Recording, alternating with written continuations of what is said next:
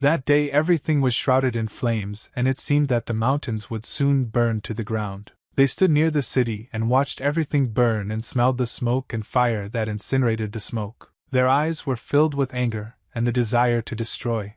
They were cold-blooded in relation to the horror that was happening before their eyes. Blood began to fall to the ground and splash in different directions. At the top of the mountain there was a massacre in which several hundred fighters participated, ready to kill each other. One of the warriors saw that he had a large bloody wound in his chest, and he realized that he did not have long to live, so he raised his sword and asked to take it away. He said that he didn't have time to wait, and therefore the guy should take this sword for himself as quickly as possible. But the student did not understand what was happening, and he told the master that he could not take his sword. The master turned his head at him and said that now is not the time to be polite, and he needs to come to his senses because the fate of the volcano depends only on them. These words did not surprise the guy, and he opened his eyes wide and called us to look at the master. At this moment, the enemies had already come closer and, with the help of sneaky attacks, inflicted critical damage on the master and killed him. After that, they began to run after the students, who slowly began to retreat in fear. Tears appeared in his eyes because you won't believe that this is all really happening. The students understood that they were now in the minority, and there was no point in fighting because they would lose this battle, and for this reason they decided to retreat. At night, in one of the buildings, a man was sitting on the veranda and writing something, and at that moment an old woman passed by him. He heard some strange noise and thought that something very strange was happening, and he could not ignore this noise. He turned his head back to see what was happening. When he looked into the distance, he saw that in the distant mountains there was very strong smoke and a large fire that most likely burned the city that was located behind these mountains. The scene of our story is transferred to Coldzian, where there are now a lot of people in the central square of the city, and sellers are shouting very loudly trying to replace new customers. In the crowd of these people there appears a guy who covers his face with a book. All his attention is focused on this book, and therefore he does not notice people constantly bumping into them. His face is getting closer and closer to this book every second. Suddenly he raises his face, and you can see that tears are flowing in his eyes, and he says that he doesn't understand why there are so many people on the street in the morning. One of the sellers who stood behind the fish counter shouted loudly in a very joyful voice that only he could buy the freshest fish.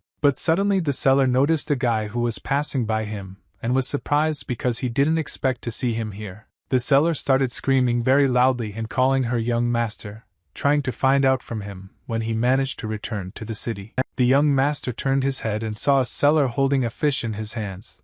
This seller said that no one had touched this fish since he received it. He held this fish forward and said that this was the freshest fish he had. The young gentleman smiled and replied to Opek that he appreciates such kindness, but it's not worth doing this because the seller is probably having a hard time surviving and would rather place this fish for himself. But suddenly other sellers began to approach him and offer their goods such as ginseng rice or freshly baked bread. The young gentleman was not ready for such a large number of people to turn their attention to him, and therefore he did not understand how to react and took measurements on the spot.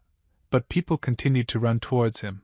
A man passing by said that these people seemed to have gone crazy, and he didn't understand what they were doing there near that guy. But the woman who was standing not far from him said that this man should be careful with his statements. But the man suddenly asked her about this guy. She replied that he is the most respected person in Seona and he is respected here more than the king. The men said that this is all very strange, this man is still very small. But the woman ordered him not to say such words out loud about the young master. He doesn't know the calculations and it's better not to be someone else's business. She explained that he is the most outstanding person and a master who, at the age of 14, twice demonstrated excellent results in the exam at the academy. And when the man heard this information he was almost carried away because he could not believe that at such a young age this guy could pass exams at the academy. She explained that all the stalls in the Namun market are his property.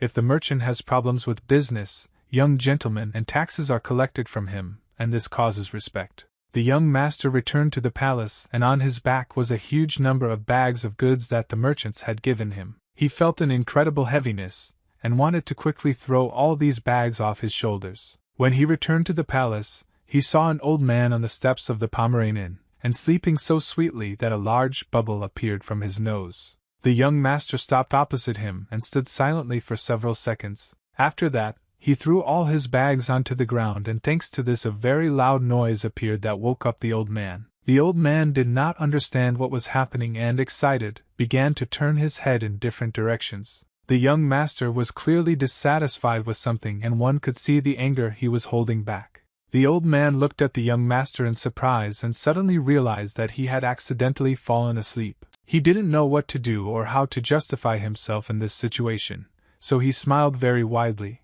despite the fact that he was missing 2 teeth, and scratched the back of his head. When the day ended, night fell and the moon of York shone in the starry sky. The old man did not sit idly by and went to cook food on the stove. He decided to cook rice with vegetables and scrambled eggs. It was one of the best bastards he knew how to cook. He tasted the sauce and tried to understand whether he needed to add any more spices. The young master was busy reading a book at that moment. He raised his eyes upward and thought thoughtfully about something. He looked ahead and asked himself whether he should eat earlier than usual today. The old man shouted loudly that the young master could come in for dinner, but the young gentleman asked him to open the door a little so that the guests could be seen better. He closed his book and put it aside until he reads it next time. People began to enter the gate, and these were soldiers who had returned from the battlefield. Some of them were wounded and they needed help. One of the guys thanked the young gentleman for his hospitality and apologized for the late visit, after which he introduced himself and said that they were all students of the Vulcan sect. The young gentleman greeted the guests and bowed to them as a sign of friendliness. The young guy shouted very loudly that they were all in misfortune and the young students needed places to hide for a while. He looked at the young master and said that he really didn't want to do this, but now he simply has no other choice. The young master old man already understood what this guy would ask for now and waited for what he would say next. The guy bowed along with the rest of the students and said that he asks the young master to accept them, and when the sun rises they will leave this place and never bother the master again. The young master nodded his head and gave a sign of agreement, but the old man did not like it. The young master turned his head and looked at the old man's reaction and realized that even though he didn't like it, they still had to accept these lovely guests. The guy thanked the gentleman in a joyful voice and said that the volcano sector will never forget this mercy. He once again shouted very loudly that they would always remember this favor and try to repay the young master's kindness. But at that moment they suddenly did not hear the voice of some person who shouted very loudly that they could not leave here. Suddenly, opponents armed with sharp swords and blades began to appear through the walls, and there were a large number of them. The young master raised his head and saw that on the fence that circled his palace there were now more enemies. The enemies ordered to immediately drop their weapons and not offer resistance, because only in this case would they die quickly and painlessly. The young gentleman drew attention to the central gate behind which some strange noise was heard. Suddenly a man appeared who, with the help of 2 hands, was able to break the central gate. This man ordered everyone to immediately throw their weapons on the ground and sit on their knees. But when he began to look around, he suddenly discovered that only one weak, short old man was standing in front of him. The old man suddenly said that this door that he had just broken was very valuable because the king himself gave it to them. But the man got angry and shouted very loudly that it didn't matter because they didn't have long to live. But the old man tried to explain that this man had misunderstood. If the king decided to visit them again,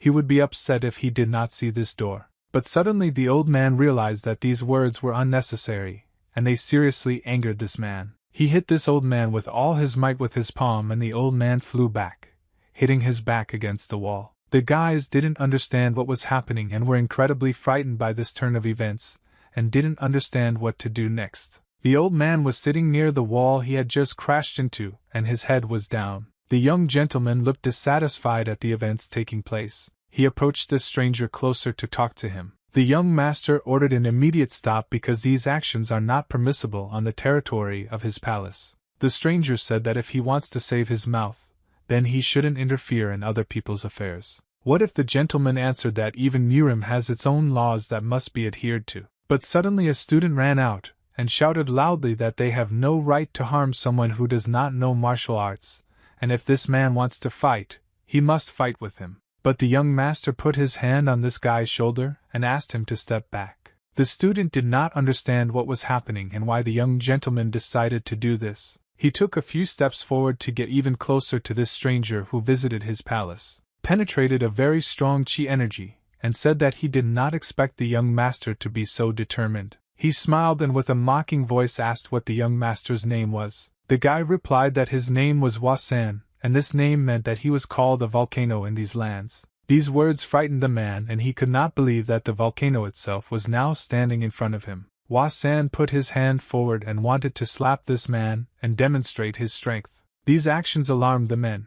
They did not understand who this guy was and why he allowed himself to do such things. After the guy made his click, a fiery flash appeared from his hand. He hit with such incredible force that large quantities of blood began to splash out of the enemy's body. Thanks to the shadow on the wall of this palace, one could see that with one blow he was able to tear off the enemy's head and throw it to the side. The head fell to the ground, then took off and was pushed off the ground several times, leaving a bloody trail behind it. His head was forever separated from his body, and now this man could hardly object to anything. Wasan smiled because he understood that I was going to pass you by and don't underestimate him, and don't even have any idea what abilities he has. He walked up to the dead body of this man, bent down, and said his name again, Wasan. He looked at the other opponents who were now on the wall, and very loudly declared that his name was Seo Wasan. These words were very striking and frightened absolutely everyone who watched the actions of the young master from the side.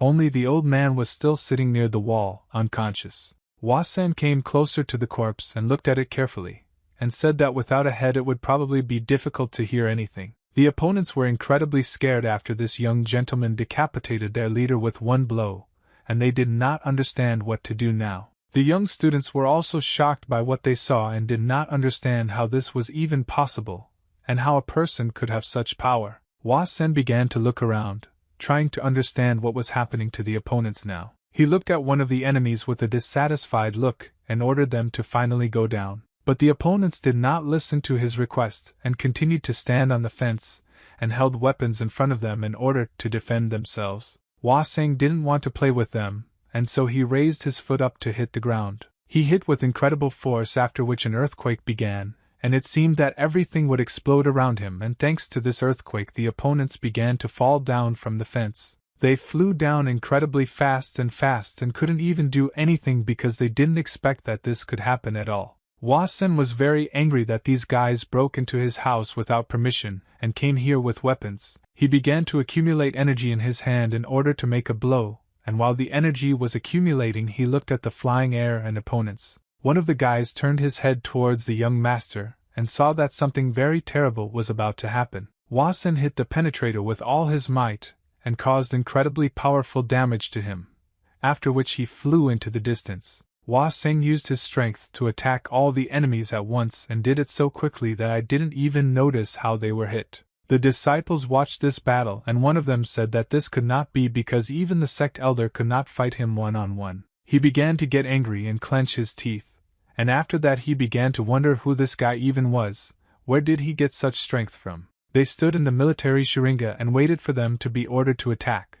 But suddenly they did not hear some strange sound and turned their heads towards where this sound came from. They saw that the gate was broken and brothers in arms began to fly out of this gate, and the opponents realized that this was a signal to retreat, and they needed to leave as quickly as possible. Wasan was upset when he saw that they were starting to run away because he had just warmed up and wanted to continue this battle. He held the opponent by the neck with his left hand and strangled him. At that moment there were many wounded and dead opponents lying around him. He threw this guy into the wall, and he didn't need this weakling anymore. Wasan looked at him and said that he is lucky, and there are very few like him. Wasan ordered the students who stood in front of him to do all the dirty work and distribute the dead opponents in one direction, the living and the wounded in the other direction. But the students did not understand what was happening and why the young master so calmly gave them this order. Wasan began to get angry and the veins were visible on his face. He said that he asked to do everything in an amicable way and does not like when he has to repeat his orders several times.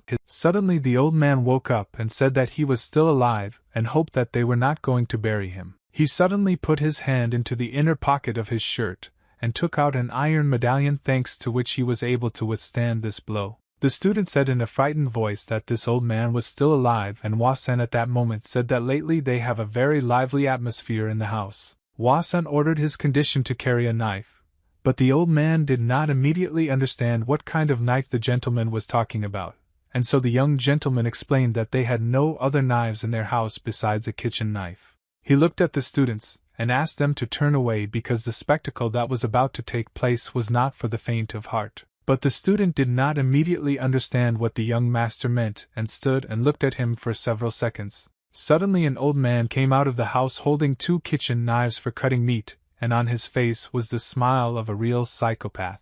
Hua-sen ordered his servant to cut down these vile scum as quickly as possible. The student immediately realized what was about to happen and ordered his other students to immediately turn away and not look at this horror. The old man began to cut up the bodies of his opponents, and the blood scattered in different directions and stained the young master, after which Hua-sen got angry and asked the old man why he splashed him with blood. Living opponents begged for mercy, but the old man was a very bloodthirsty man, and when he saw weak opponents, he said that he loved to hear their pitiful moans. Cognitive dissonance arose in the enemy's head. He completely stopped understanding what was happening here. The old man swung his cleaver to deal a slashing blow to the body of this wounded soldier. But when the knife almost touched and the blade touched the enemy's head, suddenly the young gentleman stopped the old man's hand. Hua-sen said that the old man misunderstood everything and this guy is the only survivor, so it's better to leave him alive for now. Hua-sen used his spell and a large bamboo stick appeared from the ground. He picked up a bamboo stick and said that for now he just wants to hang himself, and the severed head of their leader on the tip of this branch. The student thought that the young master wants to expose his head if they see it, and get even more angry. And isn't the young master afraid of this? Hua-sen at that moment turned his attention to the last survivor and looked at him with a demonic gaze. He came closer to him, and grabbed his hand and then said that he had a few questions. The survivor was very scared and said that he would tell absolutely everything that interests them only if he was left alive and not tortured. Hua-sen found out that these people were wars and the Chongsan sect. The student heard this information and thought that this could not be true.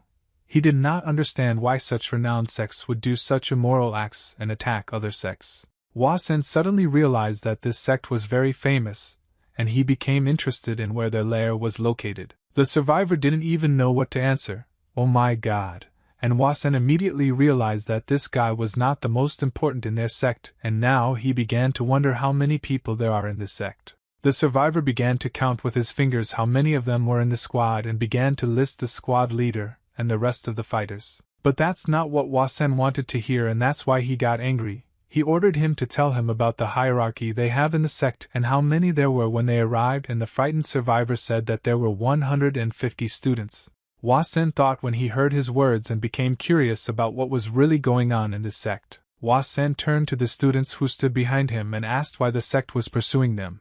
But the students did not understand how to answer this question. Hua-sen said that this was all very strange and there were 150 students, and he didn't understand why it was necessary to send so many people for children who were not even experienced warriors. He narrowed his eyes and thought about it all in order to make his guess. Hua-sen suddenly thought that they might have something valuable, and asked if they had anything that might interest these people. But the student didn't even know what to answer and thought that he couldn't talk about such things to the young master. Hua-sen extended his hand forward in order to immediately show the valuable thing he was hiding behind his back. The student was holding the package and was afraid to give it to this gentleman, but Hua-sen said that he would just look and give this thing back. But the student said that he could not do this. He swore with his life to protect this item, but Hua-sen got angry and ordered this thing to be immediately handed over to him. The student sat down on his knees and put the package in front of his face, and with tears in his eyes,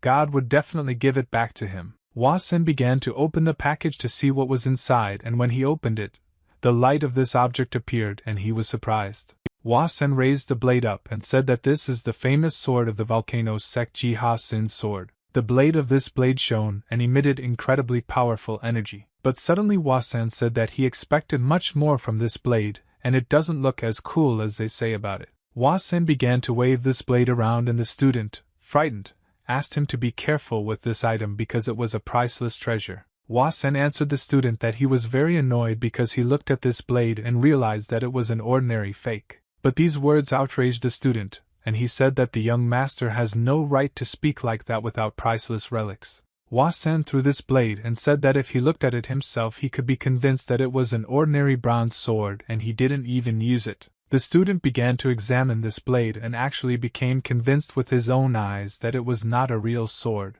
Hua Sen suddenly told these guys that they were just bait to lure opponents into a trap. Hua Sen suddenly realized that it dawned on him, and he said that such a sucker would never in his life be entrusted with the fate of an entire sect. The student threw this blade on the floor, and it spun around its axis several times. He jumped back closer to the wall, and said that this could not happen, and all this time he was sure that he was carrying a real blade. The last survivor to go through it looked at this whole situation with a dissatisfied face, and realized that they had serious problems. Hua Sen kicked the survivor in the back with all his might and threw him to the side. The survivor felt incredible grief and did not understand why he had just been hit. After this blow, there were traces of blood on the floor that splashed out of his body. Hua Sen allowed this enemy to live a little longer but said that he was unlikely to like such a life here. The survivor was very frightened and did not know what the young master. Hua Sen turned his head and said that if he doesn't leave here in 3 seconds, then he will be touched up with a cleaver just like his dead friends.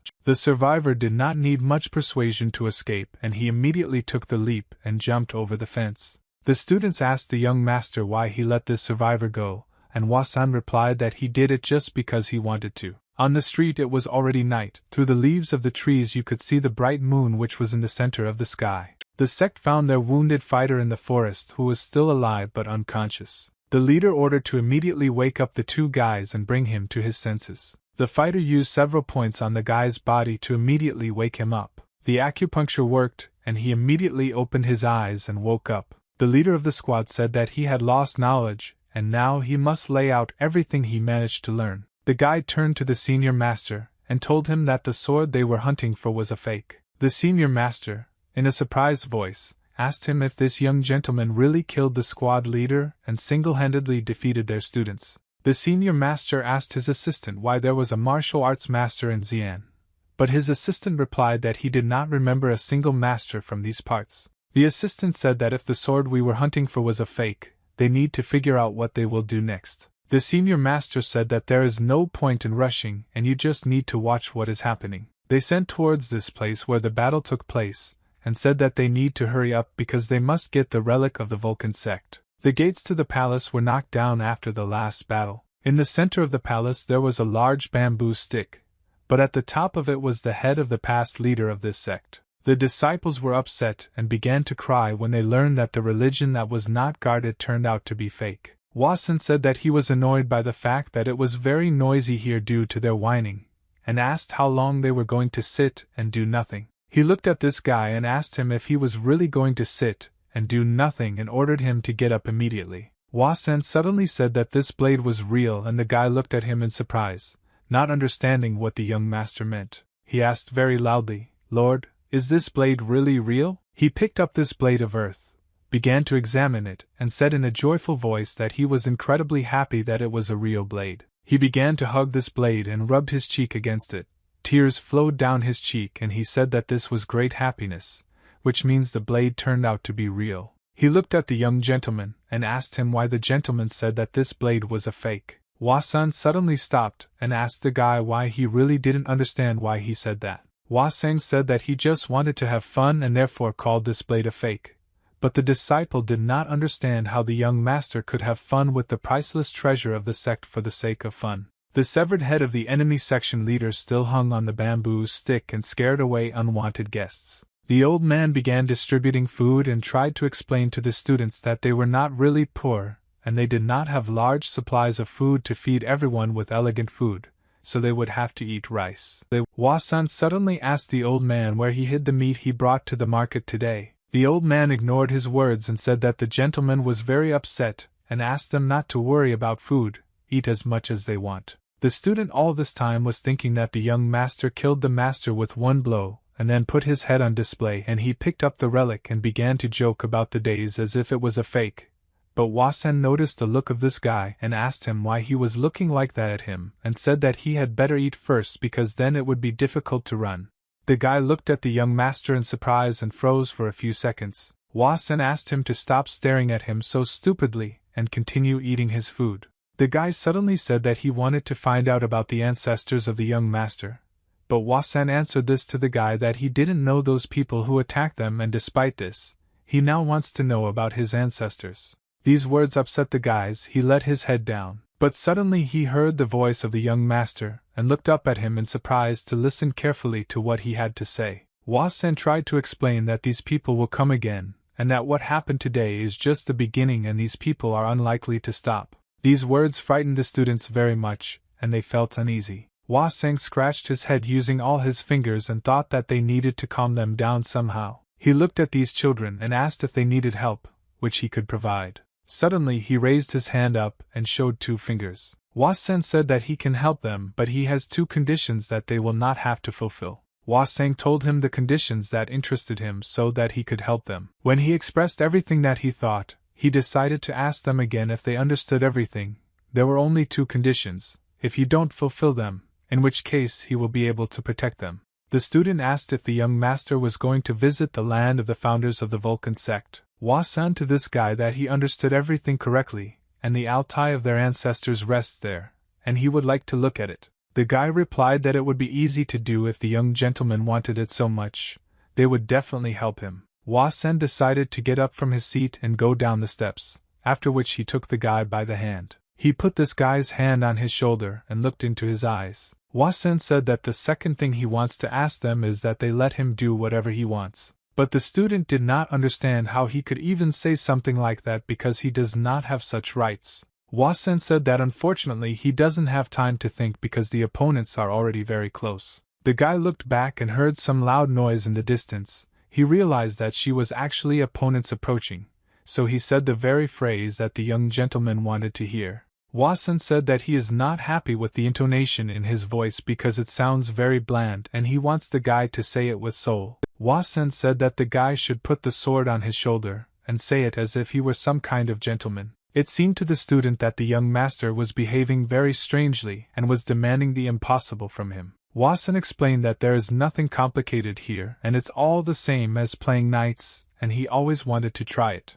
Suddenly, opponents appeared in the city and moved very quickly between houses, jumping from roof to roof. Hua Sen shouted very loudly that the opponents were already very close, and they did not have time to wait, so the guy must say as quickly as possible. The enemies at this moment were already almost near the walls of the palace, and they had very little time left to penetrate the palace. But when they came closer to the palace, they suddenly saw something very scary. The leader shouted very loudly and ordered everyone to stop immediately. They noticed that hanging on a large bamboo stick was the head of a master who was destroyed in the previous battle. They froze in place and could not move because it was a terrible picture that terrified the entire squad and made them demoralized. They couldn't believe that this crazy guy showed off their master's head like a real maniac. This act made one of the leaders very angry. He said that he would tear this guy to shreds, but the second guy stopped him and said that he shouldn't do anything stupid. He explained this by saying that first they needed to check what was going on inside, and at that moment Hua Sen saw them all. He looked at the pros and asked them if they still hadn't decided what they would do next. He looked at them from a distance,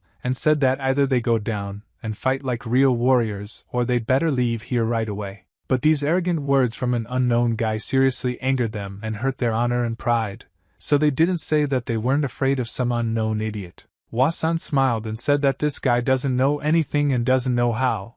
It would be even more interesting if I didn't know who he was, and after that he said that this is his land. Hua Sen explained to them that they invaded his land without permission and he should ask them who they are. The leader of the squad could not believe that someone would have such impudence to communicate with him like this, and said that he would immediately kill him. Hua Sen used his power, and suddenly his eyes turned white. He created a very bright beam of light that had incredible uranium and threw back one of the opponents. The enemy fell onto the roof of the building and hit his back against the wooden coverings of this roof, and the rest of the fighters jumped to the sides so as not to receive damage. They were angry because this guy challenged an entire squad at once. But Hua Sen was not afraid of them, and he even smiled when he felt that raindrops were falling on his face, and in front of him there were now a large number of opponents with whom he could play. He was happy that he could finally, in practice, try all his knowledge in martial arts and fight with these empty-headed forgivers. He saw the blades of his opponent's balls approaching his palm. Hua Sen was able to break their iron swords with one blow of his hand and turn them into only fragments. After he repulsed this one, he decided to make a rapid dash forward towards his opponents. The enemy did not expect that this guy would be so fast and would be able to approach him in a few seconds. Hua Sen grabbed his opponent by the neck with his hand and began to choke him. He used his internal energy, after which an explosion occurred on the roof of the building and a bright flash appeared that for a moment blinded everyone who was nearby and looked at them. Hua Sen did not spare his energy and destroyed his enemies with extreme cruelty so that they finally began to realize who they were dealing with. The fighters began to panic because they were not prepared for the fact that their enemy would have such incredible power. But the leader of the squad ordered not to panic and continue to fight because just one enemy would still not be able to defeat them all. He raised his sword up and ordered his fighters to attack him from different sides and not be afraid of his stupid strength. Hua Sen looked and realized that they had decided to attack him all together from different sides. He stood calmly in his place,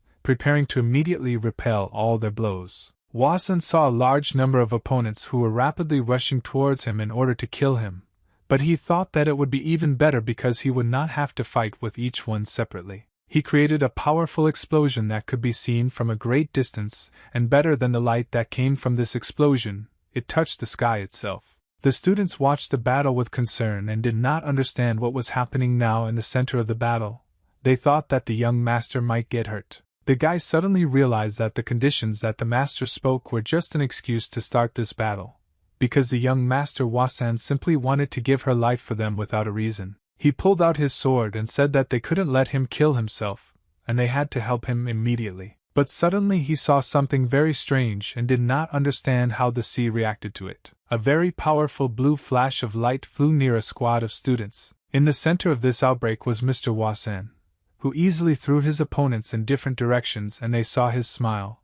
He shouted that he had not had so much fun for a long time. The student suddenly realized that this homeowner was a real martial artist whom he had never seen or heard anything about before. Despite the fact that Hua Sen was much stronger than them, they still continued to attack him and fought until the last drop of blood. Hua Sen felt that an enemy was approaching him from behind using a lightning strike. He turned his head back to look closely at the enemy who was approaching him. He turned sharply and placed a block in order to hold back this attack and block it. He was easily able to repel the lightning strike and penetrated without causing any damage to him. He landed on his feet behind him and froze in that position for a moment. After that, he stood up and lowered his sword down. He wanted to understand what was happening to his enemy now. But suddenly he felt his hand trembling and realized that his menstruation was beginning to split into small pieces. He felt very strong pain and blood began to spill out of his mouth. He fell to his knees and dropped his sword, after which he grabbed his chest with his hand and began coughing up blood.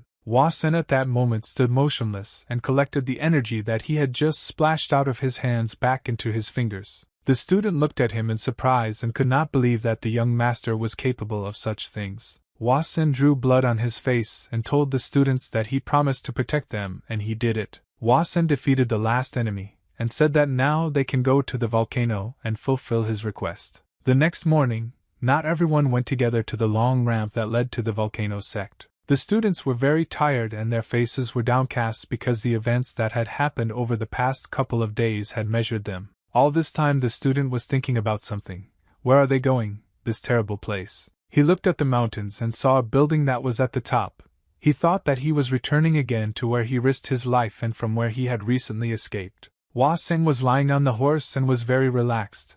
He was trying to rest and gain new energy. Suddenly they didn't see that an old man riding a donkey was approaching them, shouting very loudly that he had returned. Nikki really didn't understand where the old man came from here. They thought that this old man licked as soon as the right moment came, and then he appeared again. Hua Sen asked the old man if he did what he was asked, and the old man replied that he sent a man to the king's general and to the lord at the central administrative body in Xi'an. Hua Sen yawned very loudly and after that said that he did not believe that they believed what the old man told them. But he explained to them that in the dead of night, robbers invaded them and began waving their weapons, and thanks to the fact that every dog in Xi'an knows the young master Hua Sen, they were clearly surprised by this. Hua Sen asked how the king reacted to this news because this doesn't happen often. The king was outraged when he heard all this and said that I think the owner So Hua Sen from Xi'an was kidnapped by late-night robbers and this is outrageous. He shouted loudly that His Excellency was furious and ordered to immediately hurry up and kill these bandits to save the young master. The soldiers raised their weapons and shouted in thunder that you will carry out the general's order. The general shouted very loudly that they were moving out immediately, and there was no time to be wasted here. They began to run forward very quickly, and each soldier wanted to carry out the general's order as quickly as possible. But when the student heard this story, he became even more interested in finding out who this young gentleman was and where he came from. He had such connections with the king, because in fact he would have deceived the high-ranking person responsible for public order in Xi'an. She thought that if the young master was actually such a close friend of the king, then in that case it wouldn't just happen to him. The old man smiled and continued to tell the young master about the king's reaction when he heard all this. But suddenly grandfather felt that someone was looking at him from behind. The guy looked at this grandfather and was interested in listening to all these stories about the king. The old man saw the guy's reaction and smiled at him so that he would not feel awkward in this situation. When the guy made eye contact with this old man, he bowed and greeted him. He realized that it was time to meet him and said that he was a representative of the Vulcan sect and his name was Baek Chagon. The old man began to smile even wider and said that he was already too old and forgot about the need to greet new people. Baek threw up his hands and said that there was nothing wrong with that, but he still wanted to be curious and find out the old man's name. The old man hit himself on the forehead with his palm and said that he had completely begun to forget about everything. He smiled again and said that my name is Baek OK Dan, but they can't just call him Old Man Dan. But when the guy heard the name of this old man, he couldn't believe that this was actually the person he was thinking about. The rest of the students started laughing when you heard them and could not contain their emotions. Baek ordered all students to immediately show respect and stop laughing at this man. He wondered how they could all meet in one place. Baek thought that this couple of young master and Old Man Dan was very strange, and he never thought that he would ever be able to meet such people. Clouds suddenly began to appear in the sky, which meant that it would soon start to rain. Baek raised his head up and thought that it was raining again, and it was here in this place that the enemies killed his master and all his brothers. They approached the road that led them to the volcano sect, which was located between the mountains. Wasen got off his horse and stopped next to it, after which he asked everyone to stop. He asked Baek to take off the cape he was wearing. Wasen shouted very loudly in order to do it as quickly as possible because he was not going to wait long. Baek could not object to the young master. He had to take off the cape that he was wearing and covered him from the rain. After this, the young gentleman asked the old man to throw him a bottle of alcohol, and the old man took this bottle out of the bag and threw it. Wasen caught the bottle and then took a few sips of the rice wine that was in the bottle. Baek didn't understand why the young master was doing all these actions now, and what he wanted to do next. Wasen put the cape on himself and asked the rest of the group to stay here and wait for him to return. Wasen finished the alcohol that was in the bottle and then threw it back to the old man. Wasen said that he would be back soon and now they just need to wait for him. When he left they all bowed after him and Old Man Dan grabbed a bottle of alcohol to put it back in the bag. After the last battle, the buildings were in very poor condition, and it seemed that they were not suitable for living. Wasen climbed up the destroyed steps and wanted to get to this place as quickly as possible. He approached the central gate, of which practically nothing was left, and stopped at this place to carefully examine everything.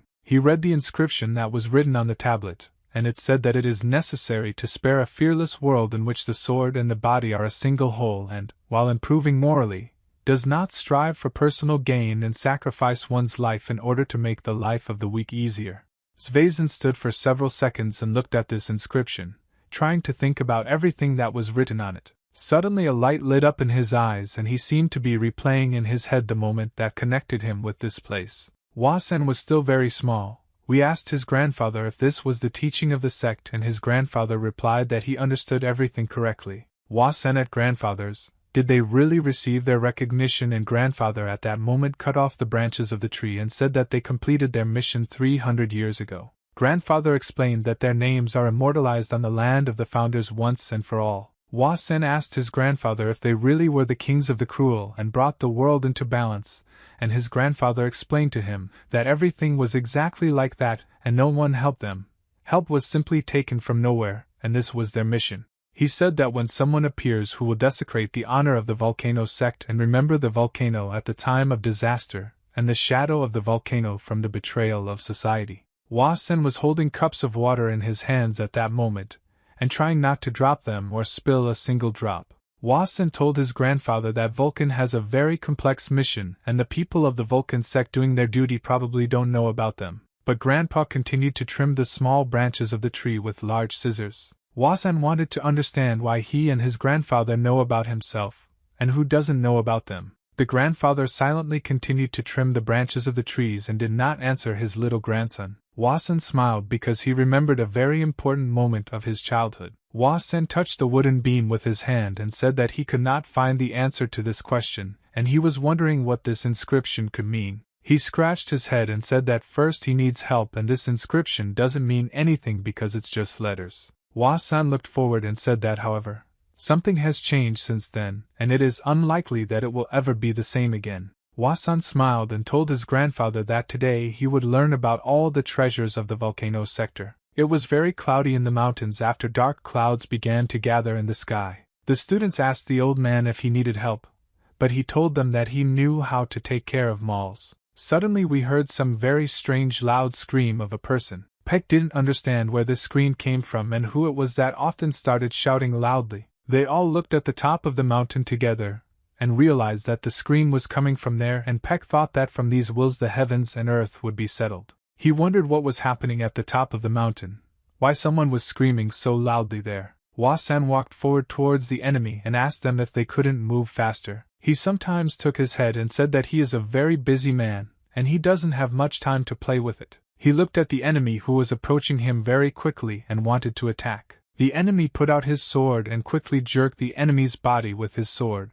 Wasan launched very fast attacks on the enemy, and the enemy did not even have time to defend against them. Wasan destroyed his enemies one by one and left behind only the dead or wounded bodies of his fallen enemies. He walked forward, not paying attention to the enemies lying on the ground, but suddenly one of the guys grabbed his hand. Wasan turned his attention to this guy and didn't like that this fool allowed himself to touch him. The warriors shouted very loudly with the rest of the fighters to kill him immediately. The soldiers listened to this guy's order and immediately attacked him from different sides so that we could always kill him. Wasan raised his hands up and prepared to counterattack. He accumulated energy in his palm to make a powerful attack and knock back all enemies with one blow. Wasan accumulated enough energy and began to attack enemies with her fists and her palms, scattering them in different directions. They could not resist such force, and all he could do was receive very powerful damage. He walked forward and left behind only the corpses of enemies who resisted him and tried to stop him. Not only the sect of swords fell,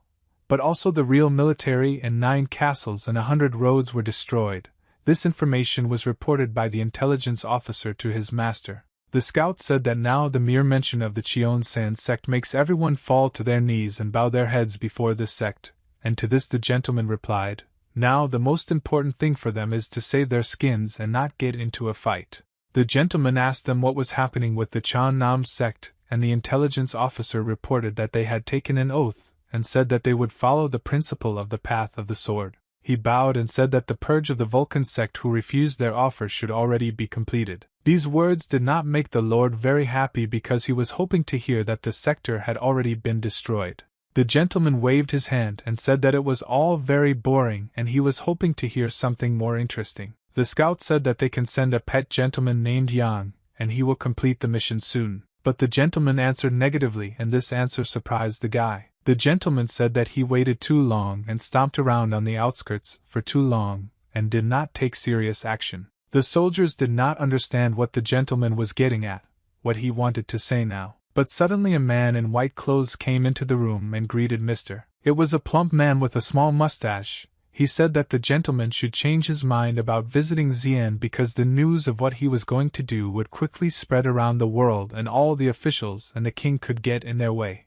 But the gentleman replied that all this did not bother him, and they would still send their armies to the volcano. The men asked in a surprised voice why the gentleman suddenly decided to do everything this way. The gentleman replied that if I do not destroy one of the oldest sects, Hyo Yang Jong will bring the name of Cheon-san to heaven. But the man tried to object and said that the sector could cope without his intervention and he shouldn't do it. Yang Jong answered him that he knows this without him and he has already made a decision, so he doesn't need advisors. He looked down at him and said that today he was lenient, but if this man again does not watch his tongue, he will lose his head. The man had no other choice but to reconcile himself and lower his head down, looking down at the floor with his eyes downcast. Wasen at that moment had already crossed the suspension bridge that connected two high cliffs. He suddenly saw an eagle that landed near a dead soldier, and he became interested in examining this bird. Wasen moved closer to the eagle to interact with her. He grabbed it by the throat and lifted it up so that the bird could not fly anywhere,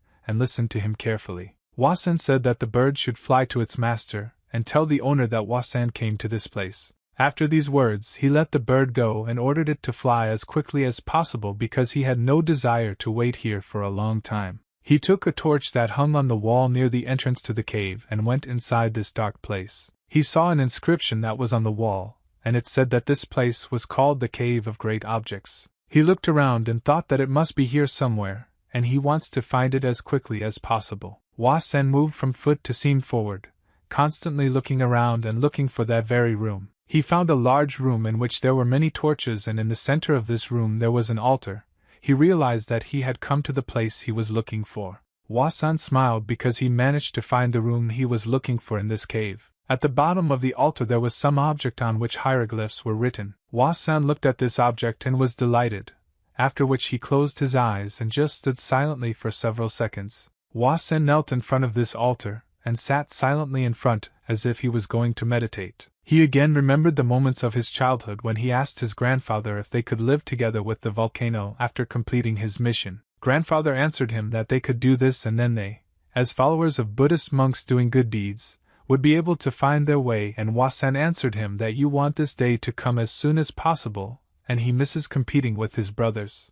Grandfather replied maybe he's just an ordinary fool, and when that day comes, the first thing he should do is pay Danya respect to the founder of the sect. Grandfather said that this must be remembered once and for all, and asked the boy to continue training. He looked at his partner, and said that if this day comes and they fulfill their destiny, they will be able to announce their return to the volcano, and also return all their knowledge about the exercises. Wasen continued to sit with his eyes closed in front of this altar, and replay these moments in his head again and again. Suddenly he thought about all this and returned to reality, in which he was finally able to get to this place. Wasen that this is all somehow very difficult, and before it seemed to him that it should be much easier. Wasen sat in front of this altar and looked at it as if it were a living creature. He put his hand into the inner pocket of his shirt, and took out a book, and then said that it was time to return the teaching. He touched this altar with his hand and prepared to give away the book with the teaching. But first, he decided to turn this small wooden artifact to the side.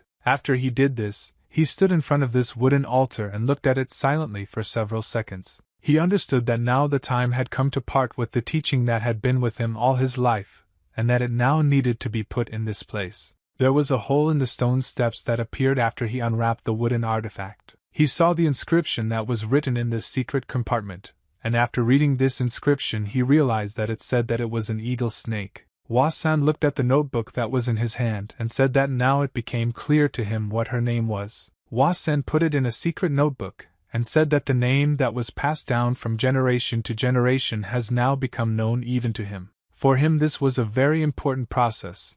He treated it with the utmost seriousness and reverence. But suddenly he froze for a moment, and thought that he wanted to do one more thing before putting this book there. Wasen raised his hand up and began to emit fire from his palm. He touched this book with his burning hand and placed it right in the center of the green cover. Suddenly he was afraid of his action and did not understand what he had just done. The book began to burn and tear into many small pieces, and it flew in different directions. Wasen said that the treasured book suddenly turned into dust, and there was nothing left of it, and the knowledge that was in it was also destroyed.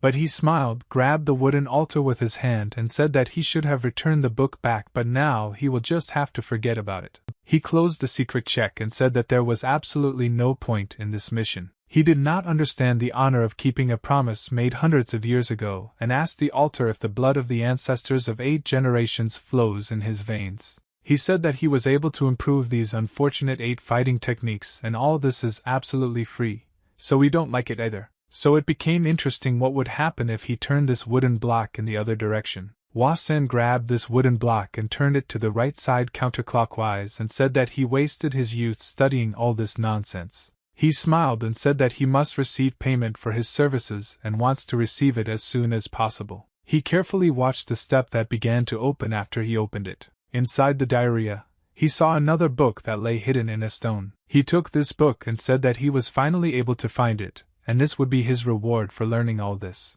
He read Netflix, which was written on stones, and learned that this fighting technique is called Amhim. He knew that this technique was created for those who completed their mission while remaining in the shadows. In Hausa times, those who desecrated the honor and entrusted the glorious name of the volcano were not stolen, and these were nameless leaders who hid them so that no one knew them and no one could win them over to their side. Wasan started shouting very loudly that this was funny and that hardly anyone would like it because he was different, and they were similar in some way.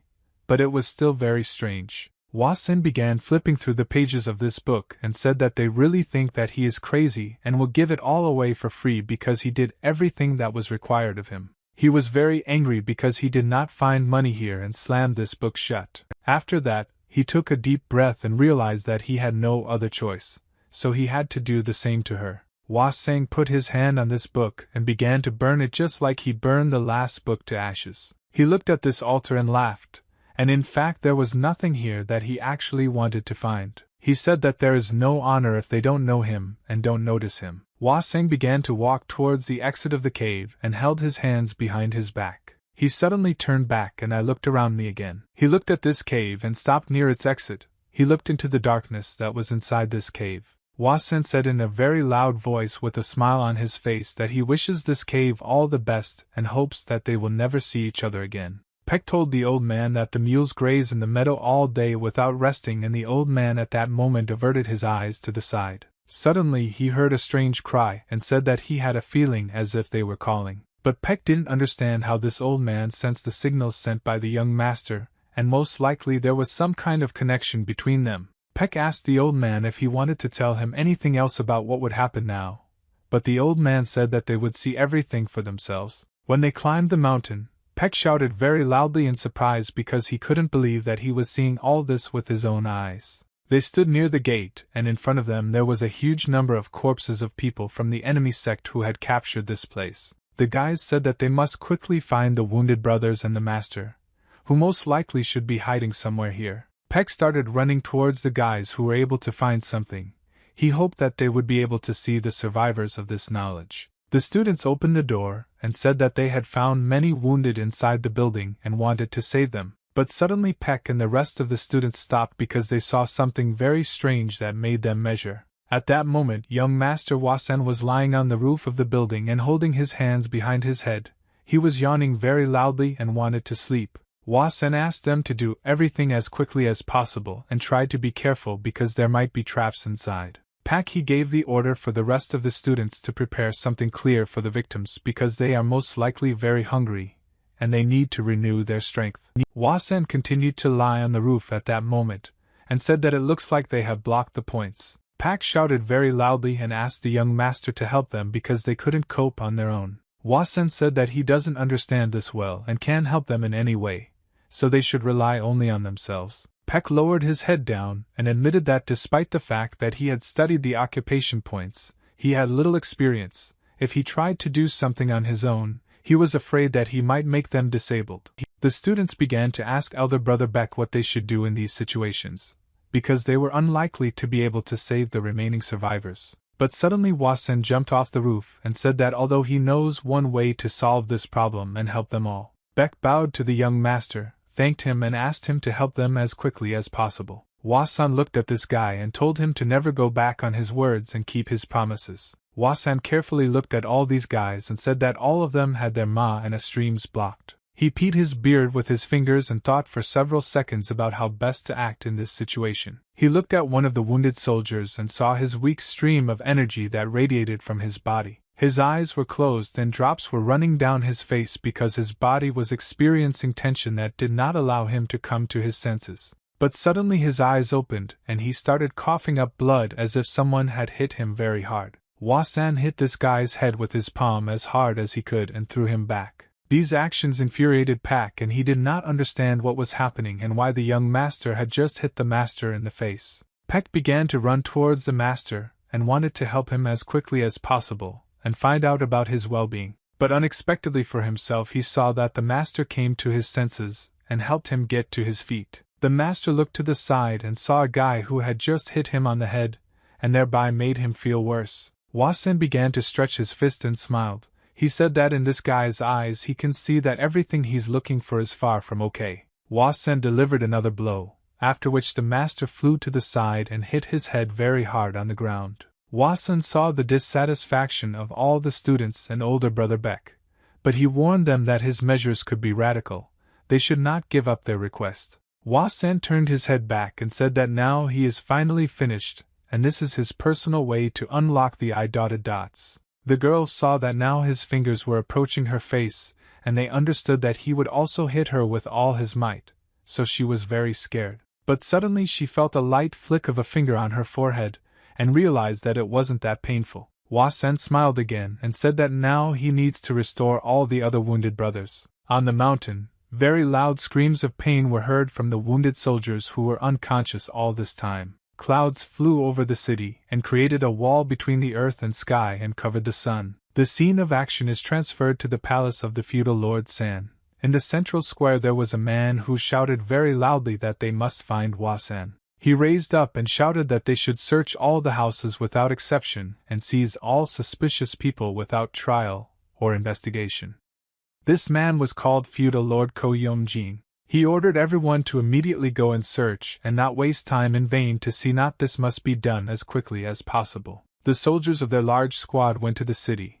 They drove so fast that large clouds of dust were left behind them. When they got to the city they began to arrest absolutely all the men who seemed suspicious to them or similar to him. Some of the men were taken straight from their homes and thrown into the street without explaining to them the reason for their actions. 2 men were lying on the ground and were scared because a weapon was pointed at their face, and they did not understand what sins these soldiers had now caught them for. One of the soldiers said that by order of the king they are investigating a kidnapping case, and they must capture all the martial artists. General Thunder shouted that every man arrested who resists will be killed. Men who were proficient in martial arts were in a difficult position because they could not resist and had to obey the orders of the soldiers. Some of the men hid in houses and looked out from behind the wall to understand what was going on here. The old janitor looked at them and asked if they hadn't heard what was happening in the city now. The old man said that the young master was kidnapped at night, and many corpses were found in his house, and no one understands who dared to do such an act.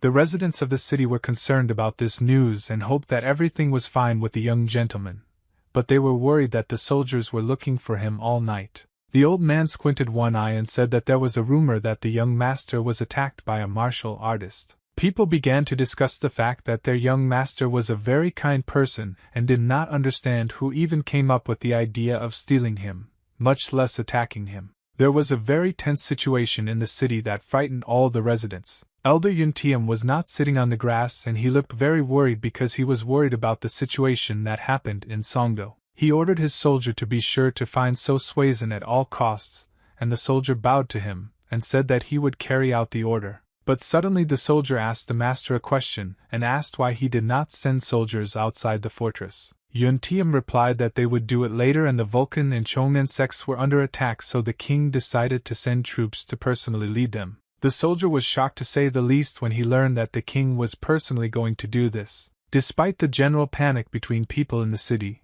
there was a very good and peaceful atmosphere, as if nothing had happened. General Zhang Zhongxing tied a cloak around his neck. He took his sword, which lay not far from him, and told the man who had just approached him that he did not expect to meet him so quickly. This man's name was Huang Qiongguang, and he replied that the general, as always, arrives a little earlier than the others. General Zhang Zhong smiled and answered him that despite this, Huang is late as always and this is already becoming a real tradition. Huang told the general that the king ordered him to be brought safe and sound, to which General Zhang replied that he did not know the relationship between the king and So Suchan, but he would do everything possible to fulfill this order. His face wrinkled and he said that even without the order, he would have volunteered to find him anyway. Huang looked at the general in surprise and could not believe that he was so passionate about this task, because he is a general who is known for his composure, but nevertheless speaks of this young gentleman with such kindness.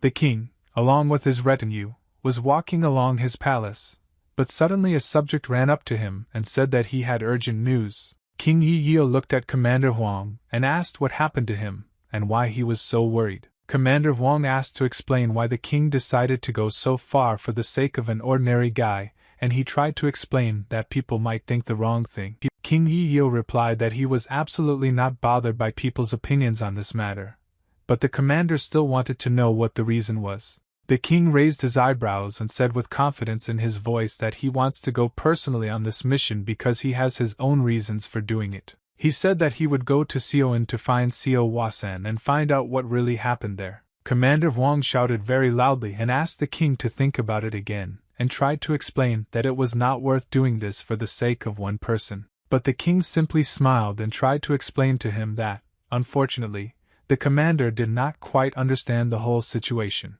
King Yi tried to explain that it was necessary to keep this man close and that he should not be allowed to disappear from sight. He ordered the horse to go faster, and to do this he kicked it. He was riding a horse and thought that until that moment everything was calm and it seemed that there would be no problems. They ordered their horses to gallop, and after that their speed increased several times and the horses started racing as fast as comets. At the top of the mountain in the Vulcan boss sect, young disciples can be heard crying. They held wooden tablets with the names of their brothers and teachers in their hands and cried.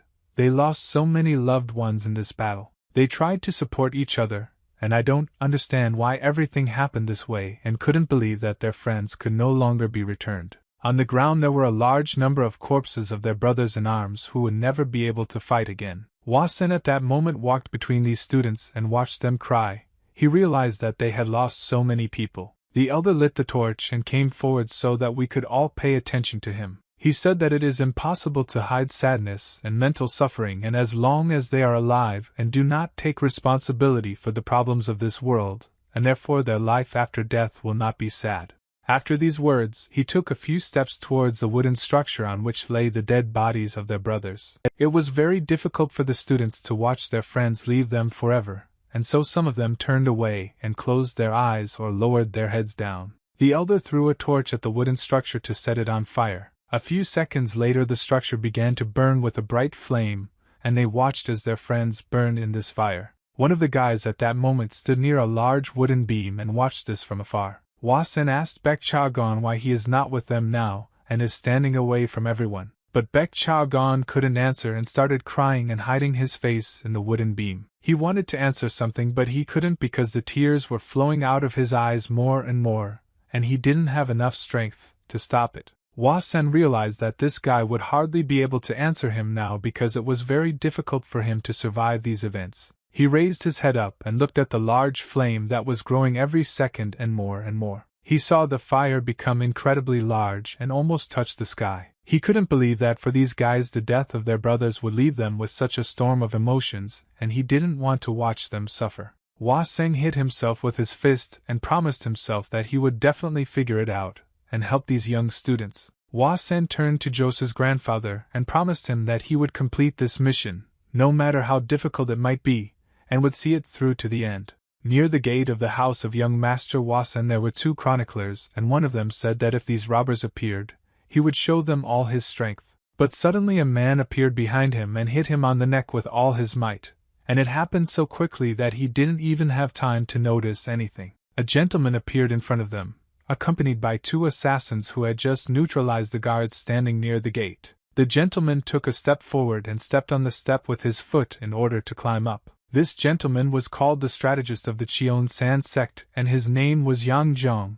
He saw the ruins and disorder that remained here after the battle and decided to carefully examine everything. Yang Zhong asked the assassin how it all happened, and the servant replied that the thug Han Wuyen was found among the corpses. Yang Zhong raised his eyes to him and looked in surprise. After that he asked who else was found dead here. The servant replied that Elder Wu and Elder Song were also there in that battle and suffered in that battle. He talked about how both elder thugs were supposed to kill the head of the volcano sector, but suddenly fell silent because he saw the gentleman's fan in front of his face. Yang Zhong thought about this situation and couldn't believe that the sect's head thug was killed. He looked around and thought that there was not a single trace of battle in this place, and he could not believe that the Vulcan sect had such power. He saw a wooden block on the ground and picked it up to take a closer look. After that, he thought that they knew for sure that the sector was captured by Vulcan when they attacked them at night, and he was expecting news that the master of the Vulcan sect was finished.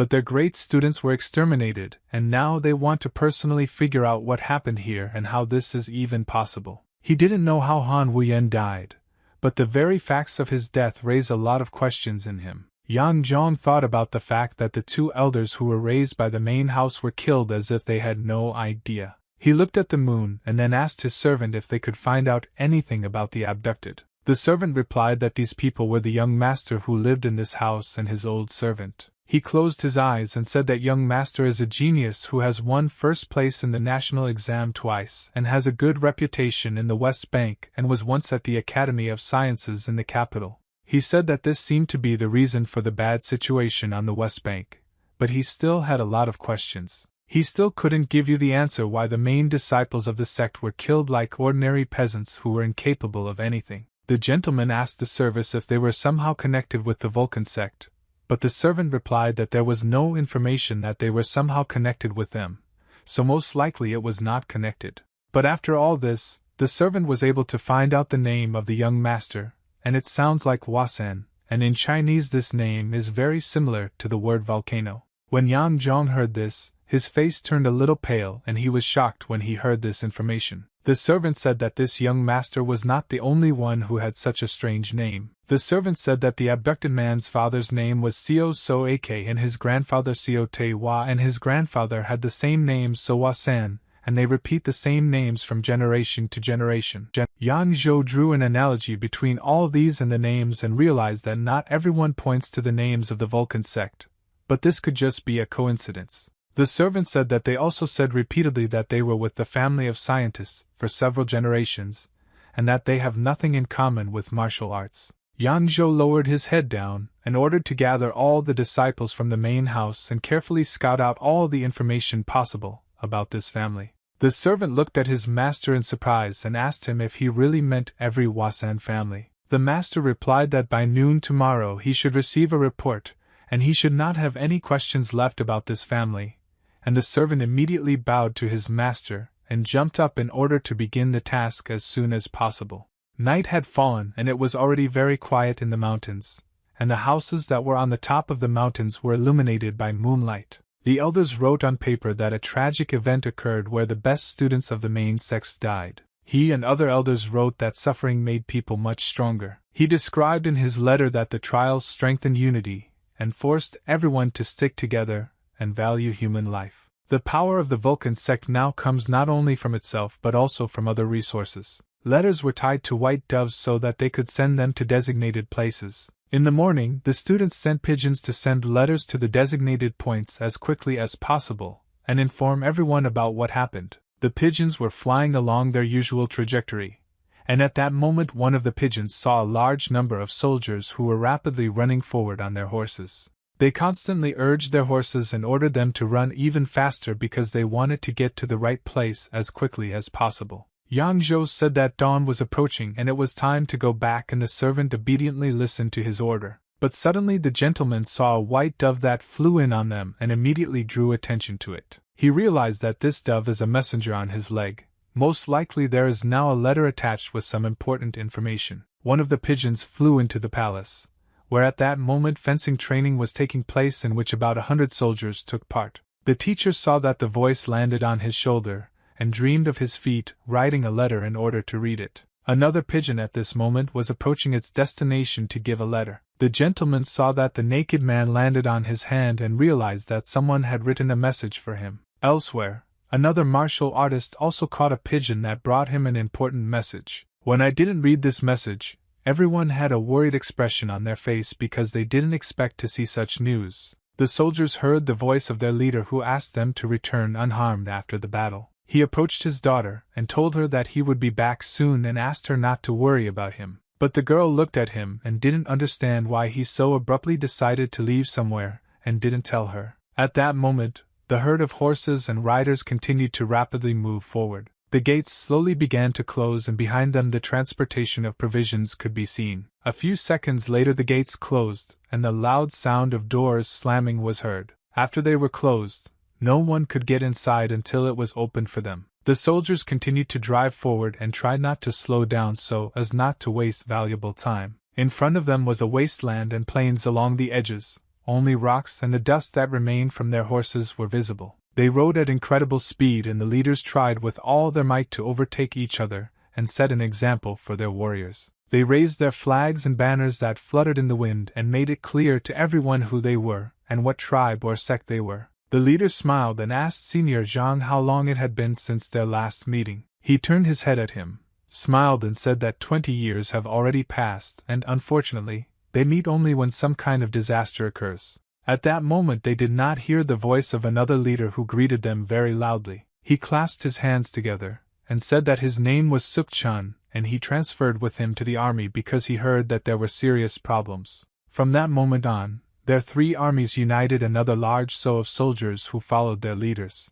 Zhang bowed to him in greeting and said that they all came from different places, but they all have the same goal. Three large armies of allies quickly rushed towards the Vulcan sect in order to support them and help them in the fight against vile opponents. The weather was great that day, and it was very warm outside. Hua Sen informed the student that he was already leaving, but the student was worried about those words and at least find out where he was going. He asked the young master to tell him where he was going to go. Hua Sen turned his head at him and looked at this guy with a dissatisfied look.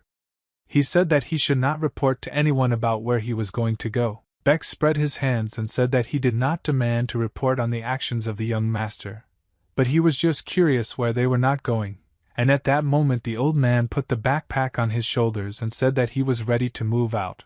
Beck understood that he had no right to ask the young gentleman where he was going to go, but at that moment I saw that he put his hand on his shoulder. Hua Sen looked at the boy and asked him to finally grow up and become a real adult because he really lacks this in order to go further in his development.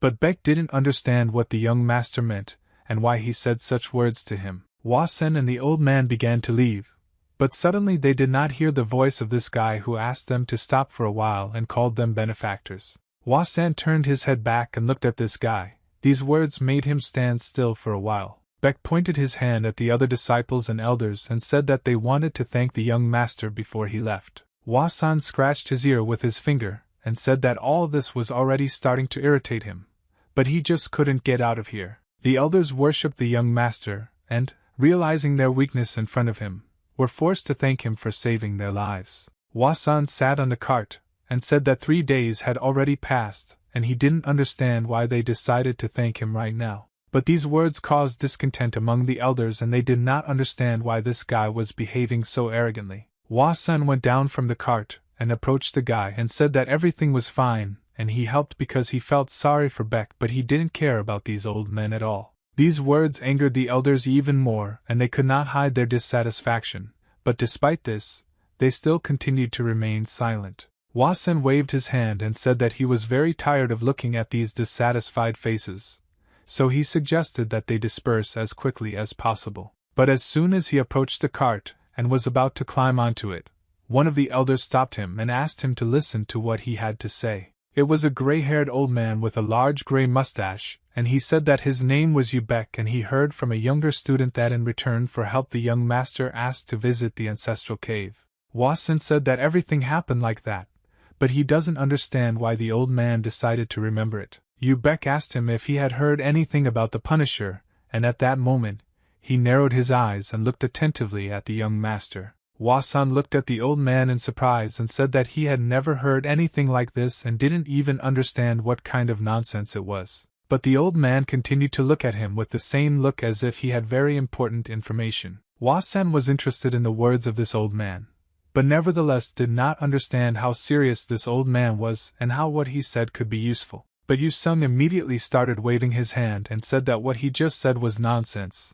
This question should not have been asked. Hua Seng started packing his things again and said that he was very busy and didn't want to be delayed. She thought that the Punisher could be Am Hyang Ryu and they just call him by a different name, and in that case he will call himself a fighter. The sun's rays illuminated the buildings that were located on the top of the mountain. The guy touched the tree trunk with his hand and after that said that many people died and only they remained alive, and he doesn't understand how the head of the sect could get to this point. But suddenly he looked down while standing on the top of a cliff, and what he saw below surprised him. He saw a large army of soldiers approaching their house and did not understand who these people were and what they were doing here. At this moment, The elders were teaching their students fencing techniques and doing their usual things. But suddenly the elder heard the voice of one of the students who shouted very loudly that they had problems. This student ran as fast as he could to the teacher to report that an army was approaching from the mountains. But they didn't even understand what kind of army this guy was talking about,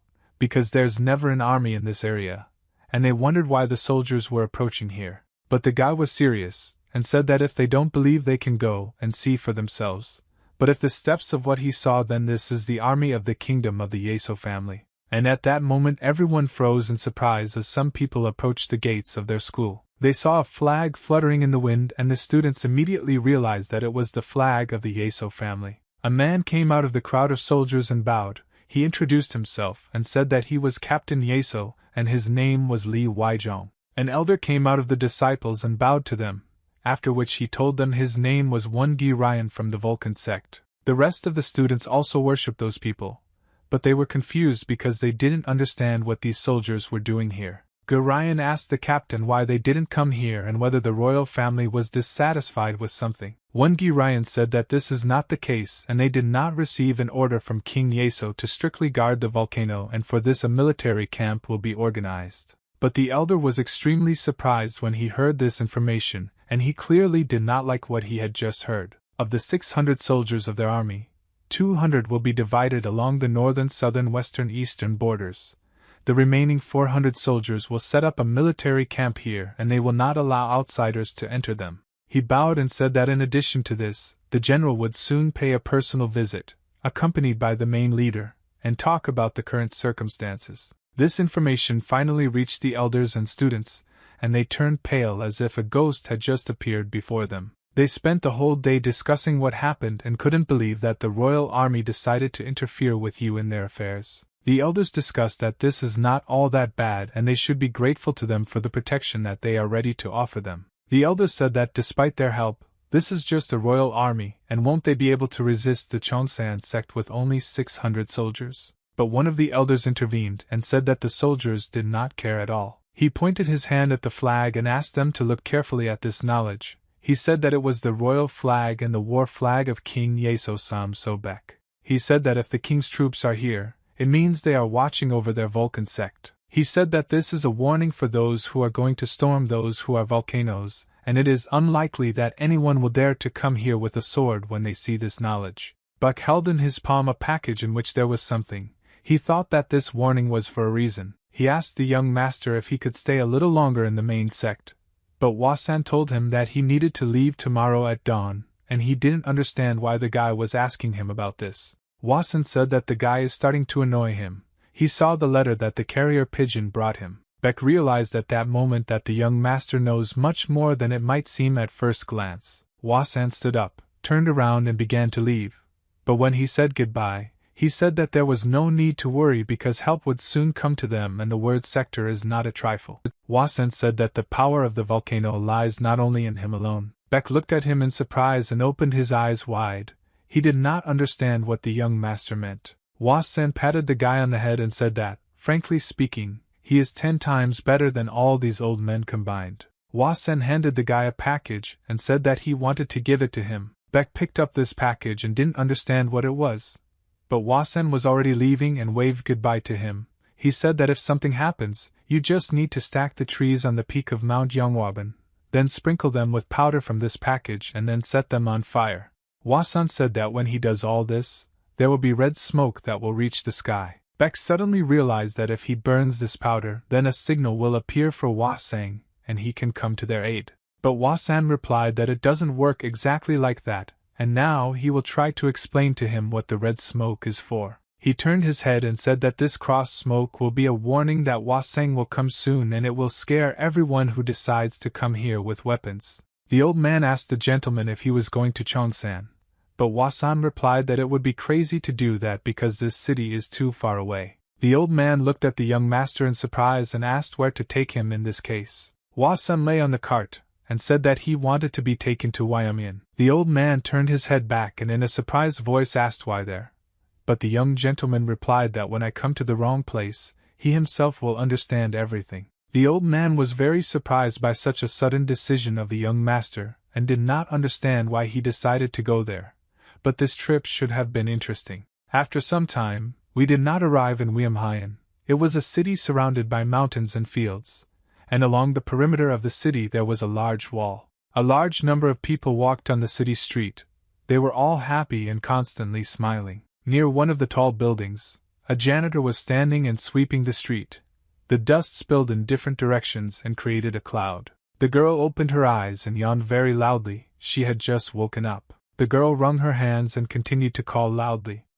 Suddenly she said that her stomach hurt very badly. She hit her head on the trunk, and from this blow plates and cups flew up, and she asked if anyone was in the building. Suddenly her uncle came to her and asked Luzi if he had called him, and Luzi asked her uncle what time it was. Uncle said that dawn has long passed, so he can confidently say that it is already about 4 o'clock in the afternoon. She closed her eyes again and said that she was dying from pain, and asked to bring her water with honey and cooked soup. But the soup should be spicy. Luji said upset that today she won't be able to drink even if she really wants to. But suddenly she heard some loud voice who asked to bring the most delicious alcohol and bring the 2 most beautiful local girls. It was Wasan. He asked the employee why he was standing and pretending to be deaf.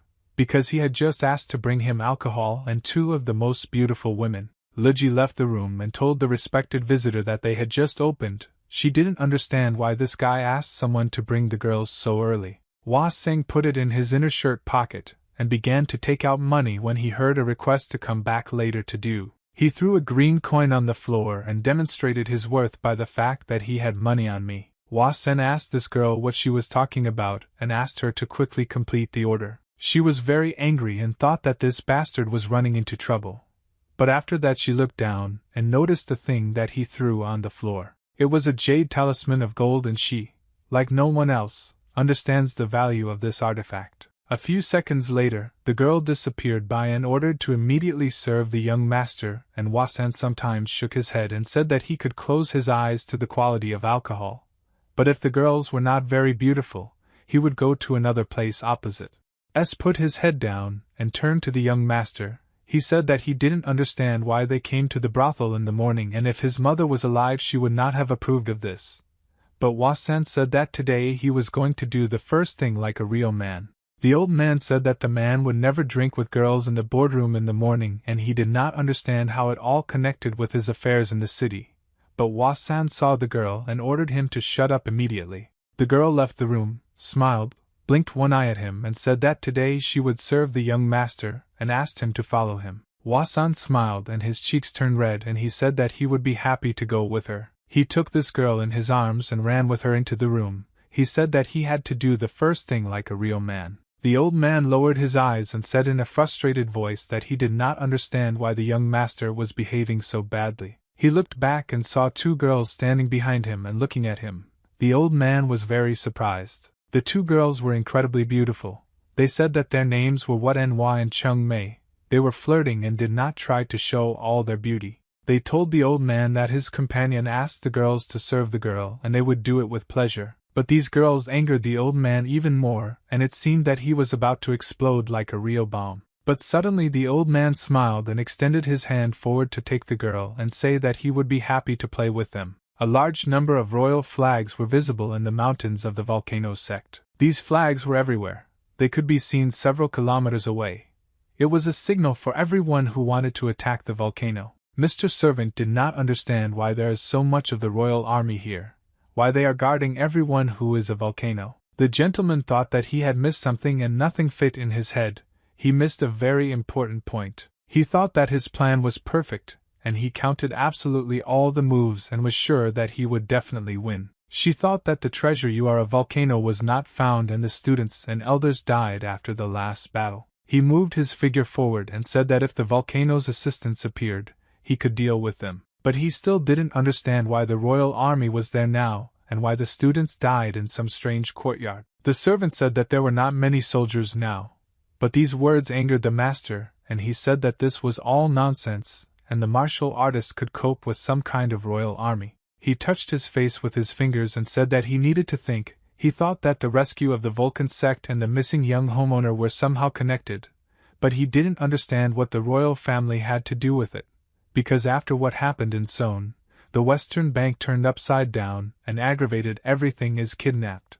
He focused on the word abduction and wondered who needed it at all, but suddenly realized that all this time he had been a real fool. He realized that it couldn't be a kidnapping because all the students died and no one could kidnap him. At this moment, a large number of disciples and martial artists appeared behind the master. They all landed and worshipped the Lord to show their devotion and respect for him. The gentleman turned his head back and asked them what they didn't want, and asked them to report as quickly as possible what he managed to find out. The warrior reported that 2 people left the volcano in the first half of the day, and one of them looked exactly like the missing homeowner from Seoul. When the gentleman heard this, he got angry and said in a loud voice that he wanted to find them immediately, and asked where they were now. The warriors said that they went to a city called Weimhayan, and at the moment the king's general and the commander-in-chief of the army should arrive at the poet's volcano, officers and troops moved there. The gentleman warmed his face with a fan and said that now most likely there is no one in Weimhayan.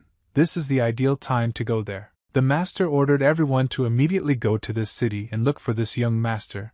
He said that they must find him first. The girl moaned and shouted Ludzi's name in a loud voice. She was already completely exhausted. But Ludzi couldn't believe that it happened again, and it seemed to her that this was some kind of absurdity. She saw the girls who were lying on the floor and were completely exhausted. She asked how many times this was already happening. The uncle smiled and said that the fee for this service was decent, and he was fully earning his money. But these words angered Ludzi even more. She did not agree with her uncle, despite the fact that he really liked it all. Ludzi shouted loudly that he was having fun with all the girls, and because of him they had no visitors and they could not work off this gold until the end of the day. But suddenly they heard his voice shouting that he wanted another girl, and at that moment his uncle began to tremble. Ludzi said that despite the fact that she is obsessed with money, his girlfriend was tortured to death. She said that you could have guessed when they crawled out on all fours saying that they were dying and their eyes were so swollen that they didn't even leave the room. Ludzi started screaming very loudly that she ate and fed them a lot and their behavior was real shamelessness.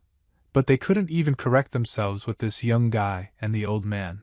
Ludzi said that when he came with his servant and threw his gold, she thought that he was a spendthrift with a large fortune, but it turned out to be much worse. Suddenly, a girl ran out of the room and told Ludzi that they had serious problems, and there were no more girls who could cope with them. Ludzi, what is this girl talking about, and how can this happen so that there are no more girls? But the girl said that she went to the ruler and unfortunately he is not here now but together. But suddenly she looked at the street in surprise and saw that they were now having serious problems.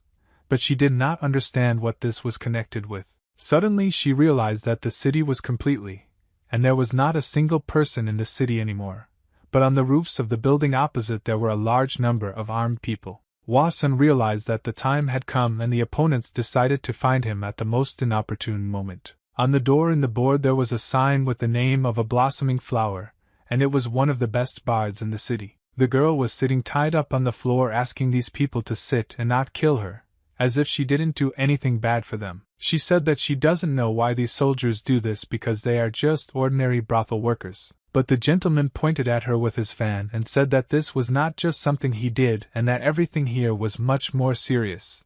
So he asked to take everyone away. When they started leading the girl, she screamed very loudly for mercy and asked not to kill her and to leave her alive. But one of the soldiers pulled out his sword behind his back and swung it to strike. But before he had time to hit the girl, something fell on top of him and nailed him to the ground, after which all the other soldiers jumped back. Ludzi didn't understand that it had just fallen from above, and why there was so much noise here. The old man was very pleased and happy after playing with the girls, and he fell right on the soldier who wanted to hit the girl. At that moment 2 soldiers jumped from the upper floors and down to report the situation to their master. The gentleman asked the soldier if this was the same gentleman who was finally considered missing, but they replied that it was his servant. The master ordered to immediately get rid of this old man and kill him before it's too late because he is absolutely useless to them. But the old man suddenly became a drunk and after that foam appeared in his mouth. It turned out that he himself was about to die without any extra help. The soldier told the gentleman that the old man had epilepsy and that he was also mute because during all this time he had not uttered a word. The gentleman looked at this old man with a dissatisfied look and thought what would be better for him now to do with him. But suddenly a young gentleman was taken out of the central room, who was screaming very loudly that he needed salvation and did not understand why they grabbed him. Wasan started to get angry and said that if they don't let him go immediately they will regret it. But the master ordered him to immediately shut up because only he would talk here. Wasan looked at this gentleman and asked her if he was the head of these scumbags. But the gentleman said that he would ask questions here and ordered this idiot to shut up immediately. Wasan answered that he is not going to remain silent, and the words of some old man will not force him to close his mouth. Wasan tried to free herself from the grip but suddenly received a strong blow to her face from one of her opponents. A soldier opposing the forced session hit him with his palm and Wasan said in a hoarse voice that he would regret this. Wasan said that he remembered his face, and he will be the first to be held accountable for his actions. But the soldier dealt another strong blow to his face.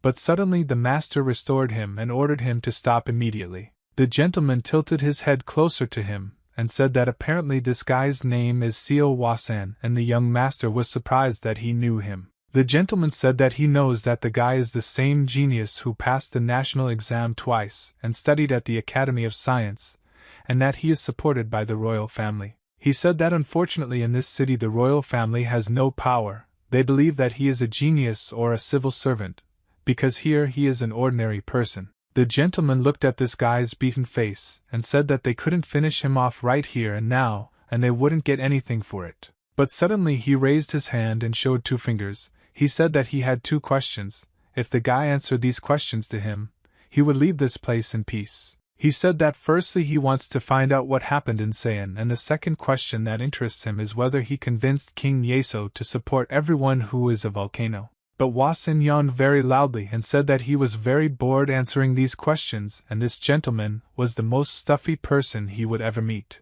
The gentleman got angry and said that if he doesn't want to answer these questions there are serious problems. Wasan Media asked what he would do rather than torture him. But the gentleman replied that he was very naive and would not even touch a hair on his head. He looked down at him and said that there was something more interesting instead. He pointed at him with his fan and said that until he answers these questions, he will allow his people to kill anyone in this city until Wasan answers these questions. The warriors immediately aimed their balls at the old man and said that he would be the first to die. Wasan replied that his choice is absolutely not limited by these options. The gentleman looked at him again and asked if their famous excellent student had any trick left in stock. Wasan looked at this gentleman and said in a confident voice that he could stop him at any moment. But these words made the gentleman and all his soldiers laugh very much. They could not believe that he was so confident in himself. He touched his fan to his cheek and said that he was just a naive boy. He came closer to him and said that if he thinks that he can stop this horde alone, he is truly stupid and an ordinary nerd who carries ink. Wasan suddenly smiled and said that he would take this gentleman hostage first. But the gentleman didn't understand where this guy got so much courage and impudence, and why he allowed himself to talk to him like that. Wasan suddenly changed his mood and his eyes began to glow purple. He said that now he understands who attacked the Vulcan sect and now there must be soldiers of the kingdom in the volcano. He got to his feet and the gentleman jumped back and fell to the ground, but Wasan said that the Weimhayan officials also went there. That's why they guys came here. Don't worry about anything, and in the end he wants to tell them that an experienced hunter never looks for prey because she herself always comes to him. He said that the best way to find your prey is to pretend to be the prey yourself. From art or a drop of blood, he said that after a hunter becomes prey, the victim himself comes to him, and the hunter arranges a massacre. These words did not frighten the soldier, and they did not understand why he spoke so confidently because he is only one, and there are now a large number of martial arts masters against him. Wasan continued to smile and his hair blew in the light currents of the wind. He knew that now would be the most fun part of his plan. A large explosion occurred in the room and the soldiers began to jump back. Some of them covered their faces with their hands so as not to be blinded. They didn't understand how this guy could explode so suddenly, and that it even just happened. But when Sveta became a little smaller, and they didn't see anything terrible, and they became scared. Wasan held his hand by the throat of the gentleman who all this time tried to threaten him, and the gentleman looked as helpless as possible. Wasan held him by the neck and pointedly showed all the other warriors that their leader was a real weakling. He looked at him with divided eyes and understood that now the time had come to take revenge for what they did to the students of the Vulcan sect. The master was screaming very loudly at that moment, and didn't understand how I could restrain my pain. He didn't want his servants to see him like this. Voices were heard on the street that came from the publications. These were the voices of a soldier who did not understand what was happening. Mister, you all took out your weapons and put out your balls to start attacking. Hua-san looked at them and asked if they would actually dare to expose their balls to attack him after what they just saw. Hua-san firmly legged his opponent, and said that first he wants to break his knee in order to cause him as much pain as possible. The gentleman began to scream very loudly in pain. It was unbearable.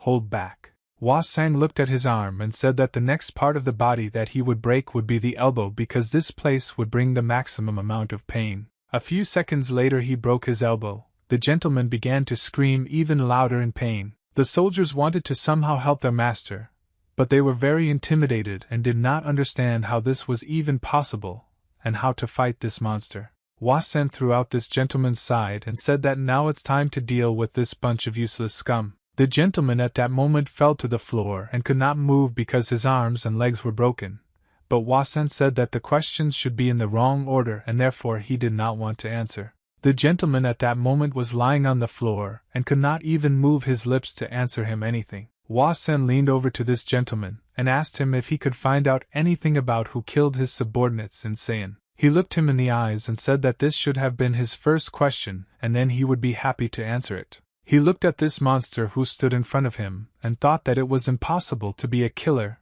and there was this ordinary scientist. Hua-san said that he was already tired of dealing with this idiot, and he wanted to do something more interesting. He pointed his finger at one of the guys who was standing in the crowd and asked to look at him carefully. The guy began to tremble when he saw that this monster had chosen him from the whole crowd. Hua-san asked him to come closer to him, and said that he would be first in line. But the warrior continued to stand still and did not move. He did not understand what this monster wanted from him. Hua-san said that he doesn't like to repeat himself twice, and said that it would be better for him if he came right away. Hua-san saw that this guy was not listening to him, so he stepped on the master's sore spot and caused incredible pain. This action seriously frightened the warrior, and he could not look at how his master was suffering from pain. The soldier asked this monster to stop hurting his master, and said that he would come over now. He was very scared. He was trembling.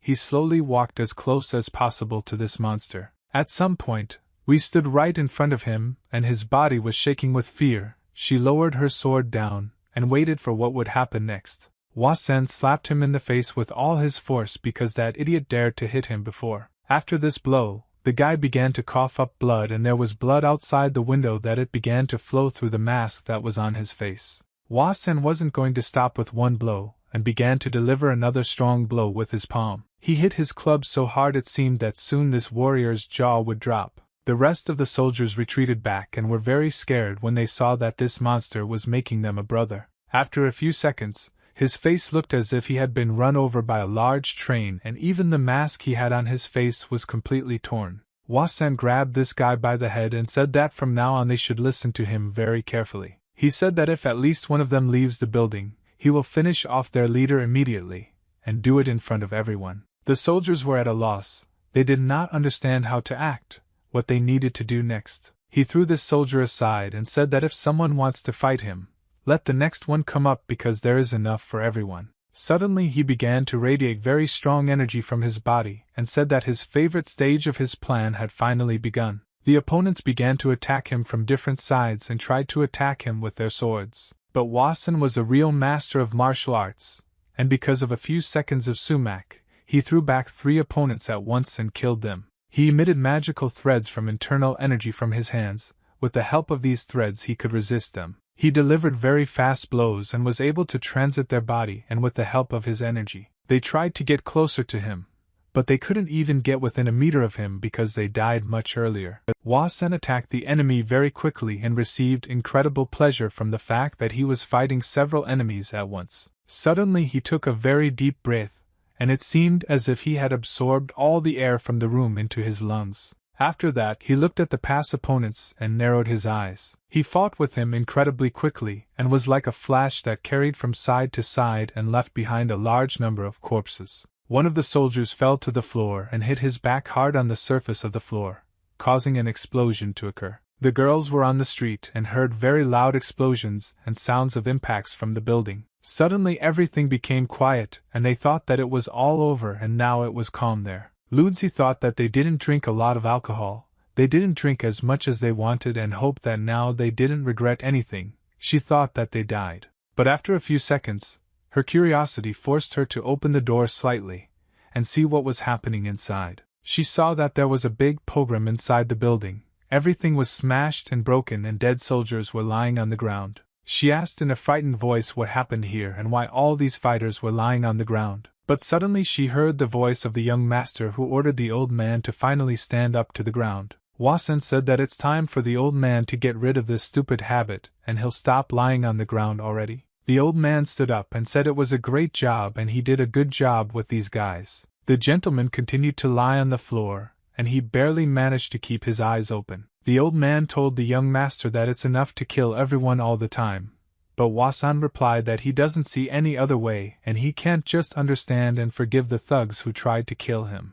The old man took out a cleaver and asked the young master if he needed to cut everyone into pieces again, and Wasan replied that this should not be done even if he cuts them off and there is no place to get their heads out here. The gentleman suddenly realized that this young gentleman was the one who killed and cursed all his students. You and I are wondering who this guy really is and where he gets such great power. He turned his head back and saw another fighter who was still conscious. He paid attention to him. I saw that this guy was going to run away. He ordered number 1 to stop slowly. When the fighter heard this, his legs began to shake as he peed himself from fear and his pants became wet. Wasan looked at this idiot and said that he is a real weakling and is afraid of death, so he doesn't understand why he even decided to become a warrior.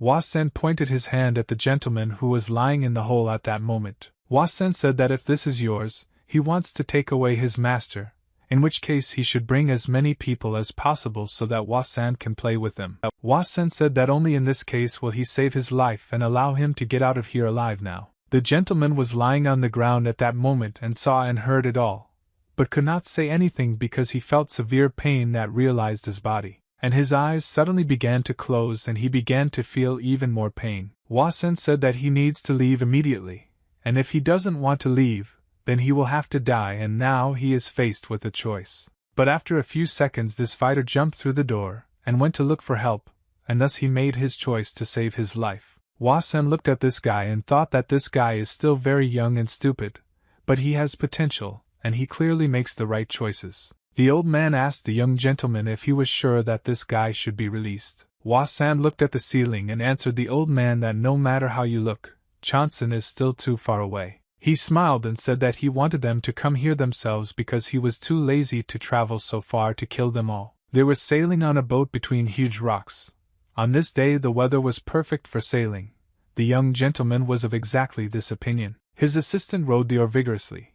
He believed that if they still had alcohol, then everything would be perfect. The young gentleman asked the man who was wounded his name. This man pretended as if he did not hear anything and did not answer this question. Therefore, without thinking for long, the young gentleman swung his hand and hit this man in the face with his fist. He wanted to show who was in charge in this boat. After he hit his club again, the young master once again asked what his name was. This time he did not remain silent, and replied that his name was Yang Zhong. He thought that his name would not mean anything to the young master, so he called him. The young master was not entirely pleased with the way this wounded man behaved, so he slapped him in the face again. The young master said that the next time he asks a question, he wants an answer immediately. The wounded man thought that he should not resist, and he nodded his head. He understood that this young master had very big ambitions. When the boat stopped, the old man who was at the oar decided that he needed to get his fare. He took advantage of the fact that the man was wounded and could not move his hand. He reached into the inner pocket and took out everything that was there. The wounded man looked very surprised at this old man. He did not understand how they could do this, steal something that does not belong to them. The old man took out from his inner pocket a bag containing all the money of the wounded man. This old man picked up this bag and trotted when he heard the clinking of coins. It made him very happy. He always liked this clinking. The young master said that they should not relax because they would most likely catch up with them in 10 days. The young master told this wounded man that he believed that this guy was not at all stupid and would be able to recover with the help of his chi. The young master hit the man who was sitting opposite him with a strap on his most wounded hand. This man thought that this young gentleman is completely unpredictable, and he does not understand what to expect from him next. And the smart gentleman came to the edge of the boat, and said that he was ready to wish him luck because his knees and arms were broken. This guy was a genius who passed the national exam perfectly and who was a member of the National Academy of Sciences. But he understood that this was not his real face. It was unclear who he really was. If you watched him, you could tell that this young gentleman did not behave like a real scientist. Most likely you could say that he looked like a member of a closed martial arts school. He lay down on the bottom of the boat, and said that he was very tired. The wounded man asked the young master who he was, and he also wanted to know the answer to the question of what he was trying to achieve. But he did not receive an answer to these questions because no one wanted to talk to him about this topic. The guy said that his name is Yasowa-san. Night the man wanted to know who he really is and not who he claims to be. The young gentleman approached him and said that this man was generally sick because he had already said who he was. A wounded man then asked him why he was doing this. The young gentleman told him that he did not understand who allowed him to ask questions, and in such a tone only he could ask questions here. The wounded man was very dissatisfied with the way this young gentleman spoke to him, and the way he behaved with others. The old man stood behind the young master when he heard this whole conversation. He asked him if they had already started talking about it. Then he was also interested in what they were doing here. The young master looked at his assistant, and said that he could have asked him about this earlier if he was interested. The guy stood up and told the old man to see what a great place it was. He really liked it. The old man didn't understand what it was about this place that made his young master so excited. The guy replied that this place was ideal for the future show. The old man became thoughtful and said that this is a great place for only one person. It would be good to drown here, and he doesn't see anything else here. The young master answered him that he was absolutely right. This place is good because it would be ideal to drown here. And he also added that if people drown in water, then he won't have to bury them. Plus he can immediately wash off the blood, an ideal place. The old man didn't understand at all what he was talking about. He asked his young master what kind of people he was talking about. The young master answered him that he meant the very people who are looking for him, and when they find him, this will be the most ideal place to say goodbye to them. In Son, when he killed several servants, after that stronger warriors came and he had a much harder time. When they first appeared, they immediately ordered the young master to lay down her weapon on the ground and kneel in front of them. Well, everything didn't go according to plan at all. They couldn't even foresee such a turn of events, and that he could cope with so many fairly strong warriors. Of course, the volcano also helped him. Then he came out absolutely victorious in this battle. But it didn't end just like that. After he killed several strong warriors in the volcano, it all didn't end, but this guy came who was sitting in front of him with broken limbs. The young master said that most likely this guy occupies a high position in the Chion-san sect. And it seems to him that the later they find their son, the more important they turn out to be. The young master said that he has the impression that if they caught this guy and are holding him, then someone else will appear soon. And he is very interested in who will be the next one who decides to meet him. The young master said that he hopes that this time a real master will appear. And if a real leader appears, then he will save him a lot of time. The wounded guy thought that he had a really serious problem, and he thought how he could stop this man. The old man told him that people could really come and they would be much stronger than this guy and there could be dozens or hundreds of them. The young master was not at all worried about this. He watched the flow and always liked to watch the fish in the water. He tried to catch at least one that seemed to him to be very close to him. The young master thought and said if he wants to catch a big fish and not some small fish, then for this he needs bait. Only with good bait will he be able to catch a lot more fish, and that is why this guy will be such a bait. The young master released this wounded guy and said that he was free. The guy decided to get out of there as quickly as possible. Wandering a few meters, he heard a voice. Someone asked who he was and demanded that he identify himself. He certainly couldn't imagine that soldiers could appear out of nowhere, and there were quite a lot of them. The commander of these soldiers demanded that he say who he was, otherwise anything could happen. The commander insisted that he say his name, but the guy did not talk to him. He understood that he was much stronger than all these soldiers. And indeed in the next moment he very quickly dealt with these soldiers. He looked around. He saw a bunch of corpses lying around him. He didn't understand how this could happen. The guy heard that someone from behind told him to kneel down. He turned his head to see who it was. When he turned his head back, he saw a huge bearded man approaching from behind him and many more warriors accompanying him. This bearded old man was strong enough, and the guy realized that thanks to him the soldiers were destroyed in one moment. When the guy raised his head up, he realized that the head was approaching him. He immediately knelt down and greeted him. He wanted to show the extent of his respect for him. He could stand on his knees with his head down for as long as the head required of him. When the head came very close to him, he demanded that the guy report on the past. The head shouted very loudly at the guy. He wanted to clarify once again what he had just muttered. The head stood and watched as this guy knelt in front of him. Now he wanted to know what he was muttering to himself on the tray. But he couldn't hear the answer, so the head very loudly again told him to repeat everything clearly. I asked the guy what scientist he was talking about, and why some scientists could kill half of the sect. The head did not understand how some scientists could kidnap a strategist and resist the will of the Chongsan sect. All other representatives of this sect also wanted an answer to this question. The head was furious. He ordered to catch this young insolent and show him the full power of his sect. A large number of representatives of the sect went in search of this young gentleman, whom everyone considered a scientist. They had to defend the honor. These people could move by jumping.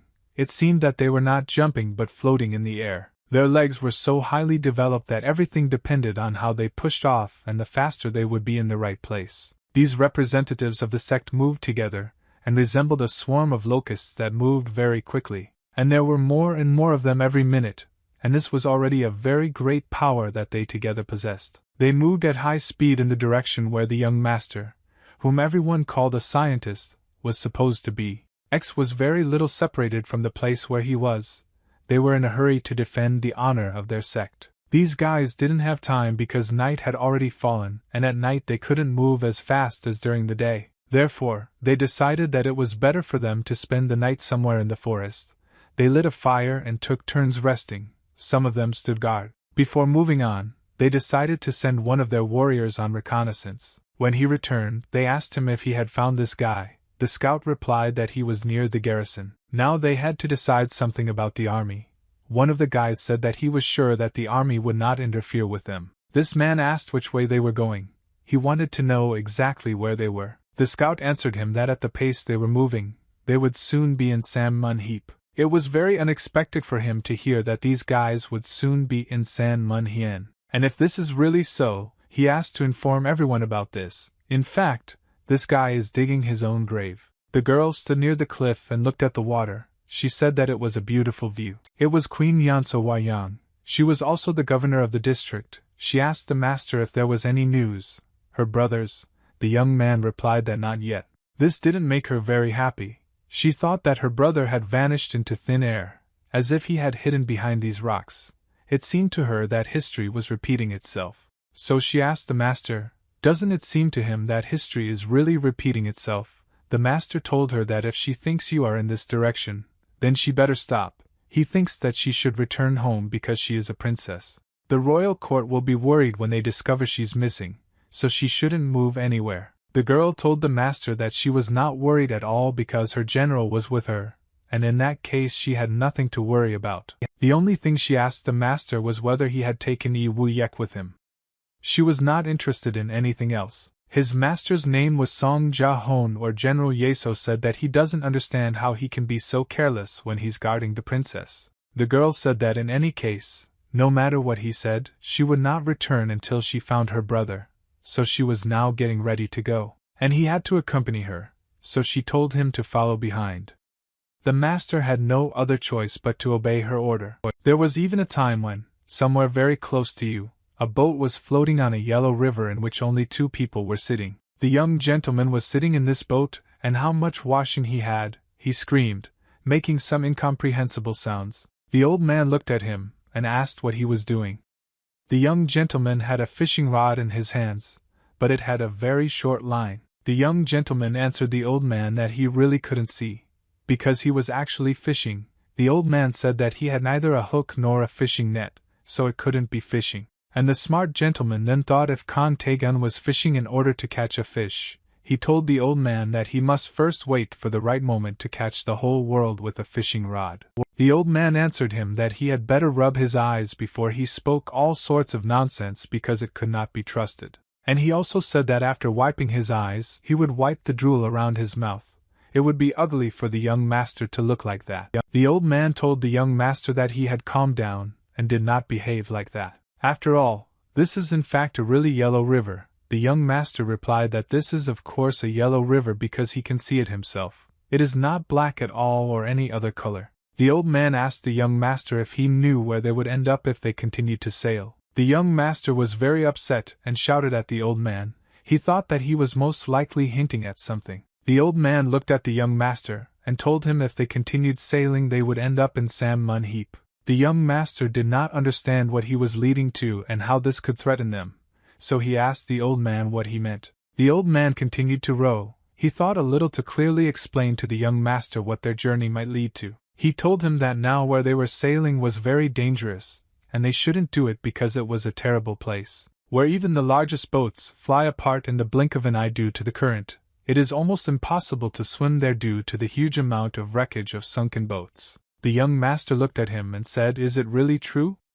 In that case, it's even better than he thought." And he doesn't understand why the old man still hasn't told him about this place, and he needs to get there. Considering all the old man's words, although he thought like an adult, he behaved quite childishly. He could allow himself to pick his nose with his finger. The wounded man who was in their boat thought that he was in a boat with such a man, and did not know how their journey could end. The young master stood on the boat, and said that they were sailing straight to Sun Hien itself because he wanted it. The old man tried to explain to him that they would freeze to death if they continued to swim, they would turn into river ghosts. But all these words did not stop him. The young master looked at the old man, and said that he really wanted to argue who would become the river sign. Within a few minutes they found themselves in the very place that the old man had warned about, and now none of them knew whether they would survive in these conditions. The only one who liked all this was the young master. He looked at it all and said that he was having a lot of fun, and despite everyone else, he really liked traveling among these rocks and among these broken boats. The wounded man who was in his boat asked the young master to just kill him and not torment him further. At some point he felt that he slipped and almost fell. His foot slipped. The young master thought that at first it was fun, but he was already bored and did not like this trip at all. He turned around and told the guy whose limbs were broken to be more careful from now on, because he would probably be interested in knowing who would become the river ghost, so he wanted to intimidate him as much as possible. The old man suddenly pointed his finger to the side. He wanted the young master to see it. The old man was so scared and didn't even imagine what was expected of them next. But he tried to explain to the gentleman what it was. What is in front of them is this waterfall and a little more, and they will fall down along with all this water. Well, this time the young master understood that this was a truly dangerous place, and now their lives could end at any moment. He didn't want to make any decisions because in such a situation he understood that it was unbearable to do anything. The only thing he could do was scream as much as he could for someone to help him. But it was useless.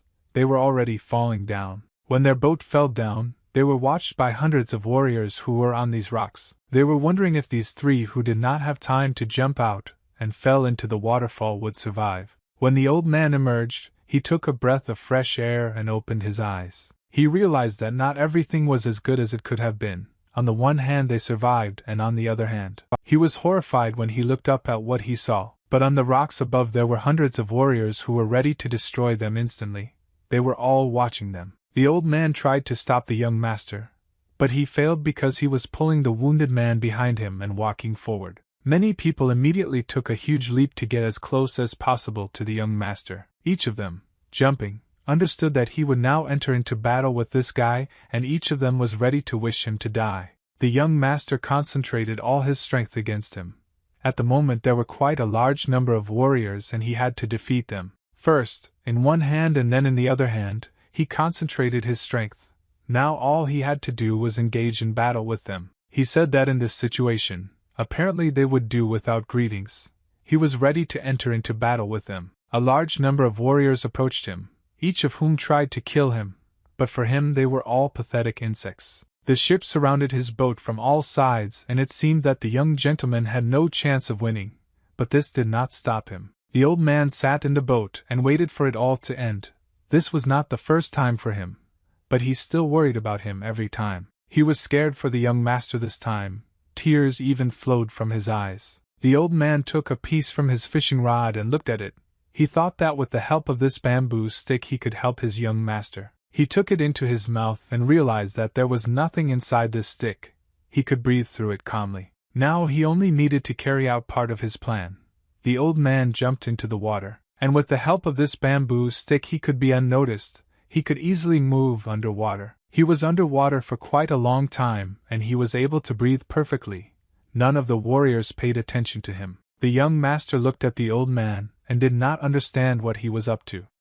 Well, at the moment he understood that everything was not going in his favor. The old man lowered the cart, and saw that the boat was entangled in seaweed. He freed it from the seaweed, and it could move on. The old man breathed through a bamboo stick. He thought that he had done everything and wished good luck to the young master. The warriors who surrounded the young master from all sides shouted that they needed to kill him and save the strategist who was in his boat. The warriors flew closer and closer to the young master. There were quite a lot of them, and they thought that they could easily cope with him. When they got very close to him, they surrounded him and decided that he should die. One of them said to hold him tightly and not let him go. The next moment something happened that these warriors did not expect. The young master was not going to break free and run away from them, but a bright glow came from him. And in the next moment, all the warriors who approached him scattered. Many of them were simply killed. The young master used all his strength. He thought if the guys mastered martial arts perfectly, they would become famous. He and his ancestors remained unknown all their lives. They lived without knowing about their real power. Only he was able to discover this power and use it. Not a single one of the wars could come close to him, and whoever succeeded, there was not even a trace left of this man. This moment the young master did not look like himself. There was rage and anger in his eyes. He was not going to leave anyone alive. His eyes shone like two lamps, and he was not at all the young gentleman who was recently going to fish. He was a very strong fighter, who owned his power in full, and there was no one equal who could compare with him. As soon as he touched any of the warriors or his power, none of them remained alive. Within a few minutes there was not a single one from the ship that tried to surround him and kill him. Those who approached were killed by his force and thrown aside. There were seas of blood around, and it seemed that they were all in a river of blood. The guy who was in the vodka called the young master away. He wanted to find out if this was all he was capable of. This man with broken arms understood that the young master could not stop and he would not leave anyone alive. He was ready to tear apart anyone who approached him. Everything around him was covered in blood. His hands were torn off. His head was torn off, which he launched to where all the other warriors were so that they understood what could happen to them. Many of the sculptors who saw all this were in shock and were frightened. They did not understand how one person could have such power and correct himself with so many warriors. The young master thought that thank God when he saw that he had someone else to fight here. There was still a lot. He no longer looked like himself. The more he killed people, the more he turned into a monster who could not stop and did not see anything in his path. He walked and saw no obstacles. Everyone who approached him was killed by his strength. He did not want to leave anyone alive. The young master walked forward, and behind him he left the blood of a small number of killed warriors. The further he went, the stronger he became. His strength increased after each kill, and it seemed that nothing could stop him. There was more and more anger in his eyes. He realized that he would still have to kill a large number of warriors to stay alive. There were a lot of pieces of his body around him. They were lying everywhere, and there were more and more of them after the next warriors approached him. The young master possessed quite a lot of strength. He constantly dealt with those who approached him. There was blood all around. He stopped for a while and took a breath. But he realized that it would not be long when he raised his head. At that moment he saw that everything was not finished yet, and he had quite a lot of work to do. This time he was not so cheerful, because he understood that they never ended, despite the fact that he had already destroyed quite a large number of them. But he decided that it was through their example that he would now show them. Hiseo Wasan will show Murim all his power. And most importantly, he will be able to show what he is capable of so that no one has any doubts. At this point, he had such strength that none of the nearby flies could resist him. He was the strongest. His strength was so great that it was even able to crush the tops of the stone cliffs so that they scattered in different directions. He was pleased that he had such strength. It seemed to him that he could defeat anyone with such strength. And this was really so because everyone who approached him and tried to somehow attack him fell into his power vortex. After another attack, he stood and watched as these warriors who tried to attack him fell water from all sides. Dozens of warriors who tried to attack the young master fell like stones into water. He stood at the stern of the boat and realized that he had won this battle and there was no one equal to him here. One of the warriors swam very close to his boat and Null Castle to strike the young master. He shouted to him to die. The young master, out of the corner of his eye, saw someone trying to strike him, but he didn't even have time to do anything. How an angry old man jumped out of the water and told this attacker that he didn't understand who wanted to die here. The old man was not as small and powerless as he seemed. At such a moment he became like a huge insane rock that was unbearable to overcome. The old man threw this attacker far to the side. The young gentleman looked at the old man and asked what he was doing. He did not understand why the attackers should have dealt with it this way. The old man was very angry. He couldn't allow anyone to attack his young master and harm him. The old man laughed, and the young master said that they were approaching the end of the canyon. He ordered the old man to climb down and hold on to the boat more tightly. This was necessary in order to prevent it from capsizing. The old man did just that. The young gentleman stood at the stern of the boat and looked forward, and the old man held it tightly so that it would not capsize. The old man wished the young master to try and survive in this situation. He had to save his life. Not far away there was a group of military men. Heading towards the canyon, someone shouted that someone was ahead and they should be very careful, and their commander told them to stand. One of the people who approached them bowed and said that he could report on the situation. The person everyone listened to and considered in charge here was the head of the fallen branch, Sol Moon Liang. He asked what happened. One of the scouts reported that detachments of the Cheon San sect were spotted in the canyon. They were located at the top on both banks of the river. Sol Moon Liang asked him where they are now. The man who came to him with a report said that they were blocking the river with several ships. There was no way to get past them.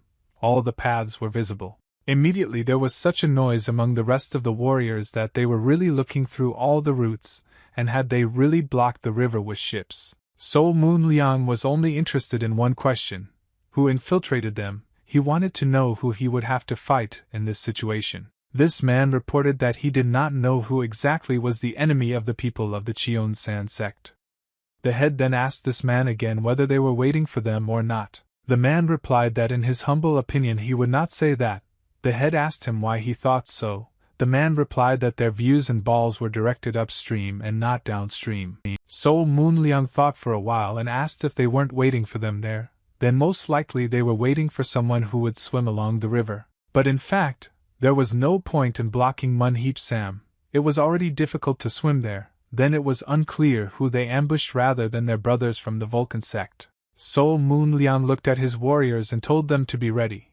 He could not fully understand their plan. In any case, he felt that they were young and inexperienced, so it was difficult to understand their intentions. He said that he wanted to show the Cheon San sect who they contacted, and so that they would remember it for a very long time. After that, they deviated and the people who reported to Sol Moon Liang the situation said well, and the next moment they left.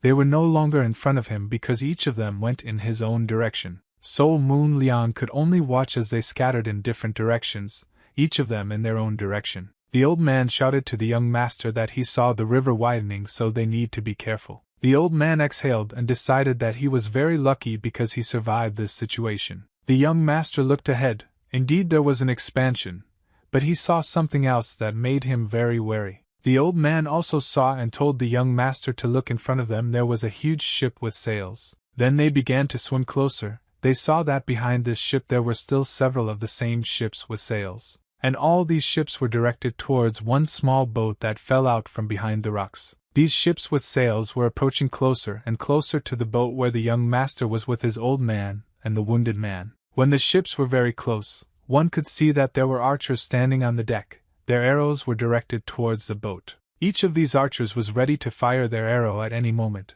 They were waiting for only one order. The old man looked at these ships and said how many there are and whether they can cope with them this time. On one of these ships stood a gray-haired man who looked at the small boat with disdain. The young master saw this gray-haired man and thought that most likely this was their leader, so he would have to deal with him. This leader was confident in himself and in his abilities. He thought that he could crush such a small boat with just one glance. The young master thought that he did not like this gray-haired man, especially he did not like his arrogant look. This man was filled with greed. This gray-haired old man was surrounded by a large number of guards, which gave him even more status as a man who is not afraid of anything. The young master wondered if he really looked at everyone like that from above. That's exactly how he looked at him now. He thought it was time to take advantage of the wounded man who was lying in his boat. He no longer needed him. The young master approached the wounded man and took him by the neck to lift him up. An ideal plan arose in his head. The young master raised it above his head so as to cover himself from all the arrows that could be directed in his direction. The shooters did not understand what to do. If they fired now, none of the arrows would hit the target. All the arrows would hit the wounded man. The young master looked at them and was excited. He asked them what they hatched. Well, that was not all that he came up with. Those on the ship looked at the young master, and none of them could do anything in his direction. Then they saw something that none of them expected to see at all. The young gentleman, with all his strength, threw this wounded man towards the ship.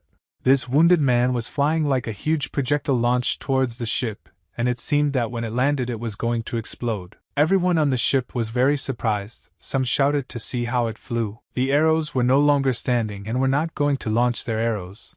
They were watching a man who was flying in the air at such a speed that they had never seen before. And within a few seconds he fell on the deck of one of these ships. This wounded man was the very strategist on whom they were betting. When he fell on the deck, he could not say anything except that he was groaning in pain. His whole body was even more broken after this flight, and such a hard landing. On Peiko everyone surrounded this man. They couldn't believe that it was their strategist. The young gentleman asked the people on the deck of the ship how they could get such a surprise. Everyone ran around the strategist, and asked him to wake up. One of the people asked the gentleman to open his eyes, but it was all useless. The leader of these warriors, a gray-haired old man, thought to himself that only a bastard could have done this, and this man can no longer be called anything else. When the young master heard such words to himself, he confirmed that he really was like that, and also added that this is exactly how things are done. An order sounded on the floor of the ship for the archers to stand ready. The next thing they had to do as ordered was to release their arrows. On the other side, archers also stood on the rocks. The young gentleman and the old man were trapped in his boat. Therefore, the young master looked around. He assessed this whole situation and thought that this was happening to him again. The archers stood in their positions, ready to fire an arrow at the target at any moment. The bearded, gray-haired old man shouted so that everyone could hear. He ordered the archers to shoot their arrows at the target. At the same moment, hundreds of arrows with metal tips were poured in one direction. On the other side, arrows were also fired and their target was the same. It seemed like it was rain and arrows. All the ships where the archers were also shot arrows, and all of them had one single target: the boat on which the young master was. Arrows were approaching this boat from all sides, and it seemed that the young master and his servant did not have a single chance to survive. There wasn't a single living place on the boat where the arrow wouldn't hit. The young master had no chance at all. What an amazement there was! After all these arrows were fired at the target, the ship realized that the young master and his assistant were not there. They disappeared. Everyone wanted to know where they were and where they had gone. No one could understand how this could happen. One of the warriors raised his head and saw that the young master was soaring high in the sky, and not one of the fired arrows hit him. He shouted for everyone to look up. What he saw surprised not only him, but everyone around them. They stood with their mouths open. The young master was floating in the air with his eyes closed. He was hanging upside down. It seemed that he was very comfortable being in this position, and that he was enjoying doing it. At some point he even opened his eyes to see how high he was above them all and above the ground. Well, it didn't scare him at all. He liked to fly so high above everyone that no one could reach him. At some point he decided that he needed to land and began to fall down. He was moving at a very high speed.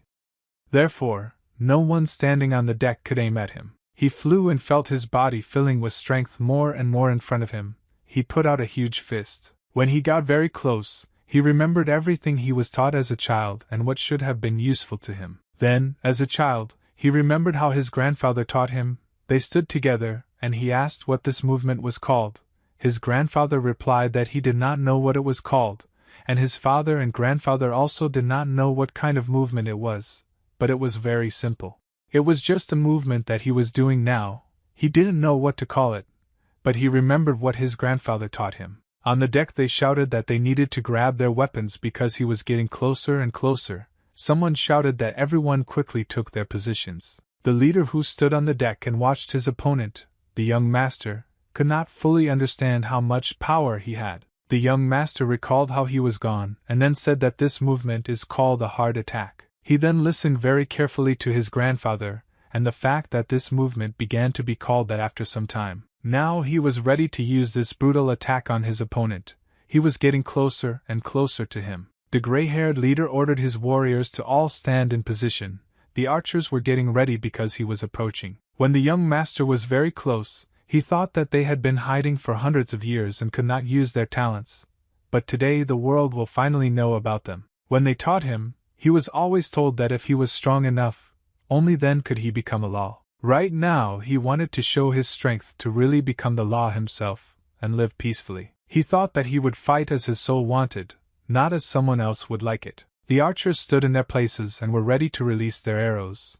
They were only waiting for the command. The closer the young master approached to these ships, the more aggressive his power became, and he himself became stronger and stronger. The archers were unable to stay on their feet because the ship began to shake and they lost their balance. He approached very close to one of the ships and left a trail of fire behind him. When he flew very close to the leader of this sect, this gray-haired old man realized that he could not just destroy him. And how surprised he was when this young gentleman fell with all his might, as it seemed to him, onto one of the decks of his ships. This carrot bar immediately began to take on water and sink along with the people who were on it. These warriors were more interested in the question than he died, and what just happened. They looked at the hole in the deck. This hole was big enough, and it was completely so he began to drown. Some wanted to see what was inside this hole. When they looked inside they saw that there was light coming from there. This color and the power that accompanied it rose higher and higher from this hole, and the very next moment she was completely outside. It was a very strong force from which not one could stay on his feet. It seemed that this force was rising more and more, higher and higher. It was inflating like a huge balloon, and at some point, when this ball became very large with force, it burst, and all this force came out. All that was left of this ship were chips that flew in different directions. It seemed as if it had never existed. The only thing is that the water in this river, which has always been very calm, rose and began to beat against the stones that were on the banks. That was the end. This time in the gorge with 3 gates everything was as always. Some shouted not to pass by and let them have a glass here. Others ordered dumplings. A third someone asked for a drink. The girl was sitting at the table and told her teacher that she did not understand how they could best get to the gorge with 3 gates. The teacher replied if they went by land, it would be difficult to meet Seo Su-chan. He also said that of course they can get there by water, but the gorge with its gates is a dangerous place, so ordinary people try to avoid it even in good weather. The flow there is so stormy and dangerous that the boat breaks into small pieces. The teacher said that Her Highness would not be stubborn, but Li Bingman, who was too superstitious, said that then she could use the warship. The teacher didn't understand if she really thought that she could just use a warship. The girl was sure that if there was a waterway, then there was food from the outposts. She asked where the nearest naval military camp was located. The master looked at her, and said that Her Highness was mistaken and that what she was saying was impossible. She could not officially overextend the forces of the Navy, and she would immediately be reprimanded if she did this. The girl looked at the teacher and asked him if she couldn't go on a boat ride for a while, just swim and look around. The teacher answered her that Her Highness could have done this before and there would have been no problems since this territory was controlled by Wanya. These lands are under the jurisdiction of the governor of Hanam province, so in the current circumstances it will only lead to difficulties. The girl told him not to worry about this topic. She has a way they can do it. She pointed to a huge bundle that was tied up. This was exactly the method she was talking about. The teacher looked at her and asked if this was really what he was thinking about. The girl asked, "Does he know what it is?" The teacher looked at this object and couldn't believe his eyes. The teacher asked her how she was going to deal with the consequences that might arise if she took advantage of this. At this time it was impossible to approach the castle. There was a large number of guards who guarded the palace from all sides. Near the entrance to the palace there were guards who were armed with swords and it was impossible to pass by them unnoticed. In one place in this palace lay Emperor Sanpa. His state of health was still the same, he was unconscious. Several people were sitting at the table. One of them said that I don't know what to say, Admiral the Gam. It's just such blessings of fate that what's happening to the Emperor now. Admiral Sam Chan was a leftist minister. He also thought that this was a blessing from fate. Sitting opposite him was Master Cho Gang. He was the head of the palace guard. This man said that no one could have thought that such a misfortune would await Mr. Song San on the day he went hunting for tiger liver.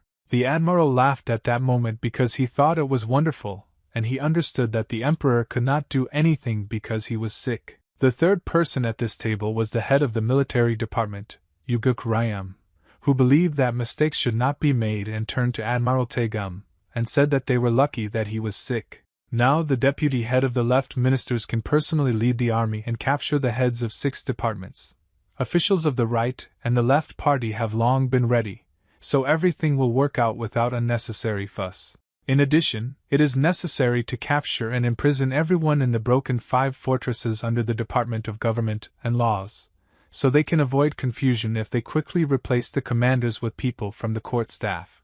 The problem is in the army located in Muri. They will not meekly obey, so they will declare the commanders-in-chief a clique and at the same time choke down opposition with balls. The admiral asked what he meant by the word swords. Most likely he meant warriors in the path of the ball.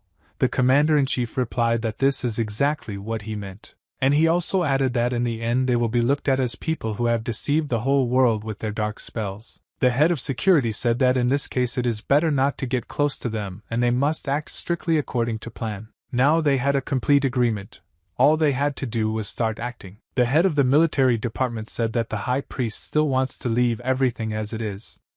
The head of the security said that the high priest is a warlock, and they used him for a bright future. So now, first of all, we need to get rid of the sorcerer who is deceiving the people. He was sure that they were the ones to blame for everything and were interfering with them. The head of the military department said that this high priest ingratiated himself with Song San, and eventually confidently declared his rights. The admiral thought about these words.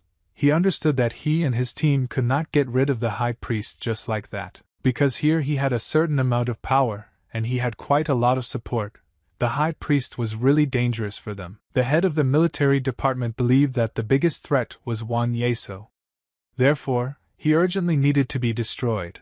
This was the key to completing their plan. The admiral told everyone gathered that news would come soon and then it would be clear either he or Wan Yeso could not do anything about it. If he did not accept the imperial decree, he would be cursed as a traitor, and even if he accepted, he would still remain a traitor. He was sure that even if he found out who currently had the Jade Seal, he still wouldn't be able to do anything. In the camp where the military were located, you could hear them reporting the situation about everything that was happening around. The warrior who came with the report said that the Central Army and the right and left forces had cordoned off Wan Yeso's estate within a radius of 50 li, and he also said that all roads were blocked. He reported all this to the governor of Shaanxi province, who listened carefully and asked the warrior who came with the report whether he had reported this to Wan Yesu. The warrior replied that the messenger was supposed to arrive to the master for a minute, and then he would find out all the details. And he also turned to the master and said that it was not necessary to punish this clique, and he should return for his own safety. To which he replied that the emperor's brother had defended the border dozens of times from invasion by the Great Wall. And the gentleman also added that Wan Yeso openly stated that the next one would take the throne, although usually this is not the right thing to do. The power of the emperor's brother is contrary to the decree of his majesty, and they should have been prepared for this. The one who came with the report listened carefully and agreed with the gentleman. He had no choice but to deviate and leave. The gentleman thought that Wan Yeso was most likely planning betrayal and did not understand the situation at all. He knew that Wan Yeso's ambition did not think that he could raise an uprising to usurp the throne. He thought that rather than the friendly relations between the brothers during the time of the previous emperor, it was a pretense or Wan Yeso was just on a whim. But now he was tired of everything. He thought that in any case the emperor gave a decree and he should only follow the emperor's instructions. He believed that this was the key decree where everything was written down, and it was also sealed with a jade seal. The messenger also said that the admiral demands that Wan Yeso renounce power as the previous emperor in the form of the Shangfang sword and atone for his sins with his own life. The decree stated that the Shangfang sword had to be returned. In addition, If a traitor uses the power of the Shangfang sword against the emperor, it is necessary to show a strong will and maintain the calm of the royal court to stop the traitor. It was very strange that they demanded the return of the Shangfang sword because it was a gift from the previous emperor. Wan Yeso discovered and suppressed 2 conspiracies and also repelled the attack of savages on the Great Wall. And for all these services to the previous country, the emperor granted him a gift in the form of a sword. The power that was given in the form of a gift with the Shangfang sword was equivalent to the power given by the imperial decree. In addition, no matter what crime the one who owns this sword committed, he should be pardoned for his merits, and this cannot be changed. He thought that it really was impossible to change, and then it was not clear why this decree specifically spoke about the return of the Shangfang sword. After some time, the messenger arrived at the palace where Wan Yeso himself was. He followed the court to announce the emperor's decree, which was sealed with a jade seal. No one from Wan Yeso's entourage understood why these messengers came here, much less by the Terek decree. They immediately thought if the imperial guards had surrounded the entire area, then this would not be good at all. The messenger began to announce the emperor's decree, so he unsealed the gas and told Wan Yeso to accept this emperor's decree. In this newspaper it was written that the ministers accused Wan Yeso of plotting against His Majesty the Emperor. Wan Yeso was very surprised by such a decree.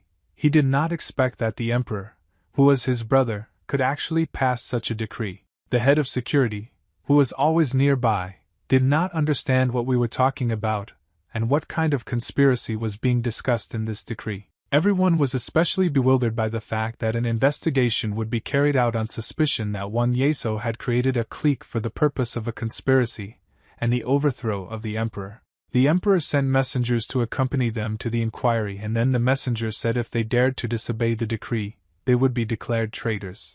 Wan Yeso was very surprised that the emperor sent knowledge to accompany him, and did not understand where he had such suspicions. The messenger continued to read that if he dared to disobey the imperial decree, he and his family members would be declared traitors and executed. The head of the security could not stand it because he was shouting that this messenger who was reading out the decree was just a boy and he had no right to say such a thing. It was unclear to him what kind of nonsense they had come up with, and what kind of conspiracy they were talking about against the emperor. Despite the fact that there was such a reaction, the messenger continued to read out the emperor's decree. He was doing his job. After he finished reading the decree from one of the other sides, the soldiers of the brig were preparing their weapons in order to engage in battle. Security Chief Wan Yeso did not want to believe and obey this decree. He ordered that these bastards not be immediately captured. The messenger was very frightened and he immediately began to shout what they were doing. It seemed to him that this was an open rebellion against the emperor. General Chan began to call for them to be killed. They began to stop him, and they told him to stop because not obeying the imperial decree would cause even more problems. Wan Yeso Paul was the only one who didn't say anything after hearing what he heard and couldn't even imagine that this could happen to him. The emperor's envoy hurried to leave. They did not understand how it was possible to threaten His Majesty's message. They hurried to return as quickly as possible with a report. When he calmed down, General of the Left Party Jang Yungsung said that all the roads were blocked, and if you read, after the unification of the Central Army with the left and legal forces, it turns out to be about 20,000 people. When Jingwen objected to him that there would have been 20,000 warriors if they had not sent an army to search for the kidnapped So Su Chan, Huang Bowen decided that he did not agree with them, and had a completely different point of view. He believed that over time the scale of the problem was becoming larger and larger, and would only get worse. When Zhang Guan wanted to clarify with the great teacher whether it could become worse than now, and whether he was really sure of this, the teacher replied that he meant a conspiracy without any evidence. The governor of Shaanxi raised all his military might to carry out the imperial decree. It was clear as day that the troops of the court came and surrounded the fortress on all sides, not for an ordinary walk. The general confirmed that it would be difficult to withdraw the troops because they are surrounded on all sides by the governor's army, and the roads are blocked. The teacher said that maybe there is another solution. The general looked at him and asked what he meant because he certainly didn't have any proposals. Everyone around him didn't understand what his words meant and what he really wanted to say. The teacher looked at them and said that he was talking about the Shangfang sword. In his opinion, they still had a chance. The young master tried to push off from the surface of the water as hard as possible, although this turned out to be almost impossible. He drove so high that it seemed he was reaching the clouds in the sky. When he flew over a sinking ship, he heard cries for rescue coming from there, people screaming that they could not breathe and their ship was sinking. The warriors who stood on the rock and watched the ships noticed that one of the ships exploded, but they did not understand what could happen there. One of them told everyone else to look to the side and pointed with his finger where they should look. He wanted them to see a young gentleman in the sky who could move calmly. These guys opened their companies because they couldn't even imagine that this was possible, and they were surprised that he could do it alone. The young master looked around and realized that everyone on the rocks was watching him, and this gave him even more strength. He wanted to show them all what he was capable of. Therefore, in the next moments he pretended that he could calmly walk in the air and absolutely control his every movement, not even just walking or running. He accelerated and ran, and with all his might it seemed that this could not happen. It was unreal. One of the guys shouted in surprise that he had never seen a step of emptiness before. He thought that this couldn't happen because it was a hidden technique, and very few people possessed it. The young master says that when these guys saw him they started using the technique of a snow leopard flying off a cliff. And he was not mistaken in his assumption. After a few seconds these guys actually followed him. The guys from the parade cliff were not going to just stand and watch, and they could no longer stand here and watch as the guys from the Cheon Song faction grew in number. Therefore, they decided to give their enemies a thrashing. They were aggressive about this. The gray-haired old man asked his subordinates if they knew anyone who was with their brothers on the other side of the river. The subordinate replied that their brothers were joined by people from the village of 8 Balls and the Morning Sun of the Lotus Sword Gate. 2 are from the snow-colored ball hall and from the large lake area. The old man listened carefully to his assistant and thought that they could not stay away. Therefore, he told his subordinates that that guy was standing alone for the Cheon Song faction, so they should help them. He ordered to recapture this guy from the enemy. The young master assessed the situation he was in. He only needed to decide what he would do next. Therefore, he decided that he needed to try one technique that he owned. He channeled all his power into his hands. And now he could control his hands very quickly and strike with enormous force. The first who approached him could feel the force of his blow. In an instant, everything around was covered in blood. His blows were so accurate and so strong that just one time was enough and his enemy was knocked out. The young master instantly reacted to everyone who approached him and immediately struck blow after blow. In moments, there was not a single enemy around him who wanted to fight him. The young master was satisfied. But his enemy was not going to give up so easily. He sent arrows towards the young gentleman Suni, which he fired simultaneously. When he saw such a situation that 100 arrows were heading in his direction, he decided that he had to approach one of the ships so that all these arrows would hit the ship. He did just that. A large number of arrows hit the deck, and after such a hit it immediately collapsed. The rest of the arrows hit the sail, and other parts of the young gentleman were able to hide so that none of the fired arrows hit him. There were such a large number of arrows that it seemed like it was raining only arrows, but none of them reached their target. Of course, the young master understood that they were helping him and he could count on their help. Well, anyway, he understood for himself that he had to learn to solve his problems on his own and to correct himself with the enemy too. His opponent was quite confident in himself. He believed that the young master was just a boy and his body defense technique would not be enough against his arrows. So he fired arrows. I think that he will come to an end.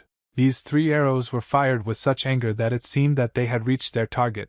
They should have been killed instantly. When these 3 arrows were almost at the target, at the last moment something went wrong. The 8-armed swordsman Yuk Hong watched everything that happened. He was from the village of 8 Swords.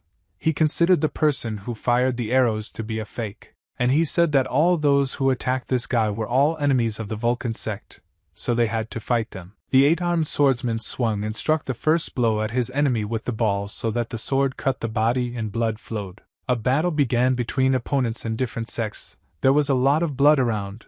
Each of the military wanted to show their abilities and their capabilities. Some of the ringing were already licking breathlessly on the ground, the rest were fighting with their opponents. The young gentleman stood on a log, and it was precisely this log that the 3 arrows that were supposed to kill him flew. He stood and watched what was happening on one of the peaks. He did not understand why a fight started between them, and no one noticed him anymore, so the young master wanted to find out what was happening there on this peak. The old assistant was swimming and trying to shout to the young master. he wanted to tell him something very important. The assistant told the young master that this was his chance, and he suggested that they run away now because he almost died.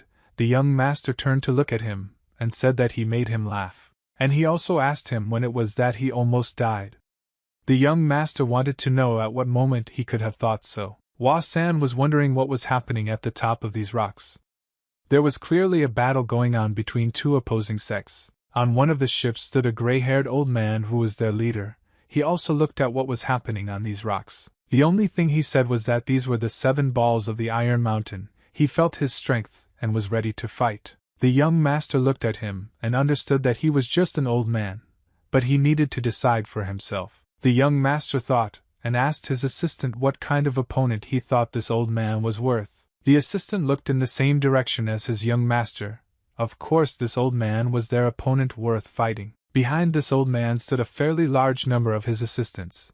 But despite his age he looked quite confident and strong. The young master's assistant said that he was very tired and had no strength anymore. His whole body hurt, and he was going to die. The young master did not react in any way to his words. He only asked the old man if he happened to know whether the lands of Kanama lay beyond the gorge with the 3 gates. The old assistant answered him that he had no idea. He didn't know anything, but asked why his young master needed this. The young master replied, Luoyang has always been known for its red and cheerful girls.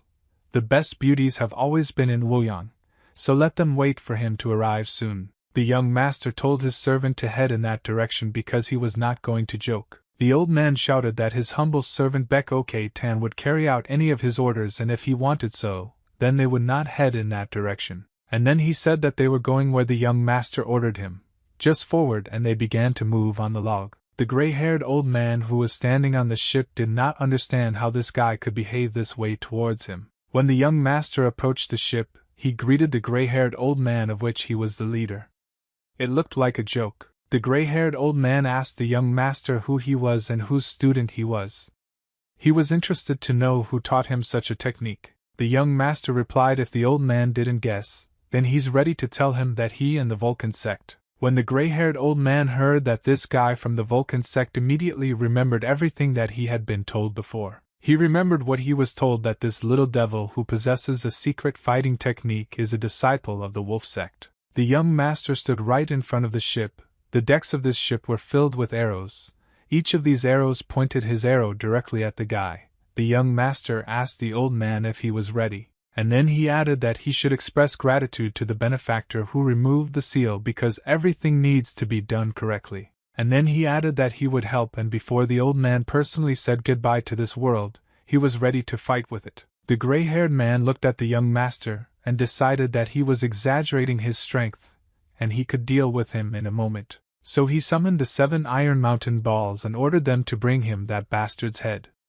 All his assistants who stood behind him immediately rose into the sky and headed towards the guy who behaved so impudently towards him. On the other hand, the young master's servant could not allow anything to happen to him, and he also rose into the air to meet their enemies. In the hands of the old assistant there were 2 hatchets, which he handled very deftly, and did not allow anyone to come close to his master. The old man thought that this kid's martial arts were not similar to the techniques of the Vulcan sect, and in addition, he had never heard of all the Vulcans using such tough fist-fighting techniques. In addition, the techniques of this kid's methods were completely incompatible with the noble path of the ball. On the contrary, he created his own path, unlike any other of them. The gray-haired man wanted to know if he really was a disciple of the Vulcan sect. He didn't believe it, so he asked the young man what his name was. He needed to find out before he entered into battle. The guy replied that his name is So Hua-san and he is from the Vulcan sect. The gray-haired old man asked Seo Hua-san.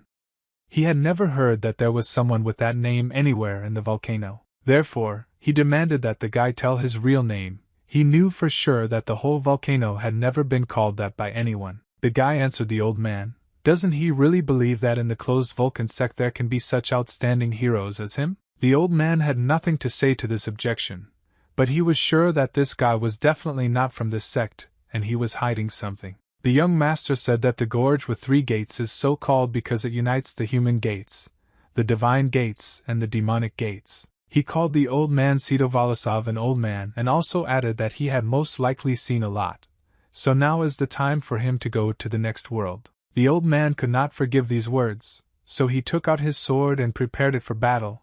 He was ready to punish this upstart. The young master was confident in himself and continued to say that he would now send him to the demonic gate. The old man was not going to give up so easily. He held 2 balls in both hands and swung them. He ordered this guy to come closer. The young master said that he didn't need to be told twice. He heard well the first time. He concentrated his strength in one of his hands and decided that he should strike. He thought that his strength was enough to deal with this gray-haired old man, as it seemed to him at that moment. He pushed off and rose to the height where his opponent was. He swung and told the old man to receive a blow from him. This old man was not so simple and was not so defenseless. We needed to see what this guy was capable of. The guy really moved very quickly and delivered quite strong blows with his fist, but the old man avoided these blows so quickly. At some point the young master tried to grab the old man, but he couldn't do it. He tried again and again. The guy didn't understand how he did it because he's quite an old man, but he escapes his blows so quickly. The guy landed on the deck of the ship to prepare for the next blow. It seemed that the old man knew in advance what he would do. The young master decided to change his tactics and try another technique that he owned. To do this, he pushed off to rise as high as possible and strike with more force, as it seemed to him. He thought that the old man had already been caught, and now he could defeat him. But everything went completely differently than he thought. The old man began to act proactively. He understood what this kid was capable of. He pushed off the deck and, avoiding the kick that the young master tried to deliver, swung his sword to strike back. Each of them at that moment was aggressive towards their enemy. The young master did not understand how such an old man could be so strong. The gray-haired old man looked at his young enemy and realized that this time he really had a worthy opponent. That is why the old man swung and delivered a decisive blow so that the young man did not have time to escape this blow. The young master thought that this old man had the technique of instantaneous movement. He did not have time to escape the blow, and the sword touched him. The wound was all over my face. It went through my forehead, and when I cleaned it, blood sprayed out in all directions. Then the young master felt that he was wounded and grabbed his side where the blood was bleeding. The young master's servant entered the battle alone against 7 opponents, and held them so that they could not come closer to his master. He is so confident in driving his equipment, and striking at his opponent with axes that were in his hands. Many of them did not even have time to approach the old man in order to strike him. Many were simply afraid to come close to him, and those who approached were not happy that they did so. The young master's servant was furious, and everyone who approached him and tried to attack him repelled them without blows and immediately struck them so that the press of his opponents was scattered to the sides. At some point, he felt a very strong blow on his hand. The blow was so strong that he could not even hold the axe. One of his opponents increased the force of his blow due to the balloons that he released. These balloons had the ability, like lenses, to increase everything several times and the force of the blow too. The young master's servant, the moment he received the blow, felt that he could not hold the axe. His hand did not listen to him at all. Well, each axe was tied to him on a rope. Only due to this could he return the weapon to his hands and continue to fight. The servant wrapped his hand with this rope several times so that his axe would become as close as possible, and he could take it back into his hand. After he was able to return his weapon to his hand, he launched it at his opponent. Now this axe flew from one enemy to another, and so in turn struck each of them. And then he returned the young master's servant to his fist. He only had to deal with several more opponents. This time, the young master looked around and decided that he needed to attack this gray-haired old man. He was in no way going to give up. The old man realized that he had underestimated this young man and was a little shocked that he was being attacked again, so he decided to concentrate and fight back. The gray-haired old man pointed his sword towards the young master and put all his strength into it so that the young man could not get closer to him. The essence of the same balls flew towards the young man, each of which could pierce him right through. The young master put up a defense and fought off this attack from the gray-haired old man. He understood that he definitely should not lose in this battle. He even found it a little funny how the gray-haired old man was trying to win this fight, but he couldn't do anything. All this gave the young master even more strength to finish this battle as quickly as possible. The young master began to attack his opponent.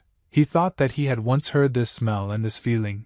The more blows he receives, the stronger he becomes. His opponent, the old man, looked at him and thought that he was just a crazy young man, and he was really crazy about the power that he had. The only thing that could be heard was that he was screaming to be hit again so that he would become even stronger. At this time, his servant had almost dealt with the last opponents. He had very little left. While he suffered blow after blow, he looked at his young master and thought that he was doing a good job all this time. In order for him to win, the young master would need to spit out all his anger at one moment, and then his strength would become even greater. A few years ago in Seoul, a boy ran and called for his father, afraid that he would never talk to him again. When he ran to the huge doors, he heard his father coughing thunder, but he still didn't know what happened to him. His father was lying on the ground, his eyes were already closed, he didn't say anything, he just coughed. Two uniformed men stood over his father's body. They were the ones who brought him here. When the boy opened the door, he saw that his father was lying on the ground. He was completely beaten and could not move. When his father was taken to the doctor, the boy asked the doctor what his father's condition was. The doctor didn't tell him anything because he didn't want to upset him. He was still very young. Well, then he realized from the doctor's look that his father would not live very long, and he could not help him in any way. It was then that he felt pain for the first time. He could not change anything.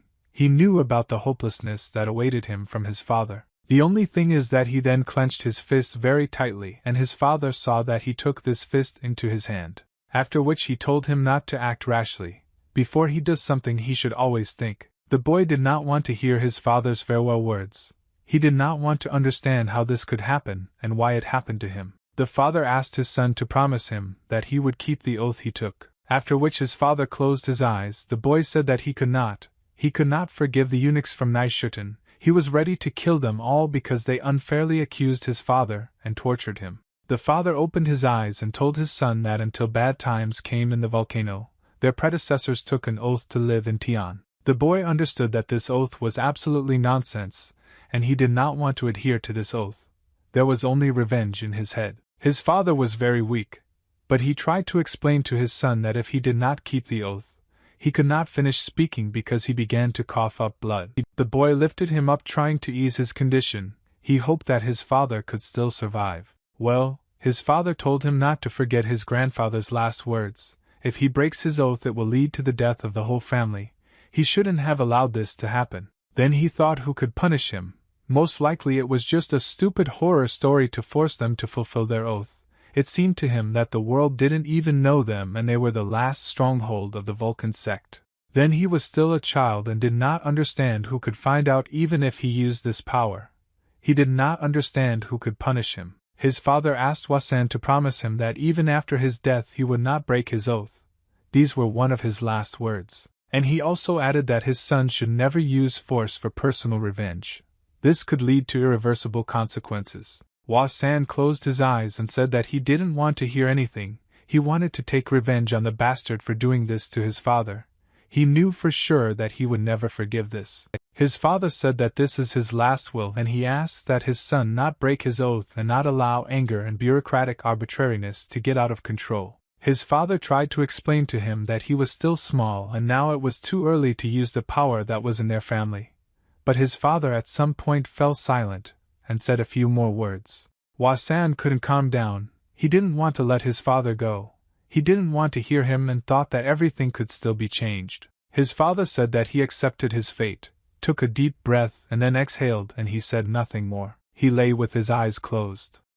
It was that moment when the person closest to him, his father, passed away in Wasan's life. He couldn't believe it. His eyes were filled with tears. He felt a thirst for revenge and the enormous pain that was inside him. His servant was sitting on the threshold of their house and heard the boy crying inside and calling for his father, but in this situation he could not help him in any way. He felt very sorry for his young master, but he understood that in this situation he would not be able to protect him, and his young master will have to choose his own path to correct this pain that will be in his heart. He looked out the window as the young master sobbed over the body of his father, but he was not going to calm him down and feel sorry for him. It was already night outside and there was a huge light in the sky. The moon seemed to illuminate everything around. Wasan sat over his father's body and thought that this was his retribution, a punishment for his greed.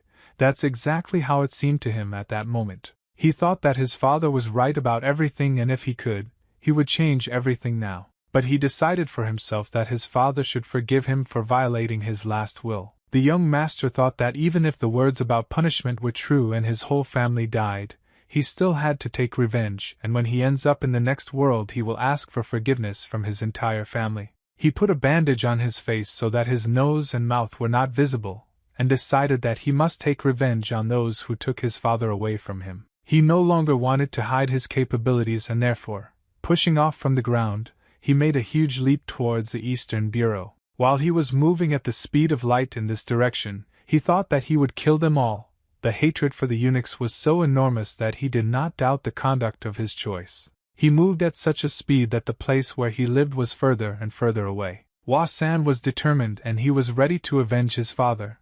He was very close to his goal. Just a little more and he will be in the place where his opponents were.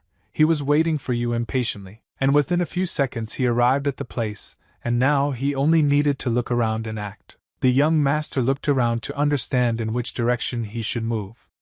He was filled with a thirst for revenge. Well, what he saw made a great impression on him. He never expected that he could see such. Arriving for the young master, he saw that his enemy was killed and he had no one to fight with. The only thing that he did not understand was who could do it. So he decided to look around. He needed to understand who did it for him. So a little around the territory, he saw a palace near which there were no longer any guards. She was all dead and lying on the ground. Hua-san decided that he would immediately get to the second floor. He pushed off from the earth and immediately got to the second floor. Entering the room on the second floor, he was no less surprised than what he saw down there. His faithful servant entered the battle in his place, and all these people who were killed by him. Old Man Pak was exactly what the young master called him. Standing in his body were arrows shot from the enemy's bow sticking out. He was covered in the blood of those people he killed. Hua-san looked at him and didn't understand why he did it. Because it was he who had to do it.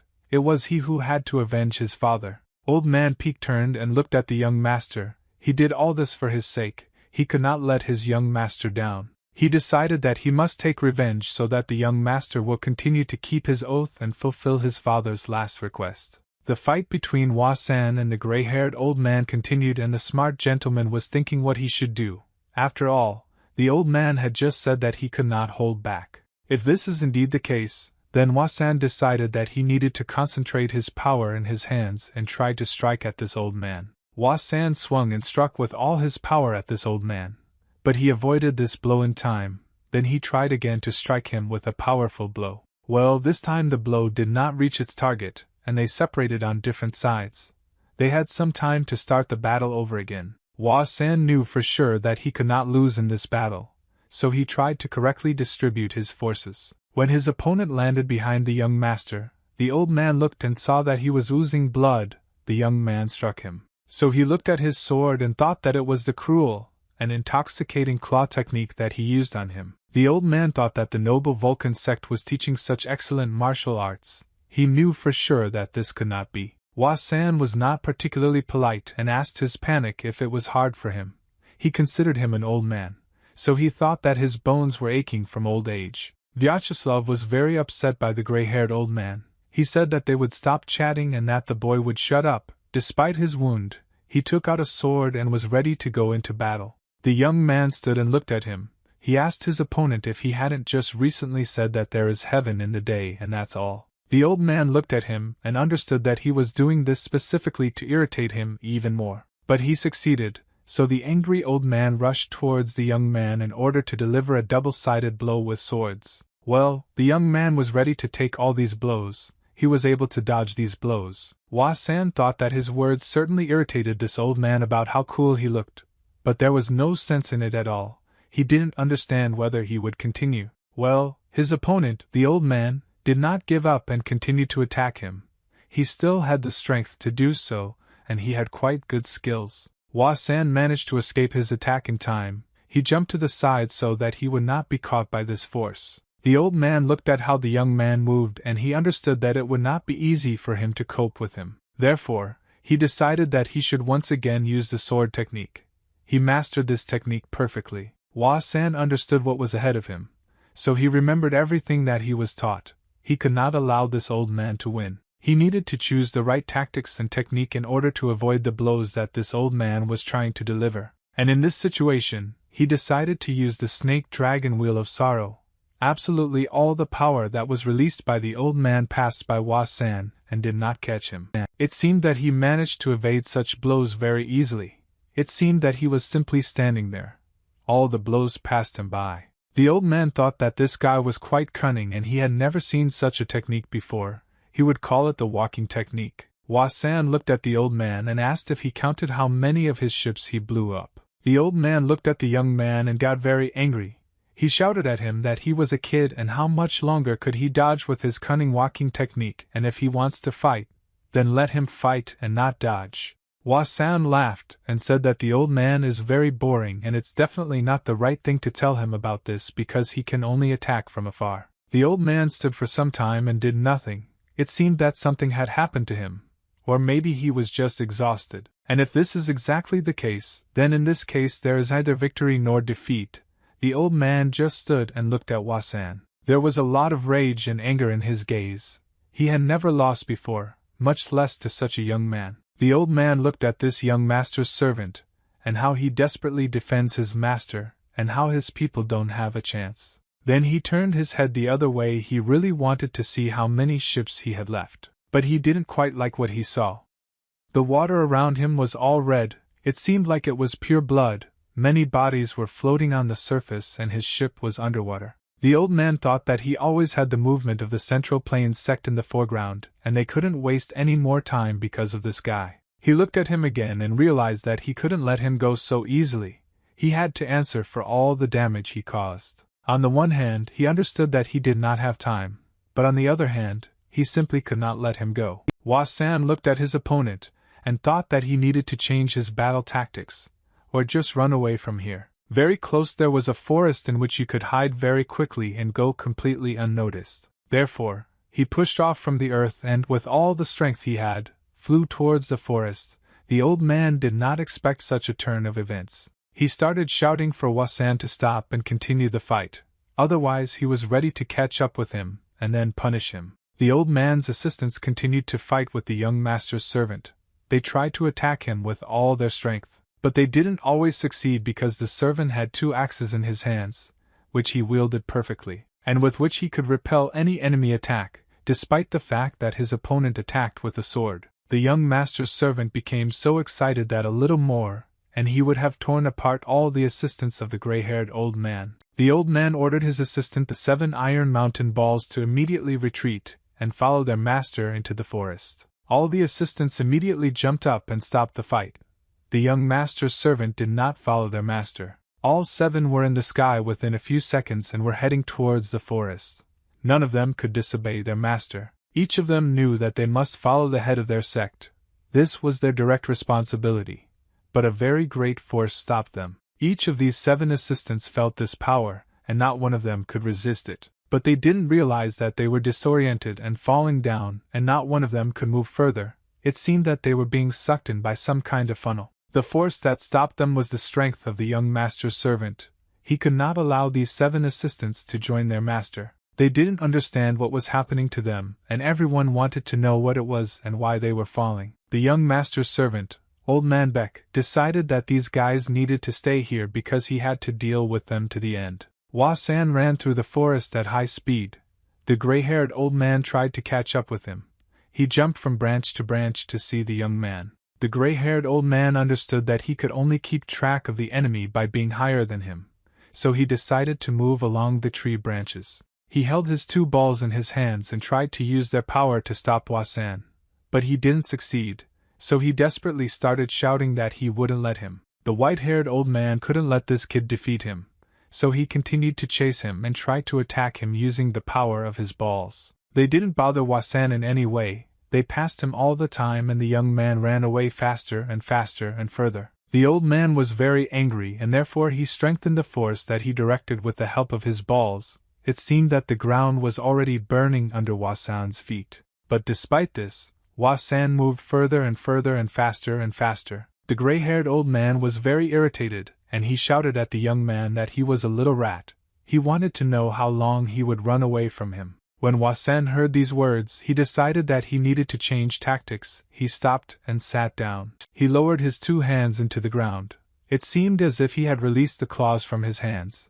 He needed this to hold as much earth as possible in his hands. Wasan picked up a huge piece of earth that looked like a very large stone and held it easily in his hands. The young master wanted to explain to the old man which of the 2 of them is running away here and which of the 2 is really weaker. The old man didn't understand what he would do and why he lifted such a huge boulder, but he knew for sure that he had never had such an opponent in his life. The next moment, this huge block flew towards the gray-haired old man, and now he had no other choice but to run away from it. Wasan laughed. Now it was clear which of the 2 of them was running away at the moment. When this huge block approached the old man, he used his strength to break it, and he did it. The block split into a dozen small pieces and scattered in different directions. The gray-haired old man was simply not going to give up, and he believed that this was not a test for him at all. He became even more angry, after which he shouted for Wasan to stop acting like a fool, and if he was really going to fight, then let him do it. Wasan was not going to listen to him, and therefore continued to avoid the old man's blows using the technique that he owned. He moved very quickly from one place to another. The gray-haired old man tried to strike him blow after blow, but he did not succeed because the young man avoided all his blows. Wasan understood that the old man had penetrated him, and was not such a weak glass. He really was a strong opponent. The gray-haired old man also thought that he had been penetrated by this arrogant young man, who owned a technique that he had never seen before, and could not easily cope with him. They stood in a clearing in the middle of the forest, one opposite the other, and now they had to finish what they started. The old man held his 2 swords in his hands and crossed them with each other. This meant that his strength was all in these swords. Wasan told him that he is a grandfather and at such an old age, isn't he tired of swinging the ball? Apparently the reputation of the king of the ball is too exaggerated. And he also added that the sword he uses is the sword of the Cheon-san faction. At this time, the young master concentrated his strength in his hands. The gray-haired old man looked at the young man, and wondered how he could know that this sword was Cheon-san. Wasan the old man shouted where he was looking in the middle of the battle. It seemed that he was mad with his anger and rage. On the contrary, the old man was completely calm and it seemed that he was in control of this situation. In fact, everything was completely different. Wasan, when he approached, he grabbed the sword with one hand. At the same moment, this sword began to crack and crumble in his hands. The distraught old man could not even imagine that this could happen to his military weapon. He always knew that his sword was the most powerful. Wasan easily broke off part of the ball.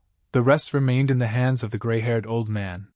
He was very surprised. Wasan showed that he also possesses one fighting technique. It was the snake hand technique. He did not need a weapon to destroy his enemy. When Wasan used this technique, he practically turned into a snake that enveloped the opponent's hands and approached his head. And then, as in life and in this technique, the most important thing was for the snake to inflict its poisonous bite. That's exactly what Wasan did. He got as close as possible to the old man's neck and stabbed him with his own part of the sword, which he broke off. Blood splashed in all directions, but the young master did not stop there. After the first blow, he also struck a second blow from the other side. The old man could not resist. Blood splashed from his body in all directions. He felt wild pain. He could only moan. Wasan looked at this old man and realized that this was the last minute of his life. He told him that now the time had come when he had to die. The old man stood leaning on his sword because he had no strength, and Wasan was approaching him in order to inflict the final blow on him. Murik was not going to give up, so he began to defend himself with 2 fragments of swords that were still in his hands, and he did it quite professionally. He believed that if he still had something resembling a sword in his hand, then he could always protect it or, on the contrary, attack with it. The old man tried to attack his opponent even with the weapon he had, and he succeeded. Wasan was surprised. He believed that he was already a winner, but the old man simply did not give up and attacked.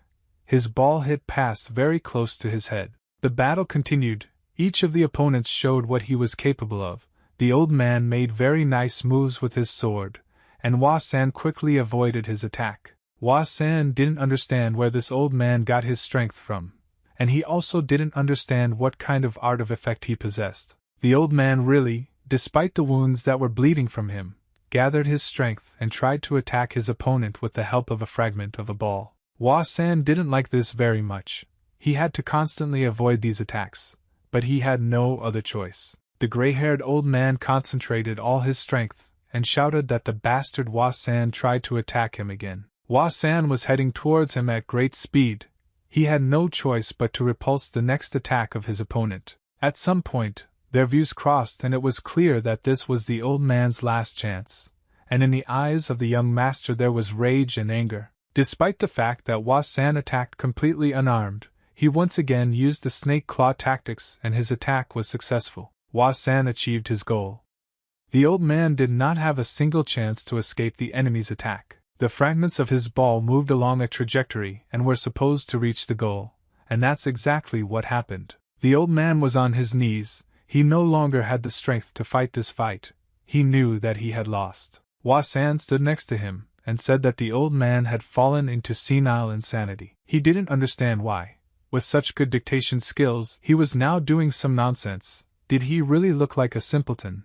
And why was he using this useless sword? The old man's salute was covered in blood and he tried to stop it with his hand. He didn't know how to answer this question. He only thought about one thing, that everything that happened to him was incredible. He put all his strength into this last attack to reveal his art of dictation. He thought that this was all due to the impact of the 12 heavens. He spent his whole life to understand the essence of the fragile sword and create the sword of heavenly sleep. 1,000 lightning strikes, the invincible sword shattered into pieces weakly, and the contempt of the faction's fencing art could only make the opponent suffer for a short moment. He remembered how he stood there and talked about how the strike of the 12 heavens was forgotten. Today the Cheon-san faction is dominant here, which arose on the basis of the weak art of wielding the ball, the sword of heavenly sleep. 1,000 lightning strikes created by him will make their sect better. The elders listened to his speech and said that it was incredible, and that all the elders would simply ignore it. Then he stood there and everyone shouted to him, "Long live Pa Gong." Everyone believed in his words and thought that he would really make them all the strongest. Now he was thinking that his sin was so serious that he was overtaken by such a cruel kara. He could not even defend himself with his strength, and with the help of his sword. He thought about what he left behind, the ancestors of Taoists and Kendo, which could destroy heaven and heaven, and tried to make up for lost time. So why does this sin not leave him? The old man stood and held his sword near his neck. The only word he said was Mirim. Before his death, he wanted to say that he bowed deeply to the Mirim and was already ready to end his life. The gray-haired old man collapsed to the ground the next moment. It seemed like this was the end. Hua San approached him and said that he was worthless and bowed to him, and no one allowed him to choose his own death. Hua San stood over the old man's body and was indignant that no one would allow him to remove death himself. And he also said that the right to kill the loser remains with the winner.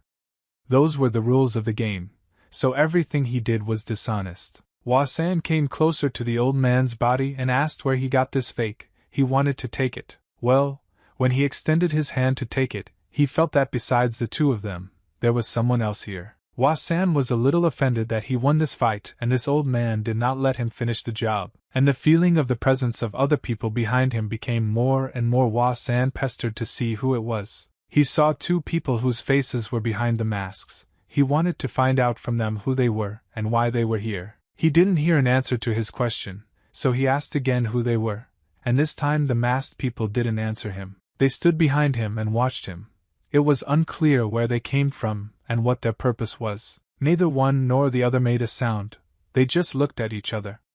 Hua San understood that his battle was not over yet. One of these two looked at the other. It was clear that it was the other who had to give some kind of sign. Hua San did not hesitate for long and said that he was tired of all this and immediately began to attack his new opponents. Hua San wanted to find out what they forgot here. Pushing off from the ground, he headed towards them at high speed. These two, having shifted from foot to foot several times, pushed off from the earth and took off into the air. Hua San realized that he would now have to catch up with these two and the battle would take place entirely on the ground and in flight. When he tried to drive away these two, he realized that they were moving fast enough, and he could not do it right away. For some reason, he thought that there was an old man left on the ground and maybe they appeared here not to engage in battle with him, but because of this old man. He slowed down for a while and turned his head to look down where the old man's body was. When he turned around, he saw that the old man was not there. It was unclear when they managed to take his body. He realized that he had been distracted specifically for this purpose. Hua-san was furious. He didn't understand why they needed to be such scum and act like that. At this very time, in another part where the battle of the young master's servant was fought, everything was also coming to an end. Of the 7 warriors, only 2 remained. The rest were lying on the ground in a pool of blood, and those who had not yet been killed could no longer resist. They were wounded, but despite this they still held on. There was blood everywhere. Hope on the ground, there were pools of blood everywhere. It was a very nice bright day with beautiful white clouds floating across the sky. The young master's servant tightened his wound on his hands so that the blood would not splash and interfere with him. He understood that there were only 2 left, and he needed to deal with them. When everyone was finished, the servant heard voices coming from the rocks. He looked in that direction and saw that something was happening there. He heard someone shouting to stand and then shouting to stand and not move. Most likely they were prisoners. One of these people reported that everything was over on this side of the river. The other stood and ordered the people whom they had captured so that they should not twitch and sit quietly. Commander Yenching stood and looked at the other side. He thought that everything was fine, and it seemed to him that he on the other side had also completely figured it out. His assistant said that's exactly how it was. The assistant looked at Commander Yangqing and thought that he was no longer a commander but a commander-in-chief.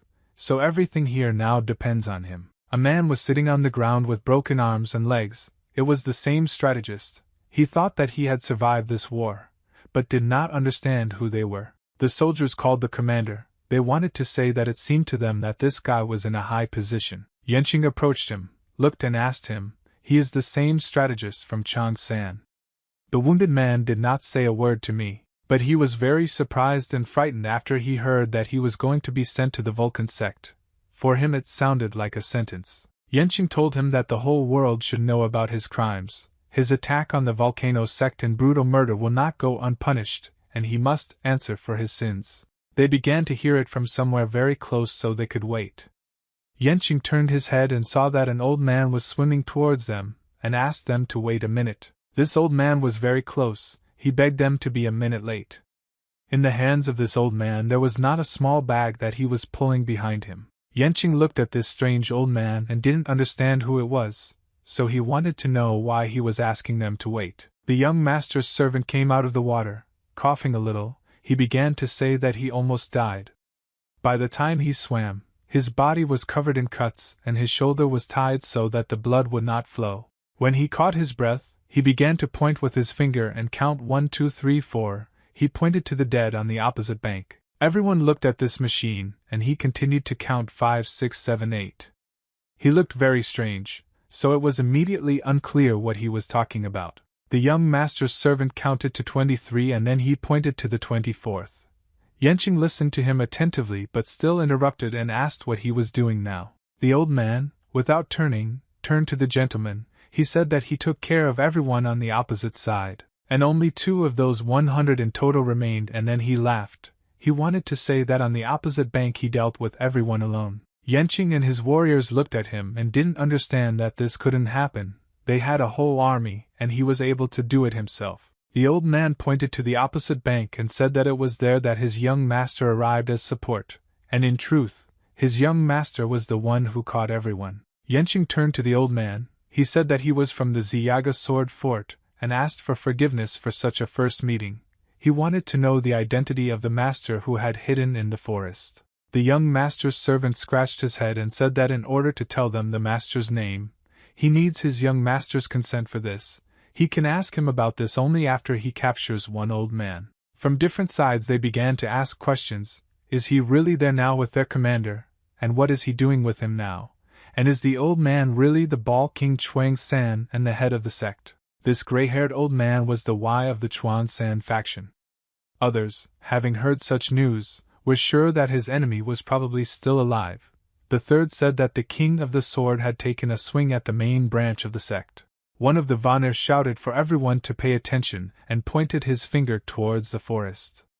An unknown young man came out of him. Everyone was interested to know who was coming out of the Yangqing forest, and his warriors froze to see who was the winner in this. The young master's servant was pleased because he saw his master coming out of the forest. He was glad that he was coming to meet him. Hua San came out of this forest as a winner because he had a victory behind him in a serious battle with a very strong nickname. At Wan Yeso's residence the morning began calmly. It seemed that the day would be like this. Well, everything was not at all like that.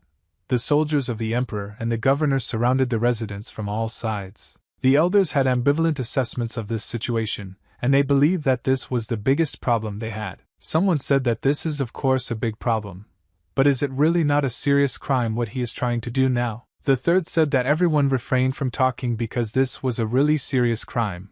No one understood whether they were planning a conspiracy. One of the elders explained that this was not what he meant at all.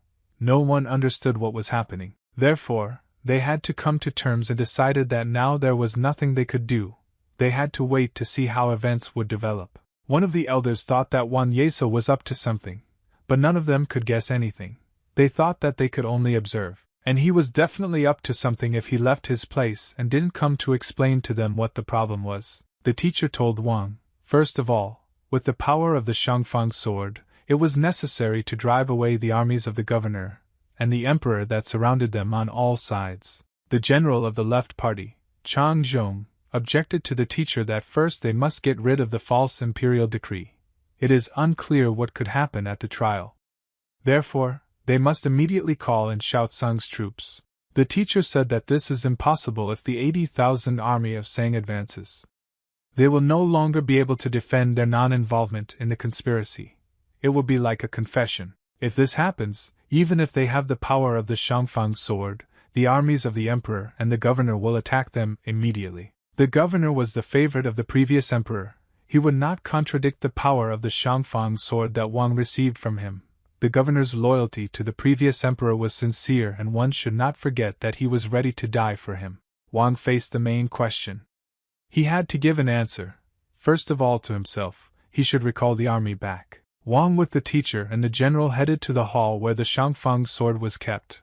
At the moment they needed to protect themselves. Wang looked at the sword that was lying on the table, and said that he had not touched the Shangfang sword for a long time. Wang came closer and ordered his subordinates to untie the silk with which the sword was tied. One of the subordinates untied the silk.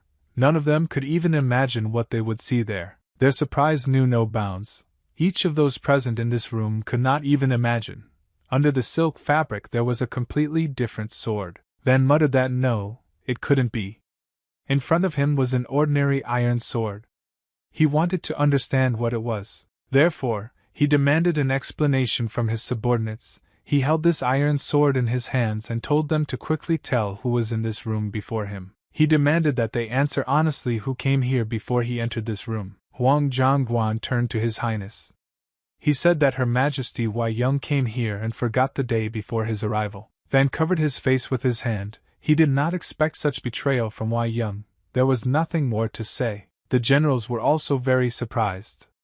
Could Her Majesty the Princess really switch swords and thus frame Wang? The teacher thought what happened was a big problem, but he didn't understand how this could happen and how she could do this. The troops of the emperor and the governor were approaching closer and closer to the castle.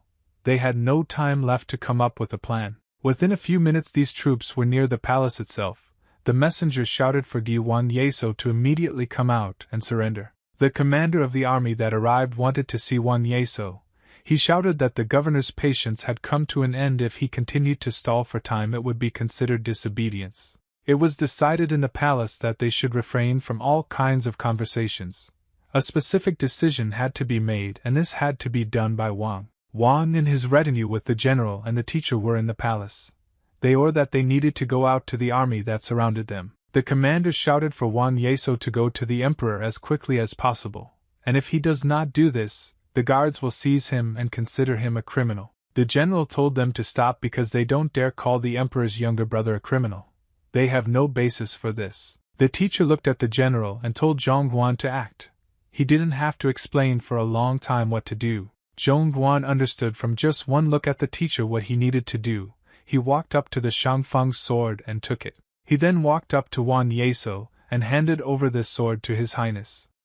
No one except the three of them knew that this sword was not real. His Highness Wan Yeso took this sword into his hand and raised it above his head. Wan Yeso told everyone present that this was the Shangfang sword that the emperor had given him, and they should all show their respect for it. The captain and all the soldiers who were near the palace had no choice but to get down on one knee. They really had to show respect for the emperor. The elders began to talk among themselves about the fact that Wan Yeso was holding the Shangfang sword and that the previous emperor had given him this sword for his merits. The warrior commander stood on one knee and thought to himself that a big problem had arisen and he probably wouldn't be able to cope with it. Wan Yeso held this sword in front of him and said that with the power given to him by this Shangfang sword, ordering the two of the emperor and the governor to retreat. No one expected such a turn of events, and the commander understood that now he would have to command so that his troops would retreat.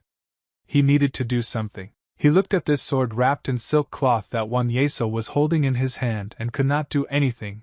There was a moment of silence. Tension was felt everywhere. The general of the left party was silent and waited for what would happen next. In fact, he knew that there was not a real sword there and understood that their plan could fail at any moment.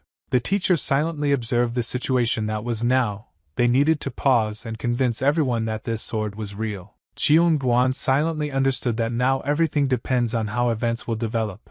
Nothing to do but wait. The commander foresaw this situation and asked Wan Yeso to untie the silk to check the authenticity of the ball. Wan Yeso seemed to have not heard these words. He said whoever dares to disobey the orders of the previous emperor will be severely punished for disloyalty. The governor was very upset because he did not understand how they could return empty-handed. They tried to explain that this could not happen.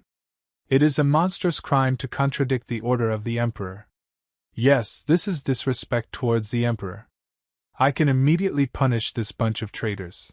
The governor completely agreed and considered this the right decision. He ordered them to punish and destroy this gathering of traitors. In fact, it was not so simple, and they began to explain to him that the situation was completely unfavorable for them. The commander objected and said that these words do not just sound ridiculous.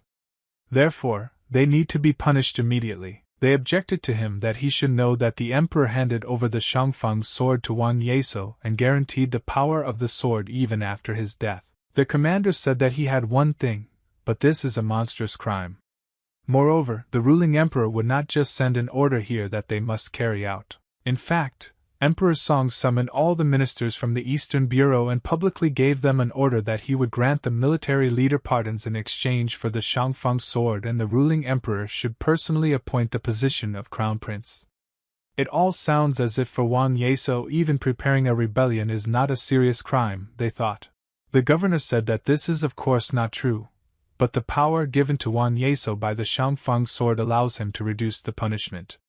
In addition, he has the opportunity to ask the ruling emperor for a reinvestigation. In addition, the ruling emperor has no heirs and Wan Yeso is his younger brother and an acting official, which means it is obvious that he will be the next to ascend the throne. None of those present could object. All the words spoken were indeed true, but some decision had to be made. Therefore, they decided that as long as the emperor gave the order, it would be followed correctly by everyone.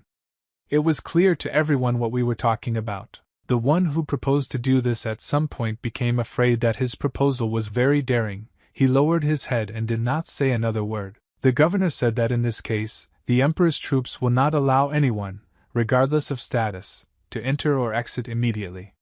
Report the current situation to the imperial court, and receive a response from the emperor.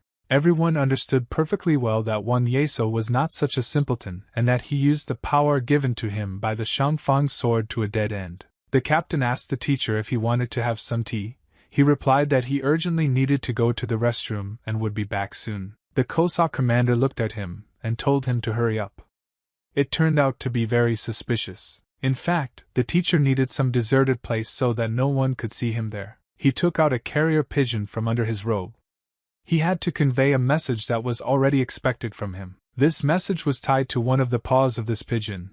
This message was a complete report of everything that was happening. The next moment he released the dove and made sure it flew as high as possible so that none of those present here would notice it. His head rose higher and higher into the sky, and the camp from which he was released remained completely in the distance. The dove flew all day and in the evening it arrived at its address. They had been waiting there for a long time. When Golub was there, she took out the note that was addressed and read it, after which she decided that Wan Yeso was acting as they expected. When she read the note, she went out and turned to the gentleman. She said that now the time had come, and they needed help. Among her lord were Oh Han Moon and Zhong Un Bang, and also the malicious Seo Su Man, the mysterious Bai Wul Zhong, and finally the Zhong Nam sect. She said that it was time to ensure their survival on this unfriendly earth.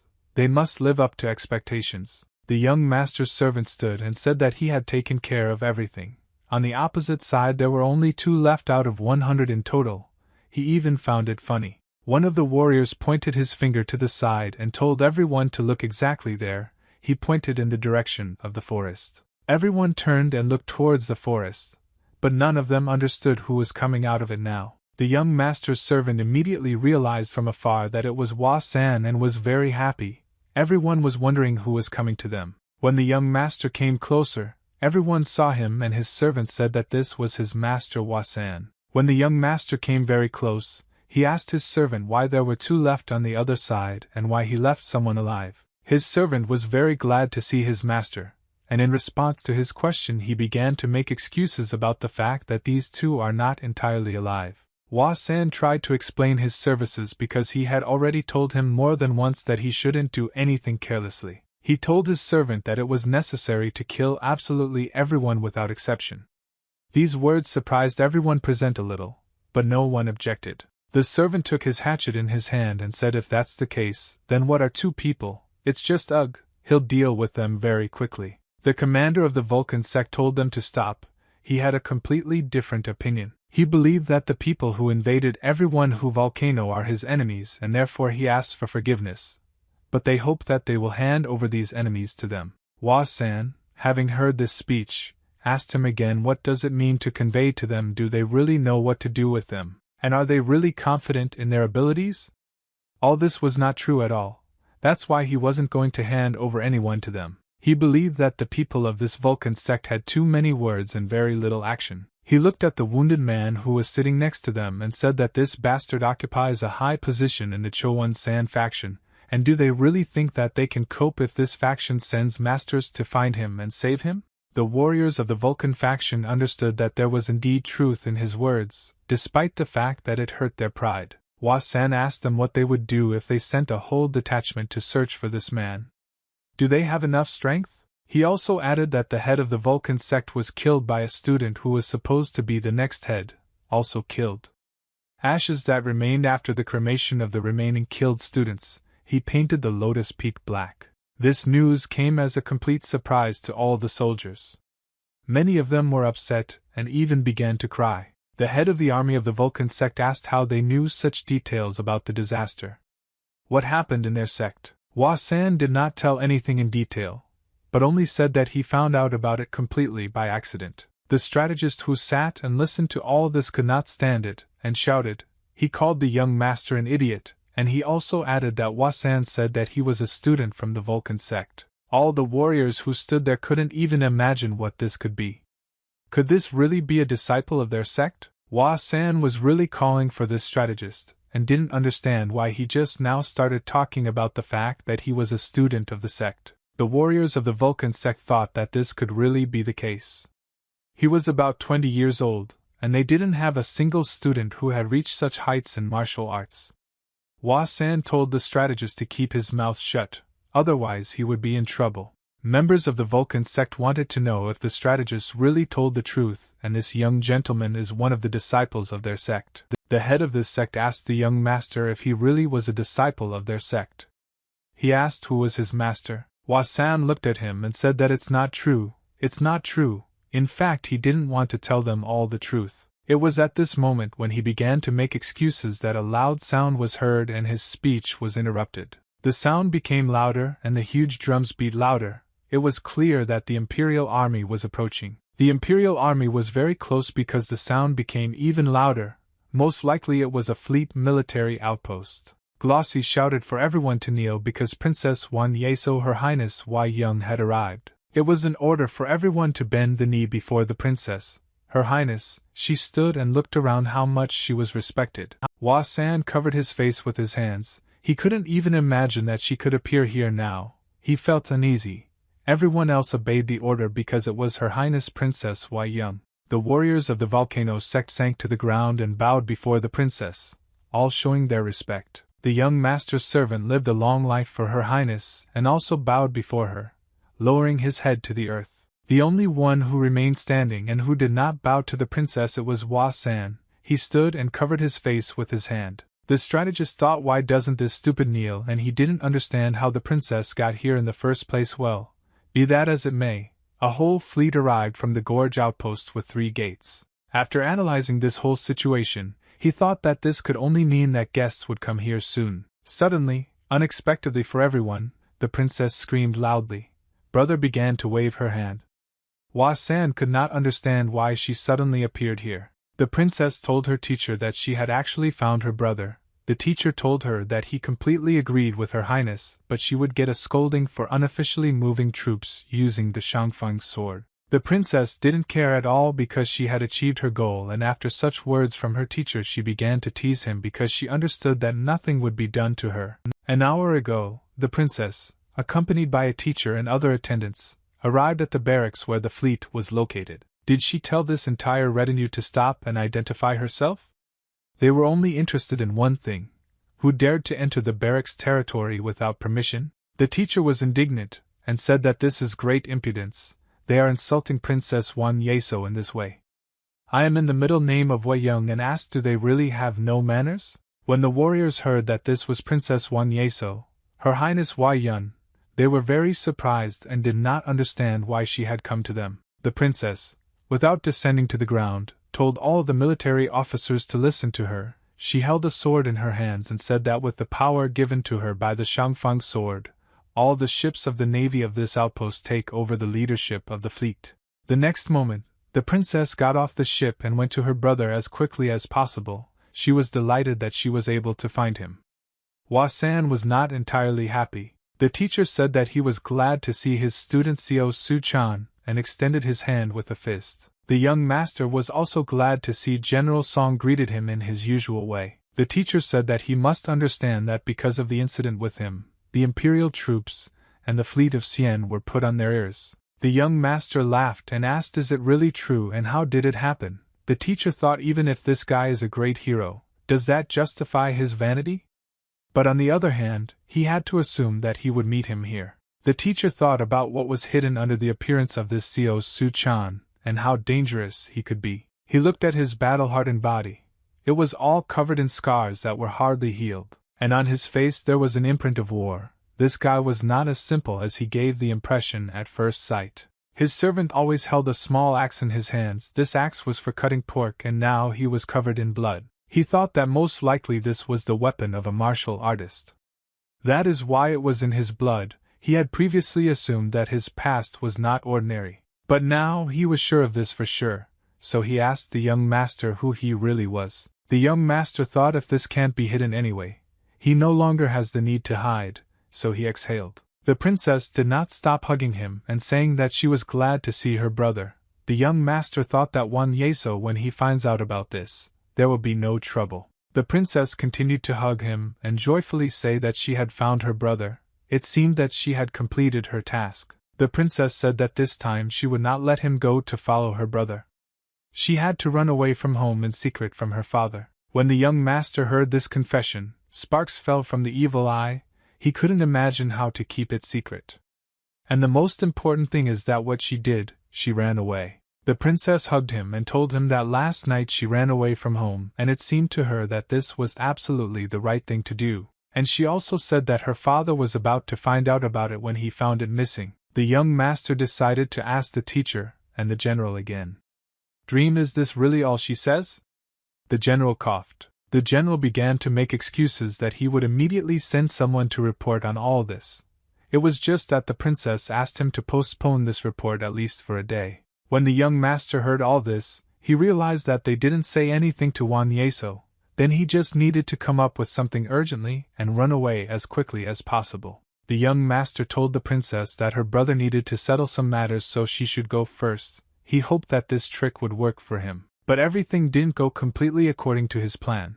The princess immediately changed her face so that they would listen to her command. In a commanding voice, she ordered that they quickly put him in the boat.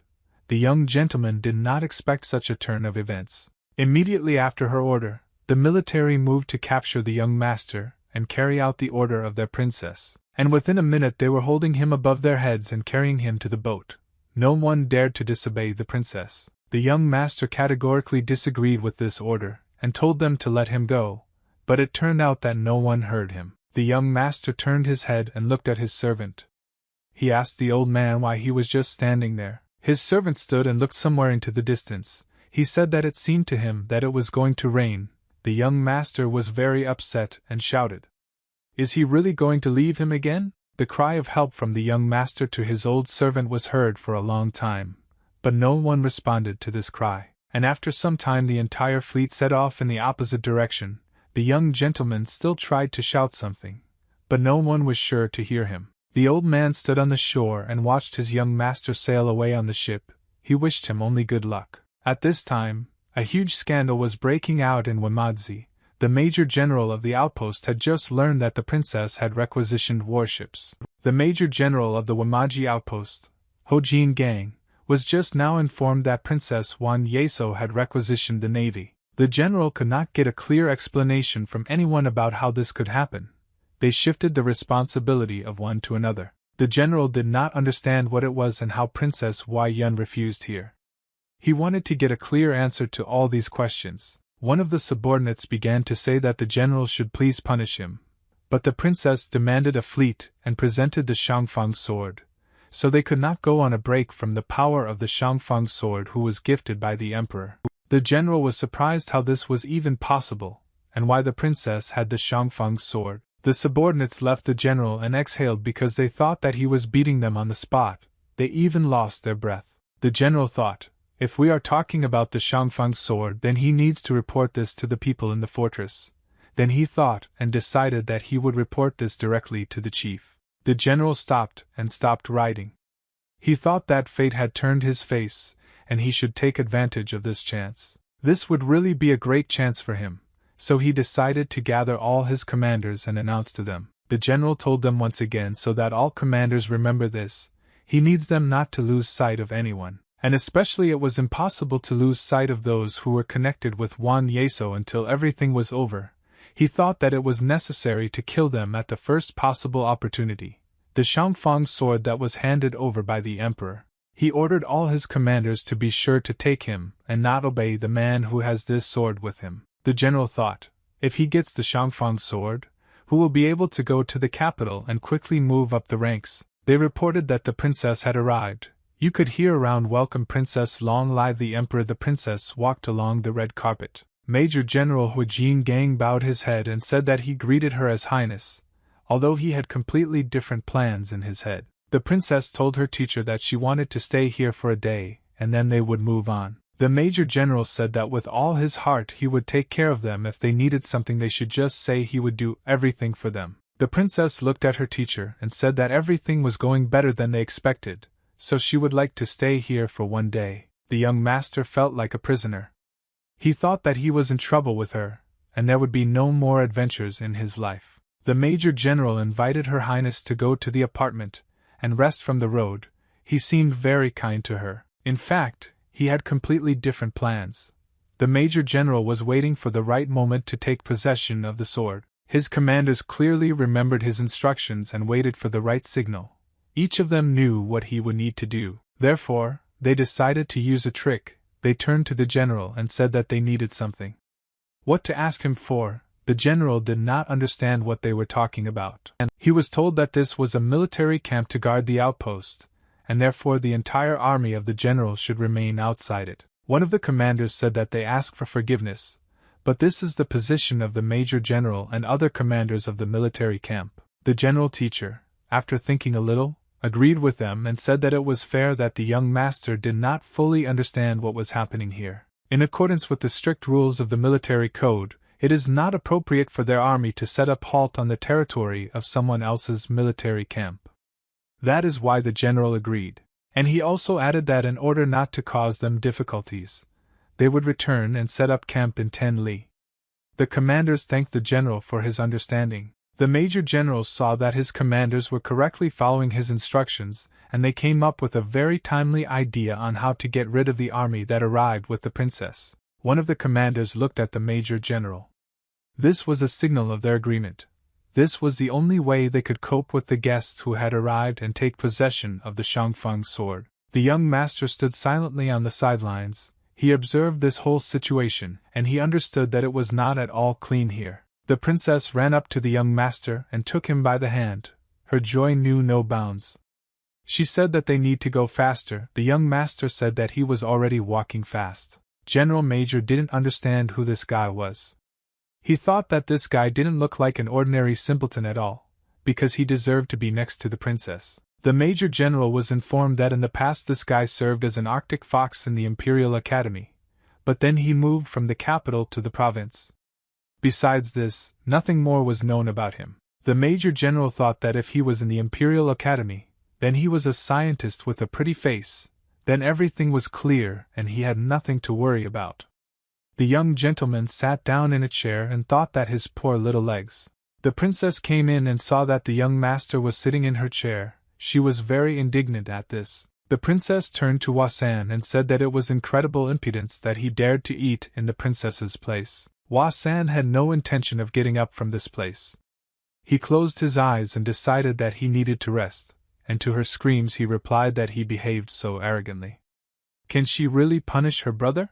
After such words, she could not object to anything. She just puffed out her cheeks and pretended that she was very offended. Wasan turned to the princess. He asked her she knew what it was when she took this sword, and she understands that Wan Yeso asked her to eat a barrel for using it again. The princess understood that she really took this sword for the second time and used it. She remembered what happened after she took it the first time. A wonderful idea came to her head. She laughed and said to Wasan. He remembered that this time with the help of this sword she tried to save her brother, and not her father. He closed his eyes and told the princess that he perfectly remembers this day when it all happened. He remembered when he saw how his old servant destroyed all the eunuchs in his place so that he could keep his promise to his father. Then he saw his servant Old Man Peck and looked at him with completely different eyes. He understood that this man could lie all his life for him. Then in his soul there was only anger and revenge, and he did not know how to deal with them correctly. He had never fought with anyone before, but Old Man Pack did it for him. It was then that his old servant looked at him, and thought that a young master like him should take an oath, and he took revenge instead of him. Despite the fact that he received many injuries, he showed his devotion. It was then that the young master asked Old Man Beck who he was and why he had such power. During all this time, he did not know that his servant was such a strong martial artist that he could kill all the eunuchs of the Eastern Bureau. It was then that he answered him that his old servant would cope completely. The young master had nothing to worry about. Wasan could not restrain himself, and asked the old man why he did what he did, and did not give him the opportunity to take revenge himself. Old Man Peak answered him then unequivocally that this is the task of his old servant, and he should not worry about anything. The young master did not understand why he was doing this. In fact, he was not a member of this damn family. His father was his grandfather. They were killed. Then an incredible knock was heard in the room where the young master was at that moment. He didn't understand exactly what was happening. He looked in the direction where the knocking was coming from and then at his old servant. But he didn't have a single thought, and didn't know what to do next. Someone knocked very loudly and told Seo Wasan to open the door, and the city patrol was bothering him. The knocking on the door did not stop and demanded that Seo Wasan immediately open the door. Hundreds of city patrol soldiers were waiting for him on the street. His old servants said that his task as servants was coming to an end and now the young master must decide everything himself. He said that he must gain strength. This was the very moment when Old Man Beck abandoned him for the first time. He didn't know what to do in this situation and was very upset. The knocking on the door did not stop, demanding that Seo Wasan immediately open the door to the city patrol. A voice from outside shouted if he didn't open it, then he would face the death penalty. The people from the city patrol were serious. Their boss, without thinking twice, ordered them to start breaking down the door if he didn't open it himself right away. One of the members of the city patrol accelerated and tried with all his might to break through the door the first time. He didn't succeed. The door didn't open. Then he tried again, and this time the door gave way and opened. Now the city patrol could enter the room without hindrance. The young master and his old servant stood in the middle of a huge room into which a patrol burst through the door, and the bodies of eunuchs were lying around. The young master's old servant said that it was not Hwa San who did all this, so he cannot be held responsible for all this. The patrol chief ordered his subordinates not to stand and take these two. The chief pointed the finger at the old man and at the young master. He ordered them to be arrested. Hwa San told his old servant to move away. He wanted to deal with them himself. The old man told the young master not to forget his father's dying wish, so he cannot do this and step aside. At this moment, the young master really remembered what his father had told him in the last minutes, but it seemed to him that he had to avenge his father. The patrolman ordered him to kneel and hit his legs so that he actually fell straight to his knees. The patrol leader said that this could not be. This old servant could not do everything by himself, kill all these eunuchs. Therefore, he ordered that Hwa San be brought to him. He believed that this young master was helping this old man, and he should also answer. On the street, someone loudly shouted for everyone to stop and no one to act further. The patrolmen all turned and looked towards the exit. The patrol chief did not understand who could forbid him to do anything, and he did not understand at all what was happening. A herald appeared on the street and loudly shouted that Hwa San should immediately go to the palace. This was an order. The young master did not understand what was happening and why he needed to get to the palace immediately. The police chief thought that this was some kind of nonsense and said that the head of the palace guard could not interfere with the work of the Eastern Bureau. He tried to explain that these criminals killed eunuchs and were government officials and dared to suggest that he could cope with their punishment on his own. The patrol chief tried to prevent everything that was happening. He even ordered that those who read the decrees remain silent, to which he was told that he should kneel. This is the order of the emperor. They cannot disobey him, otherwise they will be accused of treason and executed on the spot. The patrol leader was very upset, but he could not do anything and could not resist. It was really an order from the emperor. When Hwa San got to the palace, they told him to go in. Everything that happened was completely unfamiliar to him. It was then that he first saw the Shangfang sword in the hands of Wan Yeso. Before that it seemed to him that it was all unattainable. When he saw the emperor, the princess was standing with him. This was their first meeting. Hwa San fell to his knees in front of the emperor and said that he, by his order, appeared before the emperor. The emperor looked at Wan Yeso and asked that now this was the very day when he used the Shangfeng sword. Wan Yeso replied to the emperor that the emperor's mercy was limitless. He was very grateful to him for what he did. The emperor said, "What else is the emperor's favor?" The younger brother is using Emperor Song's Shangfeng sword for blackmail to save Hwa San. Hwa San couldn't raise his head. He didn't understand what was happening. He only heard a conversation between the emperor and his younger brother. The emperor asked his younger brother. He was interested to know what was the reason that Emperor Song treated him so well, and so deliberately, in front of all the officials of the imperial court. He handed him the Shangfeng sword. He was interested in what kind of merits he had. The emperor said that his younger brother would inherit the throne. After him, due to poor health, he could not have an heir. But why Emperor Song cared so much about him, he still did not understand. The Shangfeng sword is the only thing that can help him restrain the enemy and not be afraid. The emperor made a lot of efforts in the last minutes of his life to put everything in order. The emperor believed that his brother was certainly a special person. However, his enemies are waiting with bated breath for the day when the precious sword can no longer protect him. Wan Yeso bowed his head before the emperor and said that his mercy was limitless. He had no intention of making excuses before him. The emperor said that everything was not going very well, but the opportunity arose to remove the eunuch Wang En and everything worked out. Chan himself became too exalted, so he had to put pressure on him. The emperor asked for forgiveness for his innocent father, but his sacrifice was righteous and helped destroy his two-faced subjects. Hwa San was on his knees and couldn't raise his head. He didn't understand what to do and how to move on. The emperor told Wan Yeso he must retreat here. This boy will be dismissed from his position no matter how he wants to use it first. He must be hidden, otherwise he will not be able to use him in the future. It was then that the emperor said that Hwa San should become a scientist. Only in this way can they save him without suspicions arising. Hwa San bowed once again to His Majesty, and said that he would do everything as he ordered. The emperor said that there is only one problem, and this problem is that he took first place in the state exam. It is too striking. It was clear that he was smart, but he was not at all experienced. Therefore, The emperor told him to listen carefully to everything he would tell him now. So Hua San did not raise his eyes and listened carefully to the emperor. The emperor said that he was a talented man and would be able to return in the future. He shouldn't participate and brag about what an outstanding personality he is, otherwise he might have enemies, the young man thought. In fact, he didn't want to stand out in any way. And he also thought that his little-known father endured all this because he was an official without a position. He thought that luck had turned against him, and he would forever remember today's lesson. In the end, he thought that it was all because of him, namely because he always strived to succeed in his career. The princess looked at him, and she tried to explain that the emperor could not move.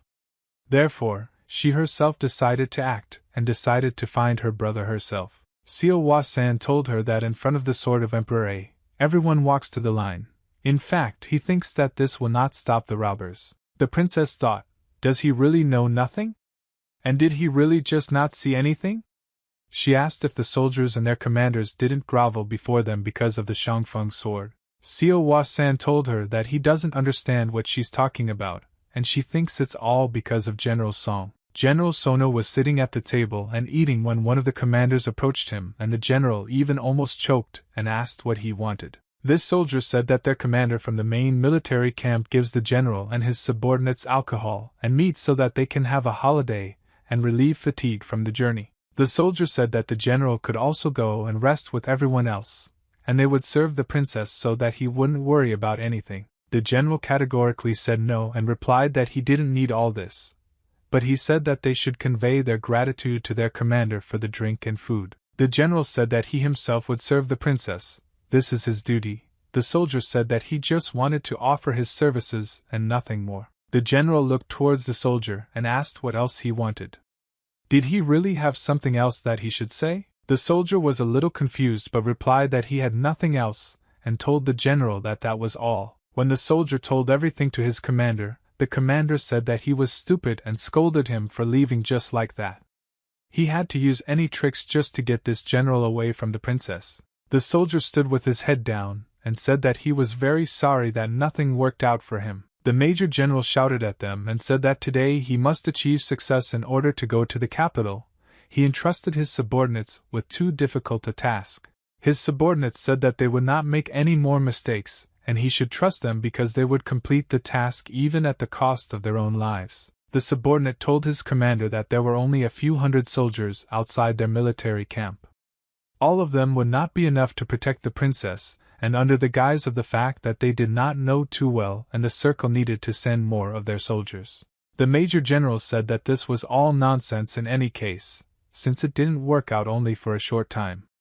Distracting them with drink and food, even if there were hundreds or thousands of people here, taking the princess prisoner is not so easy. In any case, the major general added that the only thing you need to pay attention to is that there will only be a princess and an ordinary scientist in the tent. He added that they cannot fail even if the heavens fall in the hour of the tiger. Wait for his order and deliver the princess and the Shangfeng sword. His subordinates said what will be done. Evening came and the princess was put to bed. She was told that now it was time for her night's sleep. Hua San thought about the whole situation and decided that it would be difficult to fight these crazy people from the Chowan San faction. The general came into the room. He wanted to talk to Hua San. The young man grabbed his back and said that his lower back hurt a lot. When the young master saw the general, he asked him how much he had suffered because of the whim of the princess. The general answered him if he understands everything, then he must convince the princess to go home with him. The young man laughed and added that if he had any difficulties, then he would turn to Wang Yeso for help. For some reason, the general was alarmed and asked if there were armed martial artists nearby.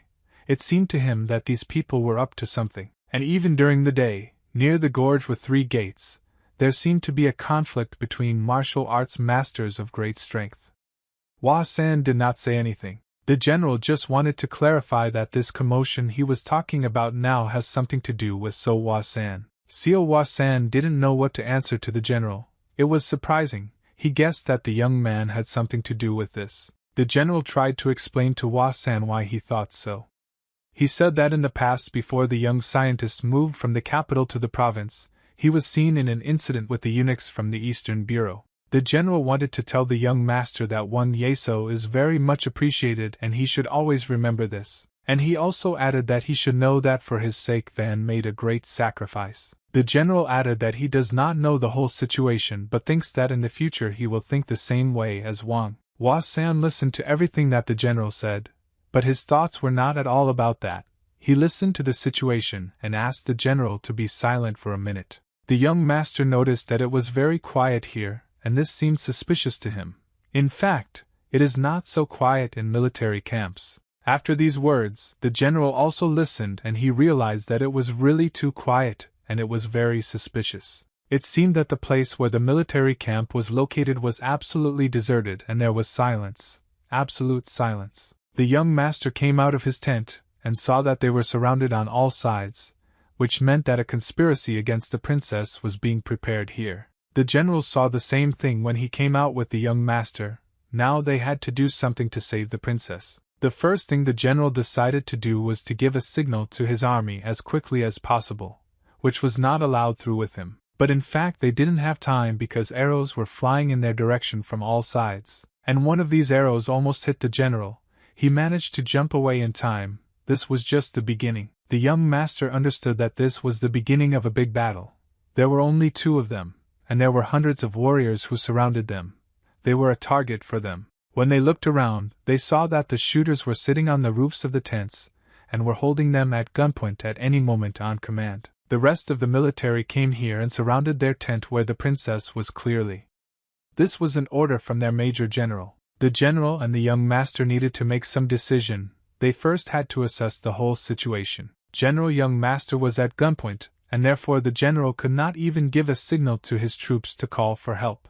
One of the commanders told them not to move and to obediently lower their swords and kneel down, and then no one would get hurt. The general was not a timid person, so he raised the signal cup up and pulled the pin out of it. The general understood that his army was very close, and if they saw this signal they would be able to come to their aid. The rocket took off and the signal was given. Now they just had to wait for help to come to them. The soldiers who surrounded them were in bewilderment. None of them were ready for such a turn of events, and they looked at the fact that the general released a signal bomb with his mouth open. One of the commanders of this army shouted to his subordinates why didn't they freeze and gave the order to grab him immediately and catch the princess. The young master looked at them all and asked them if they really thought they could grab him. He even smiled.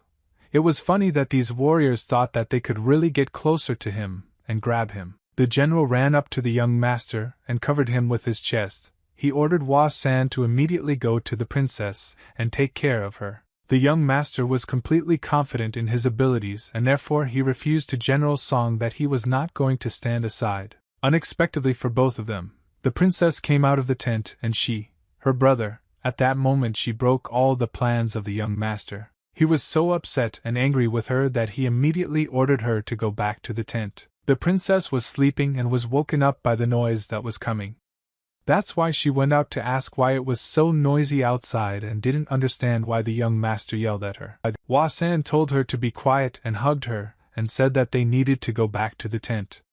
The princess didn't understand what was happening. When they entered the tent, the young master told her to first put on a metal vest. The princess didn't understand why she needed it now, and then he put a metal helmet on her head and told her not to take anything off under any circumstances. The princess was outraged and did not understand what her brother was doing because she was in pain and very uncomfortable being in all this. Hua San asked her because he had to find out, how much does the princess believe in her brother, and let you decide her future, and his too. The princess straightened the helmet on her head and thought about his words, why he behaves this way in the middle of the night, and what is happening. At that moment, a major general rode up to where the princess was. He was sitting on a horse. He felt like a winner in this situation. General Song, when he saw the major general, said that he was an idiot and would like an explanation. What was happening here? It was clear that the major general had decided to plot. The major general replied that it was not he who organized the conspiracy, but one Yeso is involved in conspiracies like the emperor. He is here to prevent this conspiracy. General Song defended the entrance to the princess's tent. He did not understand what nonsense the major general was talking about and demanded an explanation from him. The major general explained that to capture and arrest one Yeso, who plotted against the emperor, Troops had already been sent by order of the emperor, all palace officials were arrested, as well as military leaders who supported the traitor. The major said that he had nothing more to say, so he must drop his weapon and get down on his knees, and even if he continues to stall for time, no one will come to his aid. The Major General said that he had no chance because the bows of 300 soldiers were aimed at him, and another 3,000 soldiers surrounded his camp, and at any moment he could give them a command and they would arrest him. The Major General told them not to hope to get out of here alive. The situation was not in their favor. General Song thought that not everything was really going so smoothly. It would be difficult to break through the siege, and these archers needed to do something with them. At that moment, a young master came out to General Song. He said that this was a very interesting story. The young master was absolutely calm, and it seemed that he was not at all upset by this whole situation. "General, he has a dream. What does he mean?" The princess did not stay inside the tent and came out of it. She asked the teacher what happened, and why there was an army around her tent. The general told her that Her Highness should return back to the tent. The general explained to the princess everything that was happening here was a conspiracy. The princess still could not understand what his words meant and against whom the conspiracy. So Wasan did not waste time for a long time and told the Major General, who was sitting on the horse, to listen to him carefully. The Major General told the guy that he was a stupid scientist and did not understand the situation he was in now. And then the Major General ordered his archers to listen to his command. He ordered them to fill this scientist with arrows. Wasan thought to himself, everything is as always, but he warned, but no one wants to listen, and this general too. Wasan pushed off from the ground and rose into the sky. There was a ball of fire around him. All the arrows passed him and didn't hit a single one. The Major General had fear in his eyes. He couldn't even imagine that this scientist could do such things. Wasan flew up to the Major General, who was sitting in the saddle. The young master concentrated all his strength on the upcoming strike. He then extended his hand and was ready to strike his opponent. He took advantage of the effect of surprise and his strength. The young gentleman swung his fist and hit the Major General in the face with all his strength. The blow was so strong that the general fell from his horse. The young gentleman picked him up and raised the Major General over his army. His entire army stood and froze. Then the young master landed with the Major General near their tent. The Major General was not so confident in himself. He was afraid of fear. When the princess saw all this, she was surprised that her brother was capable of such a thing. She stood with her mouth open. General Song didn't say anything, but he was also very surprised. He thought, could this be the same scientist So Wasan? The young gentleman grabbed the Major General's hand and squeezed it very hard. The Major General began to lament what he was doing because he was in pain. Wasan squeezed his hand with all his strength, so that the Major General could not even move it. It hurt him. The Major General began to scream in pain. The young gentleman said that he would stop screaming like girls. In fact, nothing terrible had happened, he thought. Wasan at that moment pulled the sword from the Major General. Thus he disarmed him and acquired a weapon for himself. And immediately he swung this sword and wounded the Major General. So blood splashed in all directions and all his soldiers saw it. The entire army that stood near the princess's tent, and which had previously been subordinate to the Major General, stood motionless. They watched everything that was happening and were afraid to do anything. She was scared, and the princess did not expect that her brother was capable of such things. In order not to scream, she covered her mouth with her hands. General Song also stood silently. He did not understand what was happening. He never thought that this young gentleman, who was considered a scientist, was capable of such. The general thought, is this the same So Wasan whom he knew? Now in front of him it was like a completely different person. The general wanted to understand what kind of young gentleman he really was. He looked at him and realized that he didn't know him at all. Wasan stood and a Major General was kneeling in front of him. His hand was wounded and bleeding was coming out of it. One of the commanders who subordinated to the Major General began shouting to be released, otherwise they would now start attacking. The young master told them to all shut up and breathe into a rag and then put a sword to the Major General's throat. The commanders who were subordinate to the Major General no longer uttered a word. They understood that any of their actions could lead to the Major being killed. The Major General tried to ask his subordinates to save him, but none of them took a single step towards him. the young master to the major general that he dared such a petty commander to think about a conspiracy against a relative of the emperor, so he should be punished. And the young master also said that most likely he himself had not thought of this, and there must have been someone much more powerful than him behind this. After these words, both the princess and the general began to think. The young gentleman demanded from the major general that he name the names of these people who came up with this conspiracy. He said that he would not ask this question twice. How many people he knows depends on whether he decides to cut off his limbs or cut his throat.